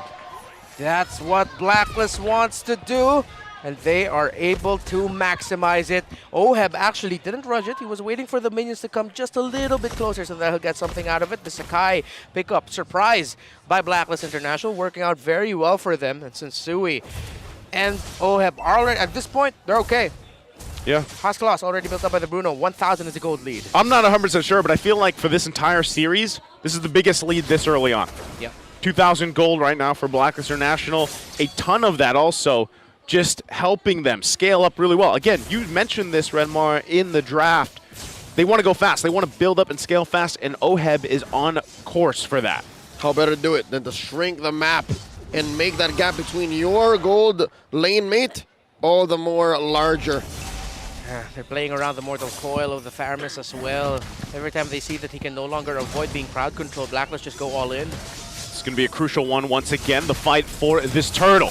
There goes Renegade, goes in, huge Electo final blow. Flap TZ though quite low. Sensui secures the second turtle here. And Blacklist is on to a great start. Amazing. A single heavy spin, able to neutralize 2 or 3 heroes from AP Bren single-handedly. Wow, what a surprise pickup by Blacklist, and it's working out in spades and it's working out everywhere as Renegade doing the dance of his own song. Maybe it's Renegade. I didn't need to translate it. Baka Renegade ito. And you see right now, just that Irithel is getting decimated in lane because of how well Blacklist were able to supplement OHEB. Super Marco can't do much. At some point, I think AP Bren will have to understand the fact that they will lose an out. Oh, a huge I'm offended in the final slash. What a combination, a wombo combo. Super Marco gets a double kill out of it. Huge. AP Bren clap back right then and there. Heavy spin versus I'm offended. What is a true game changer? World, those are our roamers for M5, and they've been putting on a show so far, and I feel like that was the most respectful recall spam ever. That's acknowledgement of game recognized game by Renegade and Ogwin. Like Ricochet and Will Ospreay. From NJPW, you know it, man. Looking at this bottom lane situation, Super Marco recovering well, but Blacks International, are they stepping on the clutch here? Are they changing gears? Because they know now that, hey, if Ogwen makes the call, they can collapse. It's going to be a slightly different changing of gears. And by that, I mean they're just going to switch up lanes, try to make the most out of the map space creation from the Benedetta. But yes, they're really going to have to watch their positioning as well. They love clumping up together. They got to be careful with that. So far, it's all turtles going over to Blacks International. AP Bren yet to get one. Last one spawning up in the upper quarter, 5 seconds from now. And I'm liking the control that AP Bren are putting here, because they can force the issue. They can force these big ticket ults, right? But Blacks International, they're spreading out too far, so not happening just yet. Blacklist looking to keep this 2K gold lead. As it stands, though, Blacklist International are winning the map. Again, Flap TZ goes in with a flicker. The final to fall. They lose their jungler. NetherRealm going to come back. Renegade runs out of here. Edward trying to keep them at bay. I'm offended from Ogwin. There's the follow-up. The follow, and OM will fall. And now it's Haji in trouble, all left alone. What a statement from AP Bren. It's the Filipino cannon and Master Ogwin yet again. It looked like Blacklist countered that beautifully with Edward's eye for an eye, petrified. But AP Bren said, no, this turtle is mine. Kyle Teasy here scores it with Renegade hoping to maybe find that small frame, that small window to steal. And with that, Blacklist loses the lead. Just about 400 gold ahead. Ladies and gentlemen, Few now ranked second in the MPL all-time assists, surpassing Yelly Hayes with 2,311. Oh. Big fight up top. There's the lockdown with heavy spin. They'll find Flap TZ. Ooh, Renegade still confident. And Blacklist showing AP Bren, you can pick, we can pick too. AP Bren needs to gather their bearings right now. Super Marco able to push that bottom lane. Side lane's gonna come back for both teams. How well they can manage it, because right now AP Bren, they've just been able to catch Blacklist off surprise with those two pickoffs that they were able to do. Whoa, Kyle TZ. Stolen. Got it. Grand Theft Purple. Bang. Guilty. Top lane though, left to his own devices, Oheb. He's farming up pretty well. Again, we talked about how Sensui is the pivot point. He will be the fulcrum of Blacklist's comeback here in this series. But so far, when can we expect Oheb to make a difference? Well, he has the items right now. Oh, wait, no, still just up to Berserker's Fury. He can make a difference just by staying alive, staying in the back. It's close enough. It's not that big difference between him and the Earthel is just that, yeah, AP Bren have just been able to surprise Blacklist and they've been playing off their game. The positioning, though, of OHEB, I must say, he needs to count skills a bit better. Ogwin. Ogwin looking for his own setup here. They didn't check? They didn't check this. No one This checked could it. be very troublesome. Renegade going to be able to find him out. There's the I'm offended. Can he get away from this? Heavy spins out, gets dragged back, flickers out to stay alive, and all this 10 seconds away for the Lord. 2 minutes until Renegade can actually get in with a heavy spin flicker play. That'll make this Lord all the more difficult for Blacklist to secure, which explains why APBR are just standing around here. They're controlling the mid lane, and eventually, there's the pull. Super Marco, third item, Great Dragon Spear. This is AP Brand saying, we'll hit our power spike now and we will end this quicker now rather than later. Oh, they're going to have to battle this out. Ogwin goes in, full on team fight for the Lord. Who's going to get another realm going to be worked on? Super Marco's in trouble. OHEB gets the kill, and now working for it. Flap Teasy to fall as well. Blacklist International turning the fight around. It's a double for Haji, and Sensui gets the Lord. A disastrous turn from Blacklist International, isolating the members of AP Bren, making that cult altar nullified, NetherRealm useless. Few left here wondering where it all went wrong. OHEB positioning, fantastic by the Filipino sniper, and AP Bren just lacking. Super Marco a little bit too excited with his positioning, but they're going to be going forward. Oh, they could be in trouble here. AP Bren wants to fight back, but Renegade keeps them at bay with the heavy spin. That turret held on with 1 HP, but now the Lord makes its way up top. Oh, look at that Agent Zero working on that dead lane down bottom, pushing it deep. AP Bren are cordoned off. They are locked inside their own base. They have to defend. What's Edward doing? Edward does it. Gets the turret. Can he make the escape here? Final Slash going to keep him there from getting away. Edward will go down, but he got the base turret.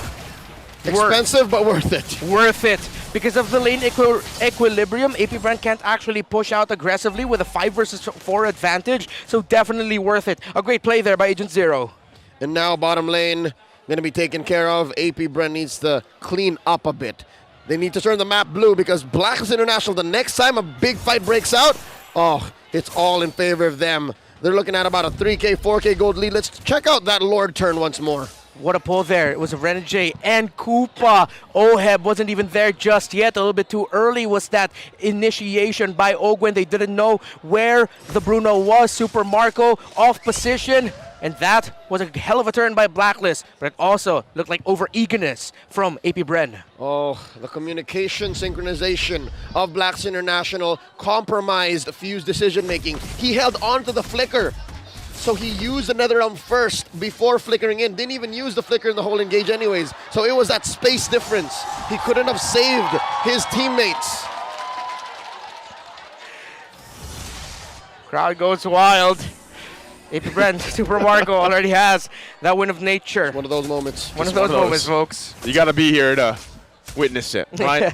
But what we are seeing is basically the fact that Blacklist International fighting for their lives here. Spotted out by the trap. They stopped on a little bit of Koopa's doo-doo. That's how I'd like to think the trap is sometimes. But isn't it a frost trap? I mean, that's what it feels like. Yeah, that's what it feels like. If you're on the opposing side of Popol and Koopa, and that's why this lineup is so good. That's why, say what you will about Popol and Koopa in the jungle, but as long as his hero's in the metagame, vision suddenly becomes a surplus. You suddenly just control parts of the map you couldn't have prior. Trap placement, very important. That allows a little bit more breathing room for Blacklist International in terms of dealing with all the surprise engagements that Flap TZ and Ogwin are giving. Again, the pressure being put onto the map by Edward is just too much right now for AP Bren. The equilibrium isn't on their side. Haji has the NetherRealm. They're rushing it. They're going to go for it. Renegade going to dive in. Keep Kyle TZ at bay. Heavy spin going to come through. Still going to be working on the Lord. Blacklist will secure it. Now Ogwin going to jump in. Edward joins the fight. Can they help him out? NetherRealm going to be used. Super Marco will jump in. He'll get stunned.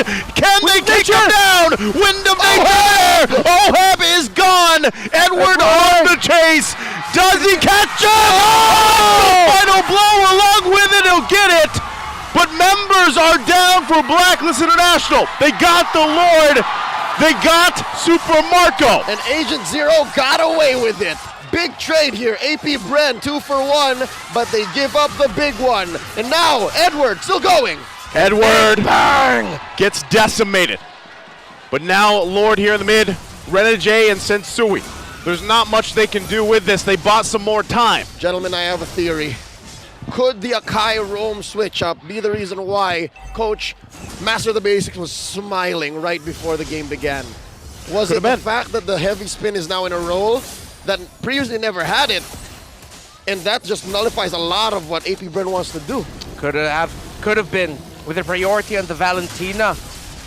It does seem like it, and it's working very well right now for Blacklist. But AP Bren are keeping this competitive.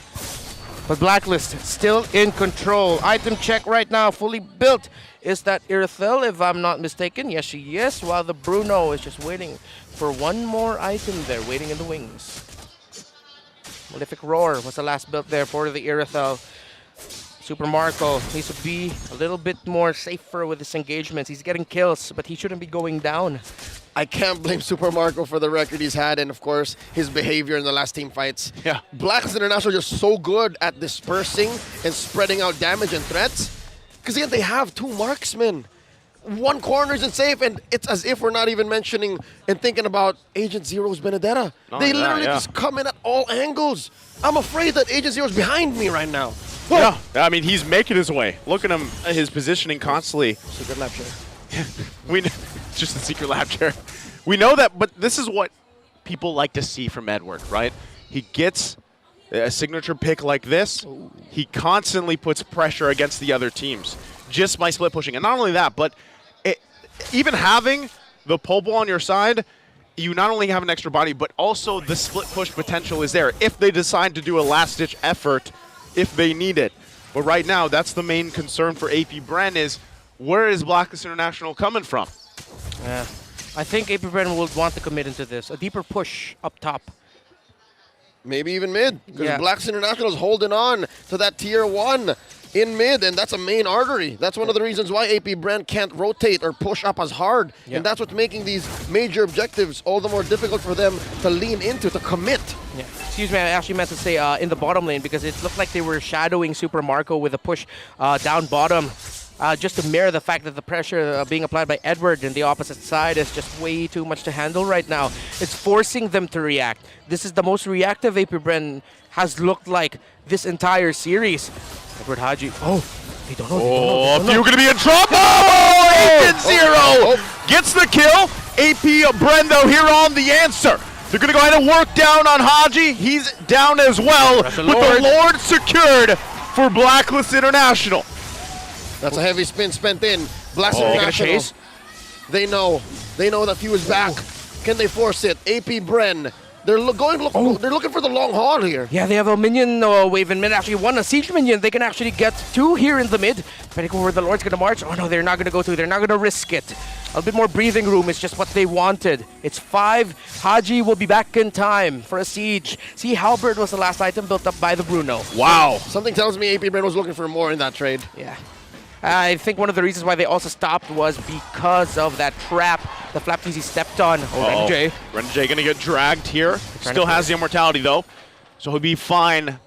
Can Blacklist International actually do anything with this Lord? They've secured themselves at the almost 18-minute mark. Eyes set on the bottom inhibitor turret. Edward going to use the final blow out of there. But still, they're going to be putting the pressure here now on the top and bottom.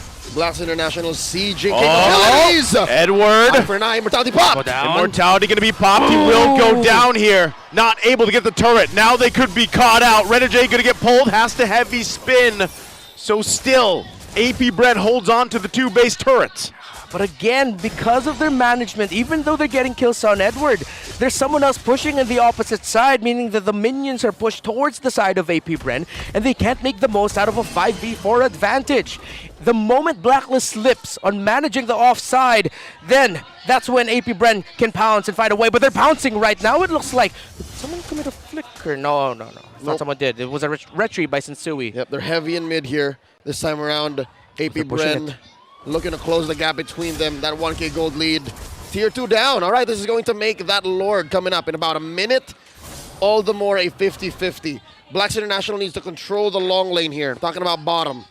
Back forth and a seesaw. I actually thought that Flap Teasy would go and stop that minion wave there, but it looks like they want to keep the flow of it at around that part. Few already has a Holy Crystal, so the damage of this Faramis, yeah, if he didn't hurt, he's going to hurt even more so now. He actually prioritized the Divine Glaive earlier first. Oh, the traps yet again. Crucial for those. Ogwin could have pulled the trigger, won't do it. This is the disciplined approach that we've seen AP Brent do before. So even with the lead that Blacks International was holding on to for a while, you can see that they're still struggling to find wins in these fights against AP Brent. And that begs the question, do they go for some split pushing potential to possibly end the game that way? They could. Oh, they were spotted out by the sentry. Yep. All of them? I think right at just the edge there was Ogwin.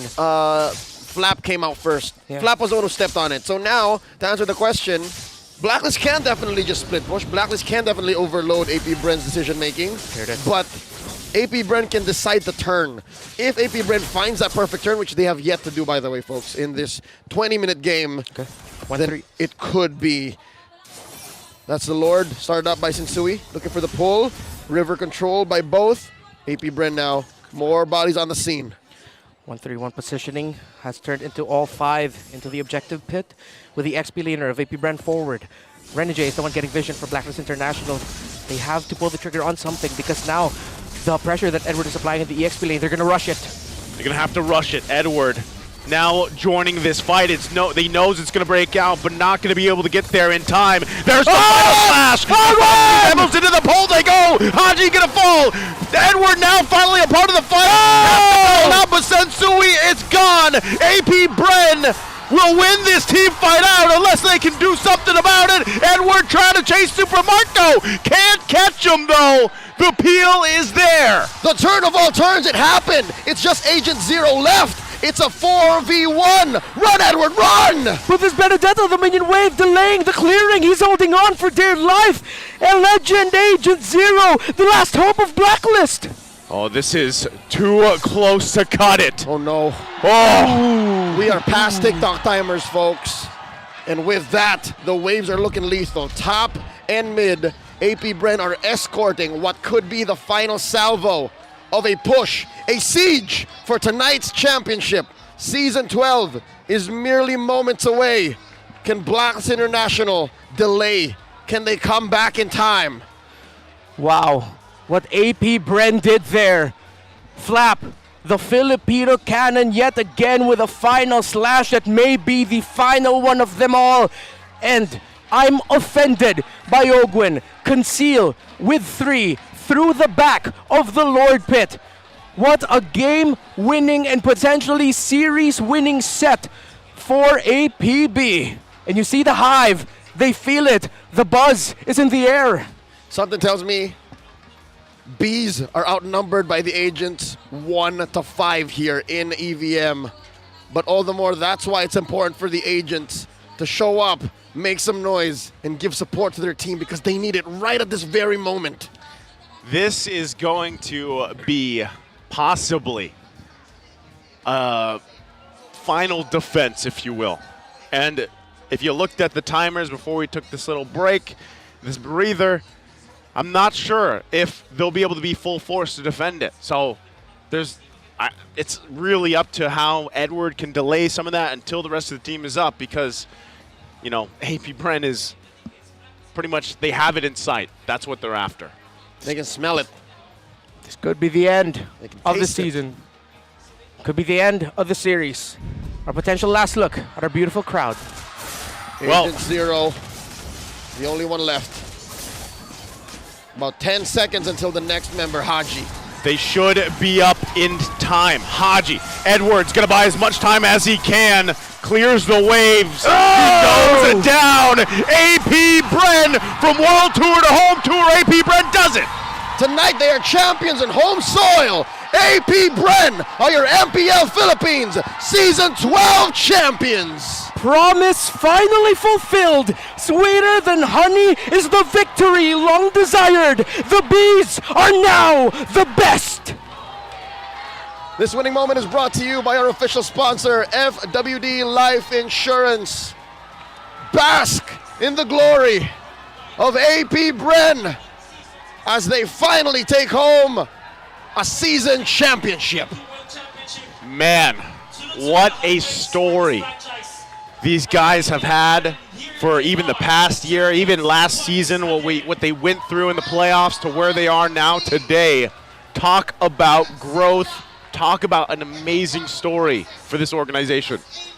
An A-plus performance by the Bees. A surprise initiation to end them all. What a run for the year of triumph for this roster, for this squad. A show of love and sportsmanship to their grand finals opponents. World-class, top-tier Blacks International put it all on the line. They held nothing back. They called the KDA machine out of the dugout, and they put on quite a show. But tonight, AP Bren reigns supreme.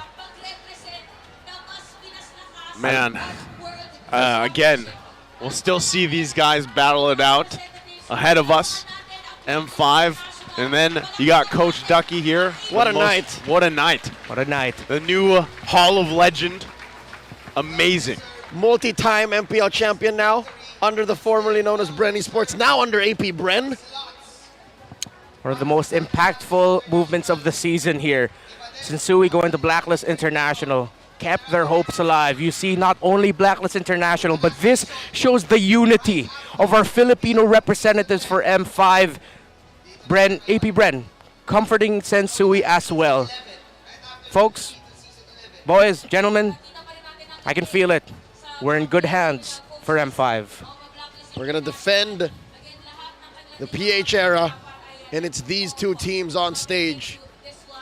These two teams at the forefront, the vanguards of greatness. Man, again, just looking even at the rise through the regular season, the triumphs, the tribulations that Blacklist International themselves went through. A lot of doubters. Of course, they still have a ton of agents out there, but there was a lot of people that have been talking about them constantly, and they made it to the grand final here once again.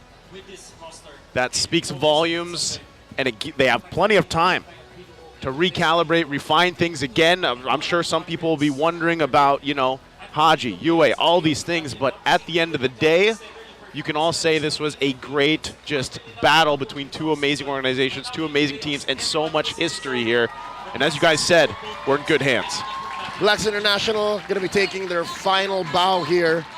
So close to greatness, yet so far they will not be taking home the MPL Philippines Season 12 trophy, but they showed us what they've got. They'll be coming back stronger in the M5 World Championships. The world watches. I wonder how they'll go for MPLI.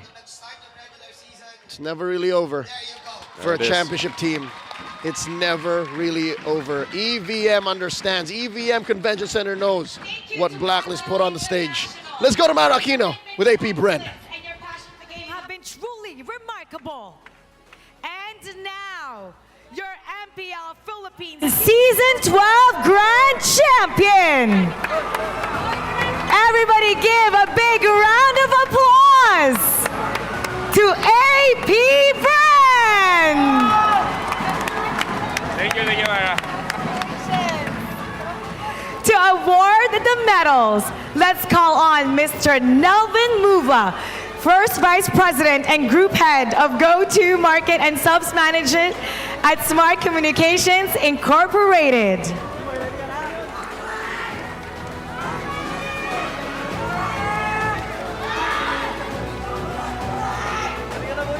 AP Bren, three-time MPL Philippines Grand Finalist as Bren Esports, MPL Philippines Season 6 Grand Champion as Bren Esports, and M2 World Champion as Bren Esports. Super Marco Pando, idol ng mga kids, phew!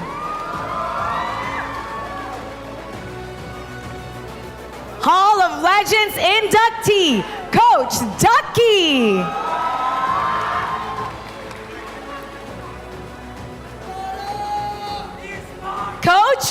Bren.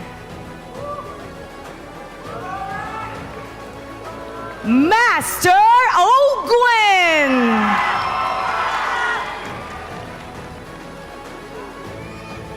Kyle Teasy.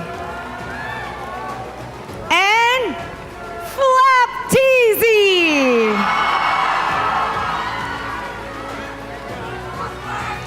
And let's give a moment for the media to take the photo op.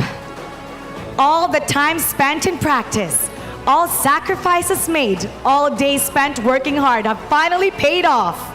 You guys are hailed as the strongest players, teams, coaches, and management in the strongest MLBB region.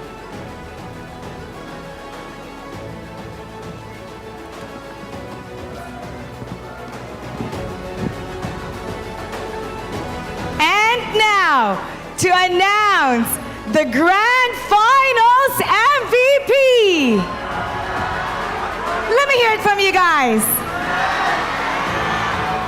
Congratulations to Flop Teasy to award the trophy, calling once again Mr. Melvin Nubla.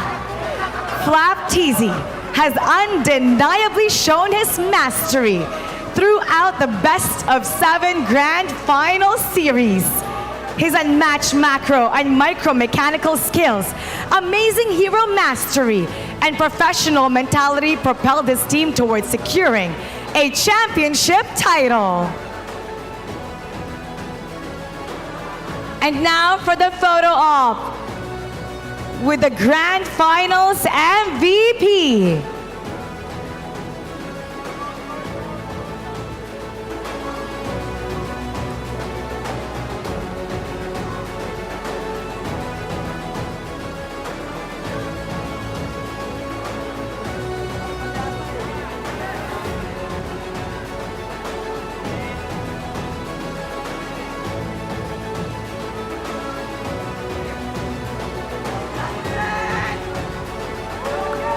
Thank you, Mr. Melvin Nubla.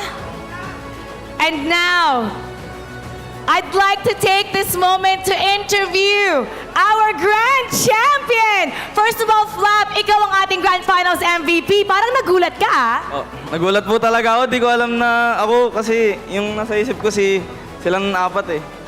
Silang 4, isa sa kanilang 4 eh. Who do you dedicate this to? Kay Kuya Pew po kasi siya po yung yung dahilan kung bakit ganun yung laro kanina eh. Few, ikaw naman, kailangan natin ng representative para sa APBR. Kayo ang kampyon ngayong Grand Finals ng MPL Philippines Season 12. Ngayon, sobrang saya na nakakuha ulit ako ng championship. Tapos, nabigyan din ng championship yung mga kampi ko na matagal na namin inahabol to eh. Ay, si Coach Bren pala gusto magsalita? Hindi po. Sabi ni Coach Ducky. Nagpapasalamat ako unang-una kay Boss Job sa pagtitiwala sa akin, kay Ducky, at sa lahat ng backend ng Bren Esports. Alam niyo naman, nagsimula tayo sa sobrang hirap. Ginapag natin lahat. Yan, thank you sa inyo. Gusto ko magpasalamat sa mga pumunta sa fans dyan, tsaka sa mga magulang ko. Pati sa girlfriend ko dyan, shoutout po sa Tsaka shoutout po kay Boss Job. Kung wala po si Boss Job, wala po kami ngayon dito. Maraming salamat, Boss Job. Nagtiwala ka sa aming lahat. Tsaka kay Boss AJ Ponce. Thank you po. Nagpasalamat rin ako sa mga nanonood ngayon. Tsaka sumusuporta sa buong MPL. Yun lang. Thank you so much. Tsaka sa pamilya ko, pati sa girlfriend ko.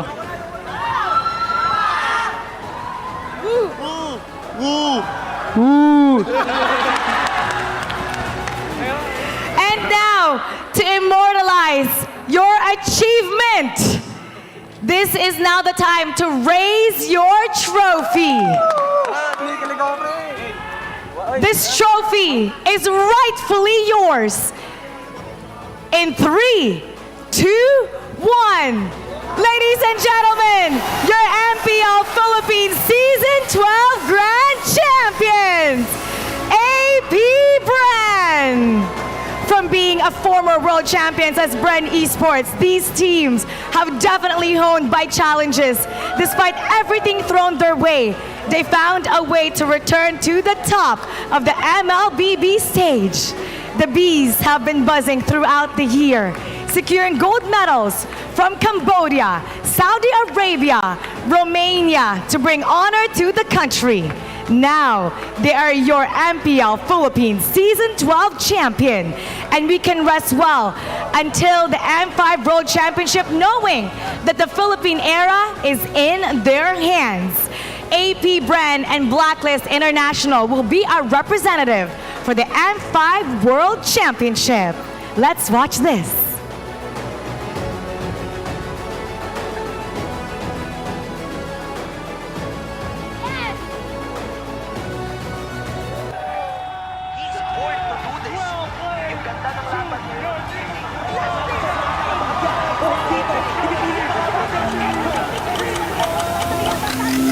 Welcome to Mobile Legends.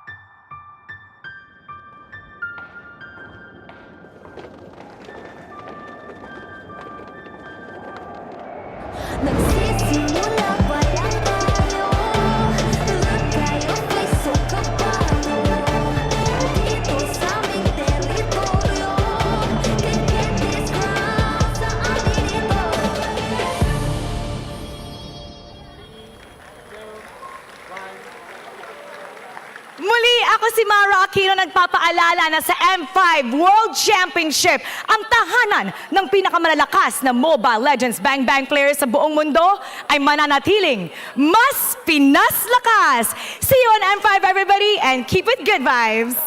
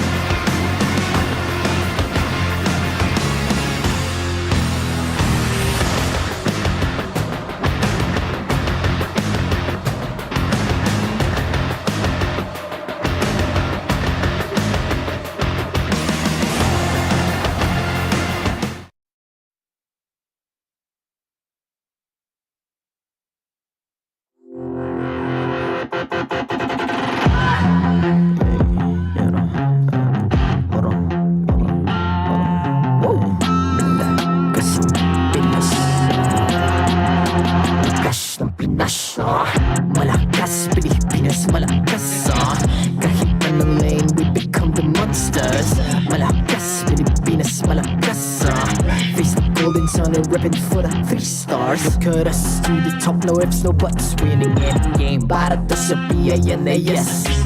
Di mo matitinag aming boses sa new level. Nasa kalye man o mobile, you know I become a legend. Weapon fire, we unite, we winners. Built with pressure, the diamonds are made of. Switch na lane na parang Dera, HP Racing, may reset up.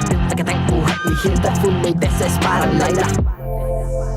Susundan ko ang iyong bakas, kasama patas, tagumpay natin to dahil tayo'y malakas. Para sa Pinas, nasa amin ang alas, hindi tuwa atras, kinikilala sa taas kasi kami ang malakas. Para sa Pinas, nasa amin ang alas, hindi tuwa atras, kinikilala sa taas, ganito kami sa Pinas.